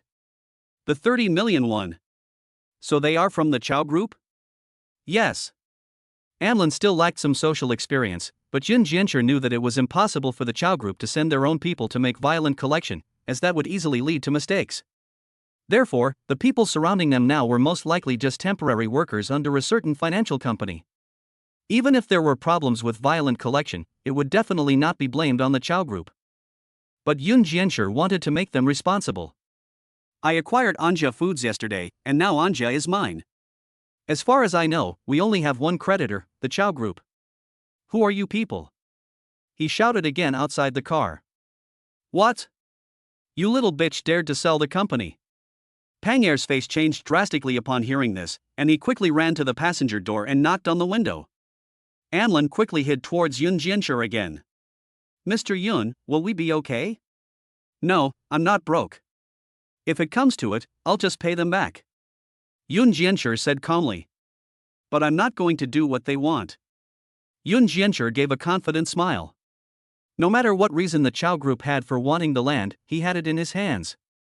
He had leverage over them, and with leverage, he had a chance to find their weak points. Open the door, or we'll smash the car. Peng Er wielded the crowbar in his hand and slammed it on the hood, directly knocking a palm-sized dent in it. This really made Yun Jianshi feel heartbroken. This was the car that Su Shui had given him. As a result, a situation that neither Peng Er nor Anlan could have imagined occurred. You #%. Me. #% your mother's at #%. He actually spat at Peng Er through the car door. The scene was pure bad breath, the ultimate enjoyment. Peng Er has been in the industry for many years, and it has always been him who has been scolding others. He never expected to be greeted by a kid with no hair today. He was also confused for a moment. Kid. What did you say? Peng Er angrily raised the crowbar and smashed it on the front windshield, which instantly cracked into snowflakes. At that moment, Yun Jianshi heard a sharp and shrill brake noise behind him. Yun Jianshi was overjoyed and looked back. The person who came was indeed the one Fei Zhufeng brought. Fei Zhufeng, wearing a leather jacket, slammed down from the passenger seat of the van and took out a baton from his waist with style. Behind him, 20 or so suit thugs also rushed down from the two vans, each with a baton. These were the most offensive weapons they were allowed to use within the law, but they were definitely not the most offensive weapons on their person. The night wind blew through Fei Zhufeng's leather jacket, and faintly, one could see that in addition to the baton, he also had a black iron lump pinned to his waist. Seeing this, Pang Er said that this scene was familiar to him. In the past, when Xiao Fan took them to fight all over Suicheng, they also sat around in the van like this and wandered around. It looked like the guy next to Anlan was no small potato. What Pang Laosher couldn't understand was why this group of people wore suits when they fought. Wouldn't it be inconvenient when they got into a fight? Yun Jianshi, on the other hand, nodded with satisfaction. Seeing a dark mass of people outside the car window was exactly the effect he wanted. Pang Lair was still not able to react, and neither side had said a word yet, but Fei Zhufeng didn't care about that. His boss was in danger, and he was the first one to jump in. He took a few steps and rushed to Pang Lair, kicking him with a mighty kick that sent him flying 3 meters away. Pang Lair fell to the ground, too weak to say anything. "Any more words with you would dirty my mouth." "Ugh." After saying this, Fei Zhufeng did not forget to spit in Pang Laosher's face. That being said, in reality, Fei Zhufeng came too quickly and did not even know who these people were. Yun Jianshi looked at Fei Zhufeng's heavy hand and for a moment, he could not tell who was the real evil force. "Brothers, attack." At Fei Zhufeng's command, 20 or so thugs in suits charged into the crowd and started a fight. Unlike the street thugs brought by Pang Er, the employees of Zhoutian security were all properly trained veterans, and they quickly knocked everyone over. Fei Zhufeng quickly opened Yun Jianshi's car door and welcomed him out. "Boss, are you okay?" "I'm fine, fine." "There's a little girl in the passenger seat, pull her out too." "Understood." Soon, the 9-day security guards helped the still shocked Anlan out. Escorted by several bodyguards, Yun Jianshi came before Pang Lair. Fei Zhufeng habitually kicked him again. "Speak. Who are you?" Pang Lair said with tears in his eyes. "Brother, don't you think you're asking this question a little too late?" Pang Laosher had been kicked to the ground by Fei Zhufeng at the beginning, and could not get up again. According to the rules of the underworld, no one could attack him again during a group fight. But just now, someone had given him dozens of kicks, and now he was crying out in pain. "I'll tell you. You've messed with the wrong person. We have Boss Chow behind us. He won't let you go." Pang Laosher endured the severe pain and still spoke defiantly. Yun Jianshi saw this and hurriedly asked, "Which one is Boss Chow?" "I don't know." "Chow Fan, the boss of the Chow Group. He is worth tens of billions and has thousands of employees under him. Don't think that just because you are good at martial arts you can do whatever you want. In front of Boss Chow and Suicheng, you all have to walk with your heads down." "Chow Fan is Boss Chow? Isn't he just a businessman? How can he get back at me?" "Boss Chow has connections everywhere. If you mess with him, just wait for your family to be destroyed." "Ah, you are all scared, aren't you?" Pang Er got more and more excited as he spoke, and after he finished, he burst out laughing. Yun Jianshi didn't know if he had been beaten stupid, or if he had just lost his mind, but he had lowered his guard so much that he was saying whatever came into his head. Yun Jianshi took out his phone from his jacket pocket and started recording from the moment he got out of the car. He pressed the pause button on the screen with satisfaction, and signaled Fei Zhufeng with his eyes to do something. "You're fucking laughing." Fei Zhufeng kicked Pang Er in the ribs again. Pang Er immediately stopped laughing. "It hurts. It really hurts. You wait for me. Boss Chow won't let you go." Pang Er said with great pain. "Do you know who I am?" Yun Jianshi said. Pang Er obediently shook his head. "Then what the hell are you talking about?" "Brothers, attack." At the command of Yun Jianshi, 20-odd thugs in suits pounced on him again. Zhoutian security gave Pang Laosher another lesson in love, and everyone expressed their gratitude for their teacher's kindness. After another round of punches and kicks, Yun Jianshi saw that it was time to call it a day, so he got into the van with the others and left the scene, leaving Pang Lair and the others on the ground writhing in pain.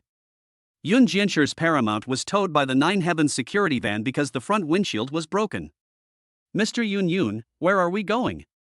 Anlan asked, looking at Yun Jianshi in shock.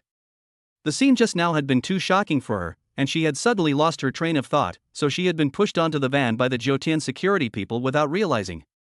It was only after a long time that she had reacted, and she had realized that she was not at the food factory. Where was she going? Do you think that was dangerous just now? Yoon Jianchur asked. Aha, it was very dangerous. I was so scared that you pushed me out. Since Chow Fan's people could come tonight, they could come tomorrow night too. The food factory is no longer safe, is it? Well, that makes sense. But I have nowhere else to live except the food factory.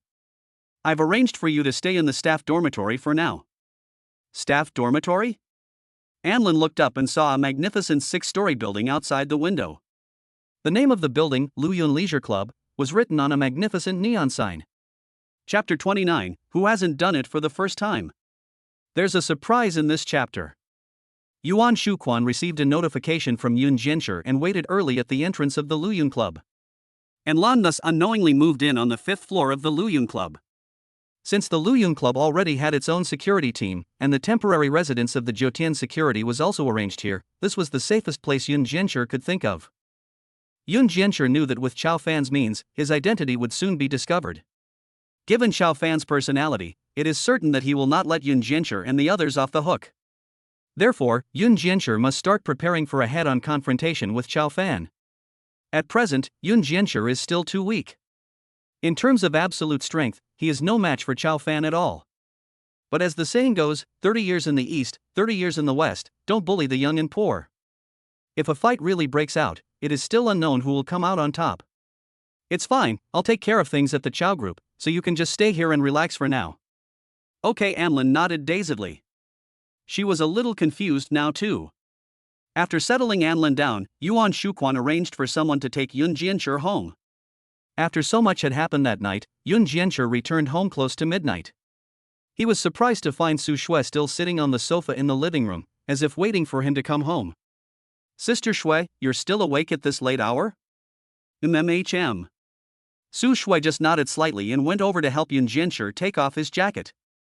Little did I know, you've been busy until this late hour today. Yoon Jianchur noticed that Su Shui's tone was exceptionally gentle today, and could even be described as coquettish. There were just a lot of things going on tonight, and I didn't notice it was getting so late. Naturally, Yoon Jianchur would not tell Su Shui everything that had happened tonight. You must be tired, right? Go sit on the sofa and have a glass of water. I'll massage your shoulders. Su Shui's tone and expression were as gentle as a wife who had finally seen her husband come home from work. Yoon Jianchur was flattered and sat down on the sofa. Soon Su Shui began to massage Yoon Jianchur, but her technique was extremely poor and the pressure was not enough. However, Yoon Jianchur was inexplicably very relaxed at this time. By the way, Shui Jie, there's something I need to tell you. What is it? I had a little car accident tonight. The car you lent me was taken to the repair shop by me. What? You had a car accident? Why didn't you tell me earlier? Are you hurt anywhere? Su Shui heard this and nervously felt Yoon Jianchur's upper body. I'm fine, just a few small scratches, I'm not hurt. Su Shui looked at the tiredness on his face and suddenly didn't believe what he said. Take off your clothes, she said in an orderly tone. Huh? Why? Don't ask why, just take off your clothes. Su Shui said, and then she tried to take off his shirt, and Yoon Jianchur didn't stop her. Soon Su Shui had stripped Yoon Jianchur's upper body naked, and she carefully admired it, no, she carefully inspected it, before she let go. See, I told you it was nothing. It's just that I wrecked your car, I'm sorry.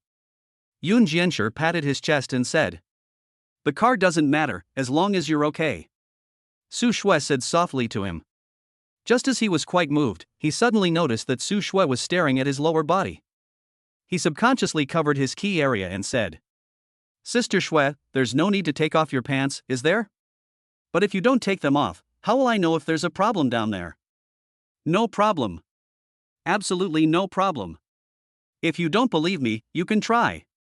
As a man, Yoon Jianchur absolutely would not allow anyone, especially a woman, to say that he wasn't okay down there. Ha, just your little brother? Su Shui smiled contemptuously. She held Yoon Jianchur's shirt in her hands and sniffed it, and once again she smelled the perfume that made her feel unpleasant. You went to see that old woman again tonight? Yoon Jianchur didn't immediately react to who Su Shui was referring to as the old woman, and only reacted after recalling her sniffing the clothes. The old woman was referring to Yuan Shuquan, and the two had indeed had contact when they were at the Cloud Club. Yuan Shuquan, this is an insult. This is slander. I percent #@ Yun Jianshi was already considering asking Yuan Shuquan to change to a less pungent perfume in his capacity as the boss. No, I just went to the Luyun Club again tonight because I had something to do. Yun Jianshi explained. I think you just went to catch up with that old woman, didn't you? I really don't know what's so good about that old woman. Su Shui looked like a jealous young wife.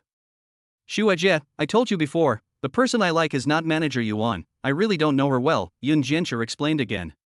But didn't you say that the girl you like is much older than you? Who else but Yuan Shuquan? Su Shui asked with a blush on her face. Yun Jianshi just lightly stroked his forehead and sighed. Right, who else besides Yuan Shuquan is there around me who is older than me, beautiful, has a good personality, and takes care of me? There is such a girl around you? You must be dreaming. Su Shui tapped Yun Jianshi's head with her slender finger. I'm not dreaming. Yesterday, a domineering female CEO even said she wanted to support me. Yun Jianshi said meaningfully. Who? So discerning? Su Shui asked with sparkling eyes. Are you praising me or yourself? Of course it's a compliment to myself. Su Shui was not on her guard at all, and subconsciously said what her heart was thinking. Yun Jianshi looked at her in surprise and asked. Do you remember what you said to me last night? Su Shui was taken aback and then slapped her head, with only 3 words floating in her mind. Game over. She didn't know what to say, so she just kept quiet. Su Shui, you weren't drunk last night, were you? Yun Jianshi asked again. What are you talking about? I don't understand. Su Shui tried to act dumb and get through this. Did you hear what I just said? No, what did you say? I just said that the girl I like is older than me, very pretty, kind-hearted, and takes good care of me. Su Shui heard this and a figure came to mind. I can also remind you that she is 9 years older than me, but she still looks young and beautiful. 9 years? I have known her for more than 20 years. When I was 13, I left her for some reason. But recently I have returned to her side. Wait a minute, you can't be talking about. Yun Jianshi looked at Su Shui again and saw that her face had turned as red as a ripe tomato. Even if Su Shui was slow in relationships, she had already heard that Yun Jianshi was talking about her. I've liked her for 10 years, but she always treats me like her little brother. No way. 10 years ago you weren't. A little brother. It's a little unbelievable, but I'm telling the truth. Yun Jianshi didn't know what was going on with him. As soon as he got home tonight, he felt that Su Shui's attitude towards him had changed. It was no longer so clear. Important decisions are often made with small changes. For example, at this moment, Yun Jianshi made an important decision. She said yesterday that she likes me. Yun Jianshi suddenly took a step forward, almost pressing against Su Shui, but then thought that she wasn't wearing a shirt at the moment, and took a half step back. But that kind of older sister's liking of the younger brother, when I heard her say it, I almost wanted to cry. But on second thought, isn't this a normal thing? After all, we have been called brother and sister for the past 20 years. Shui, you should be able to tell that this person is talking about you, right? Although it's a bit sudden, I want to say to you. That's not true. Yun Jianshi's words were interrupted by Su Shui before they were finished. What kind of not true? Yun Jianshi felt very uncomfortable after his spell was interrupted. In fact, I wasn't drunk last night, and I meant every word I said. I really did say that I like you. It's just that it doesn't seem to be a sister's love for her brother, but... Su Shui took the initiative to walk up to Yun Jianshi, draped her shirt around his neck, and pulled him towards her. Yun Jianshi was originally a head taller than Su Shui, but now that his body was pressed against Su Shui's, his face was pressed against Su Shui's face. A faint fragrance flowed into his nostrils, making him feel a sense of security that he had not felt in a long time. He was sure that his heartbeat reached 180 beats per minute in that instant, and his handsome face also turned red. Yun Jianshi, I like you. Yun Jianshi's first words after hearing this were. Su Shui, you're not drunk, are you? According to Su Shui's first law, if this was something Su Shui said after getting drunk, she would forget it all after she sobered up. No, I haven't drunk a drop. She wasn't sure if she was sober, but hadn't drunk a drop. I can't be dreaming, can I? Yun Jianshi nodded and asked again. He hadn't even said anything to confess his love, and Su Shui had already responded to him? Su Shui gave a contemptuous smile at this, put her arms around Yun Jianchu's back, and kissed him violently on the lips. The moment his lips touched hers, Yun Jianchu felt like he forgot how to breathe. At that moment, there was only one thought in his heart. So soft. Before he could properly enjoy this fatal softness, he felt a sharp pain in his lips, followed by a strong smell of blood. Su Shui had bitten his lips. Su Shui gently pushed him away, and the two of them remained at a distance from each other. Did it hurt? Yes. Then you weren't dreaming. Well, I wasn't dreaming. Yun Jianchu gasped for breath. Su Shui, do you know that was my first kiss? It was also my first kiss. And call me Xue Jie. Yun Jianchu ignored the latter part of her sentence on his own initiative, and a sneering smile appeared on his face. No wonder your technique is so bad. What did you say? Su Shui flew into a rage, grabbed Yun Jianchu in a hug, and the two kissed again. Chapter 30. Every time Yun Jianchu breathed heavily, he felt a fragrant breeze system upgrade. The two of them were both adults, and when their feelings were strong, they didn't play those games. In the midst of their passionate embrace, Yun Jianchu realized that they had arrived in Su Shui's bedroom without knowing when. Sorry, I didn't know you liked me for so long, Su Shui said between breaths, with a hint of a sob. She had only recently realized her feelings for Yun Jianchu, and she couldn't stop wanting to be with him.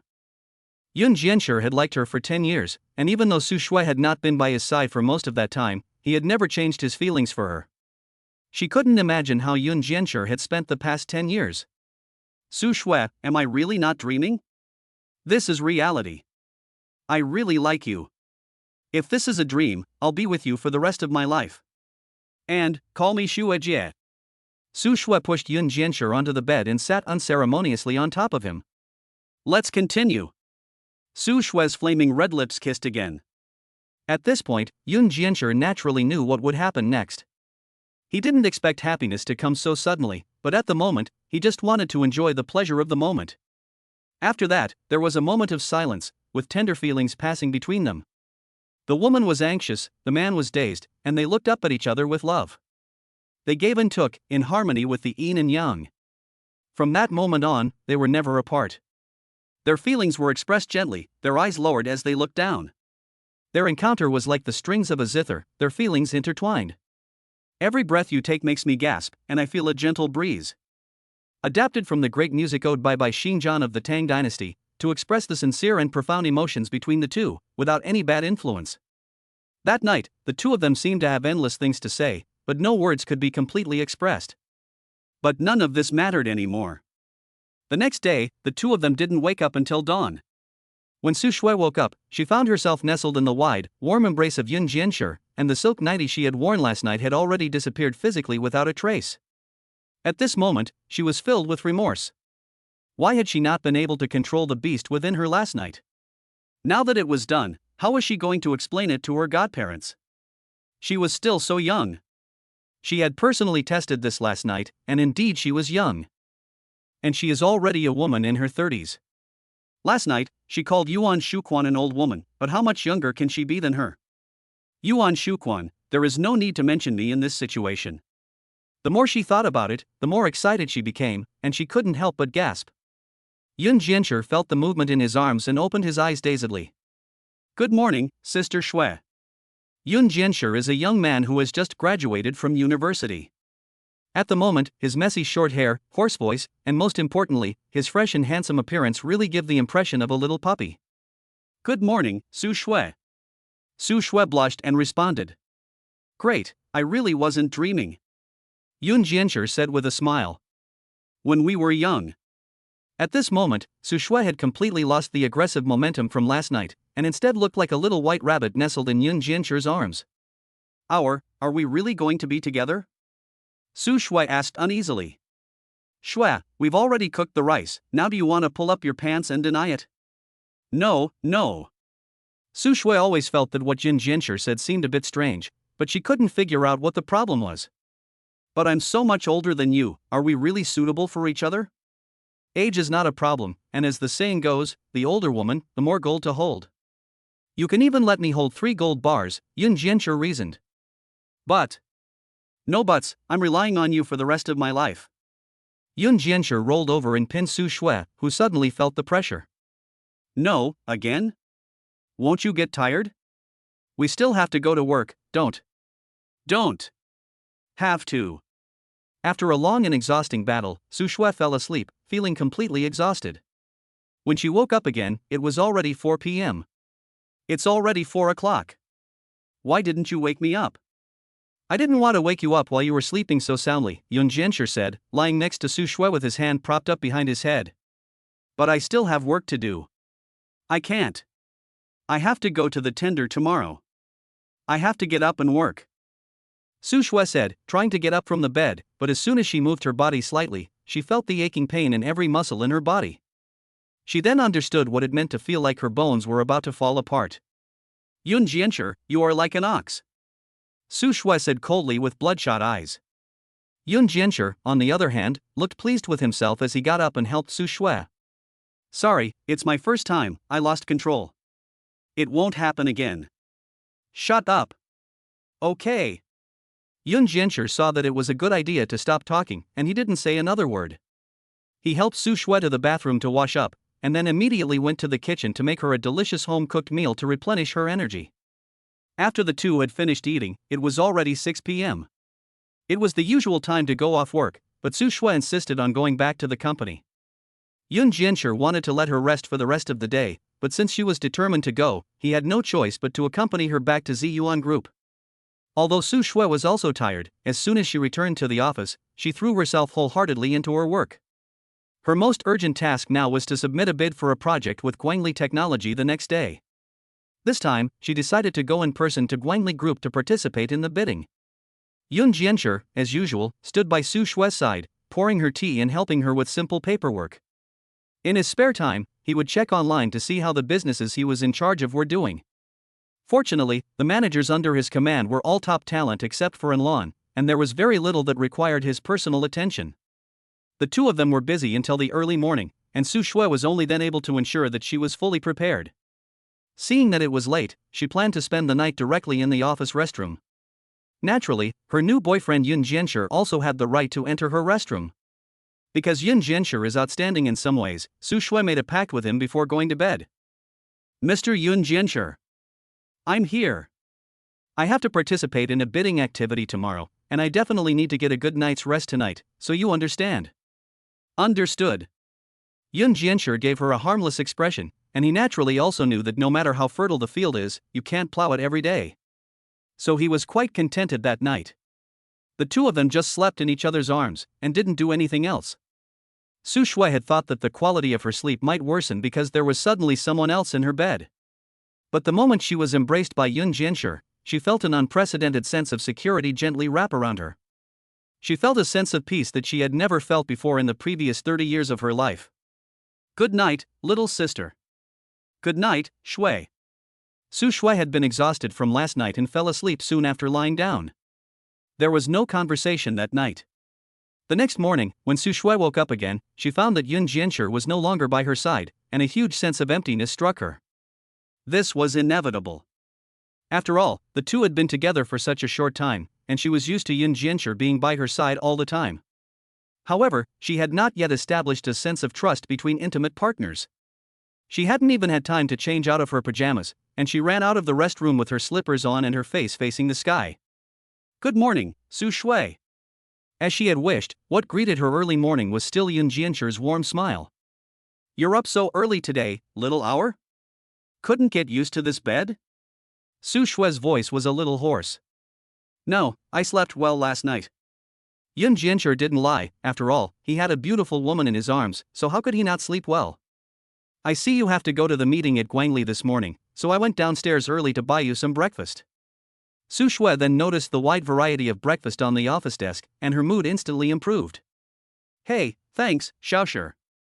You're welcome, this is what your boyfriend should do. Boyfriend. Su Shui chewed on these 3 words. Yes, Xiaoshi is no longer just Xiaoshi, as he used to be. He is now my boyfriend, my man, my friend. Thinking about this, Su Shui stepped forward and gave Yun Jianshi a kiss on the tip of his toes. A kiss as a reward, that's what a girlfriend should do. Su Shui gave a charming smile that was sweet yet full of charm. Yun Jiancher's fair face instantly flushed with warmth. Even though the two of them had already been honest with each other, he was still excited by this sudden intimate contact. Su Shue's kiss came apart at the touch, and she took a small step back. But Yun Jiancher was still a young man after all, and his concentration was not enough. He still wanted to go up and feel the warmth again. In the meantime, Su Shue directly raised her hand and covered his mouth. "Don't kiss if you haven't brushed your teeth." "I brushed my teeth." "It's me who didn't brush my teeth, you little idiot." Su Shue immediately took small steps back into the restroom to wash up. When she came out again, she had already changed into a burgundy professional outfit, and her makeup on her face was very mature and steady. I don't know if Yun Jiancher was seeing her through rose-tinted glasses, but he just felt that Su Shue looked very good today. Even he, who knew nothing about makeup, could feel that Su Shue's outfit was very royal. No, I should say, her outfit was very aggressive, and she looked very difficult to deal with. After all, she was going to Guangli Technology to talk about a big project today, so this was understandable. After breakfast, Su Shue took a few of her right-hand men with her, and Yun Jiancher drove. The group soon arrived at the headquarters building of Guangli Technology. The moment they stepped into the building, Yun Jiancher heard the cold, mechanical female voice in his head again. "Cash card to riches system upgrade complete, version 2.0 loading." System upgrade.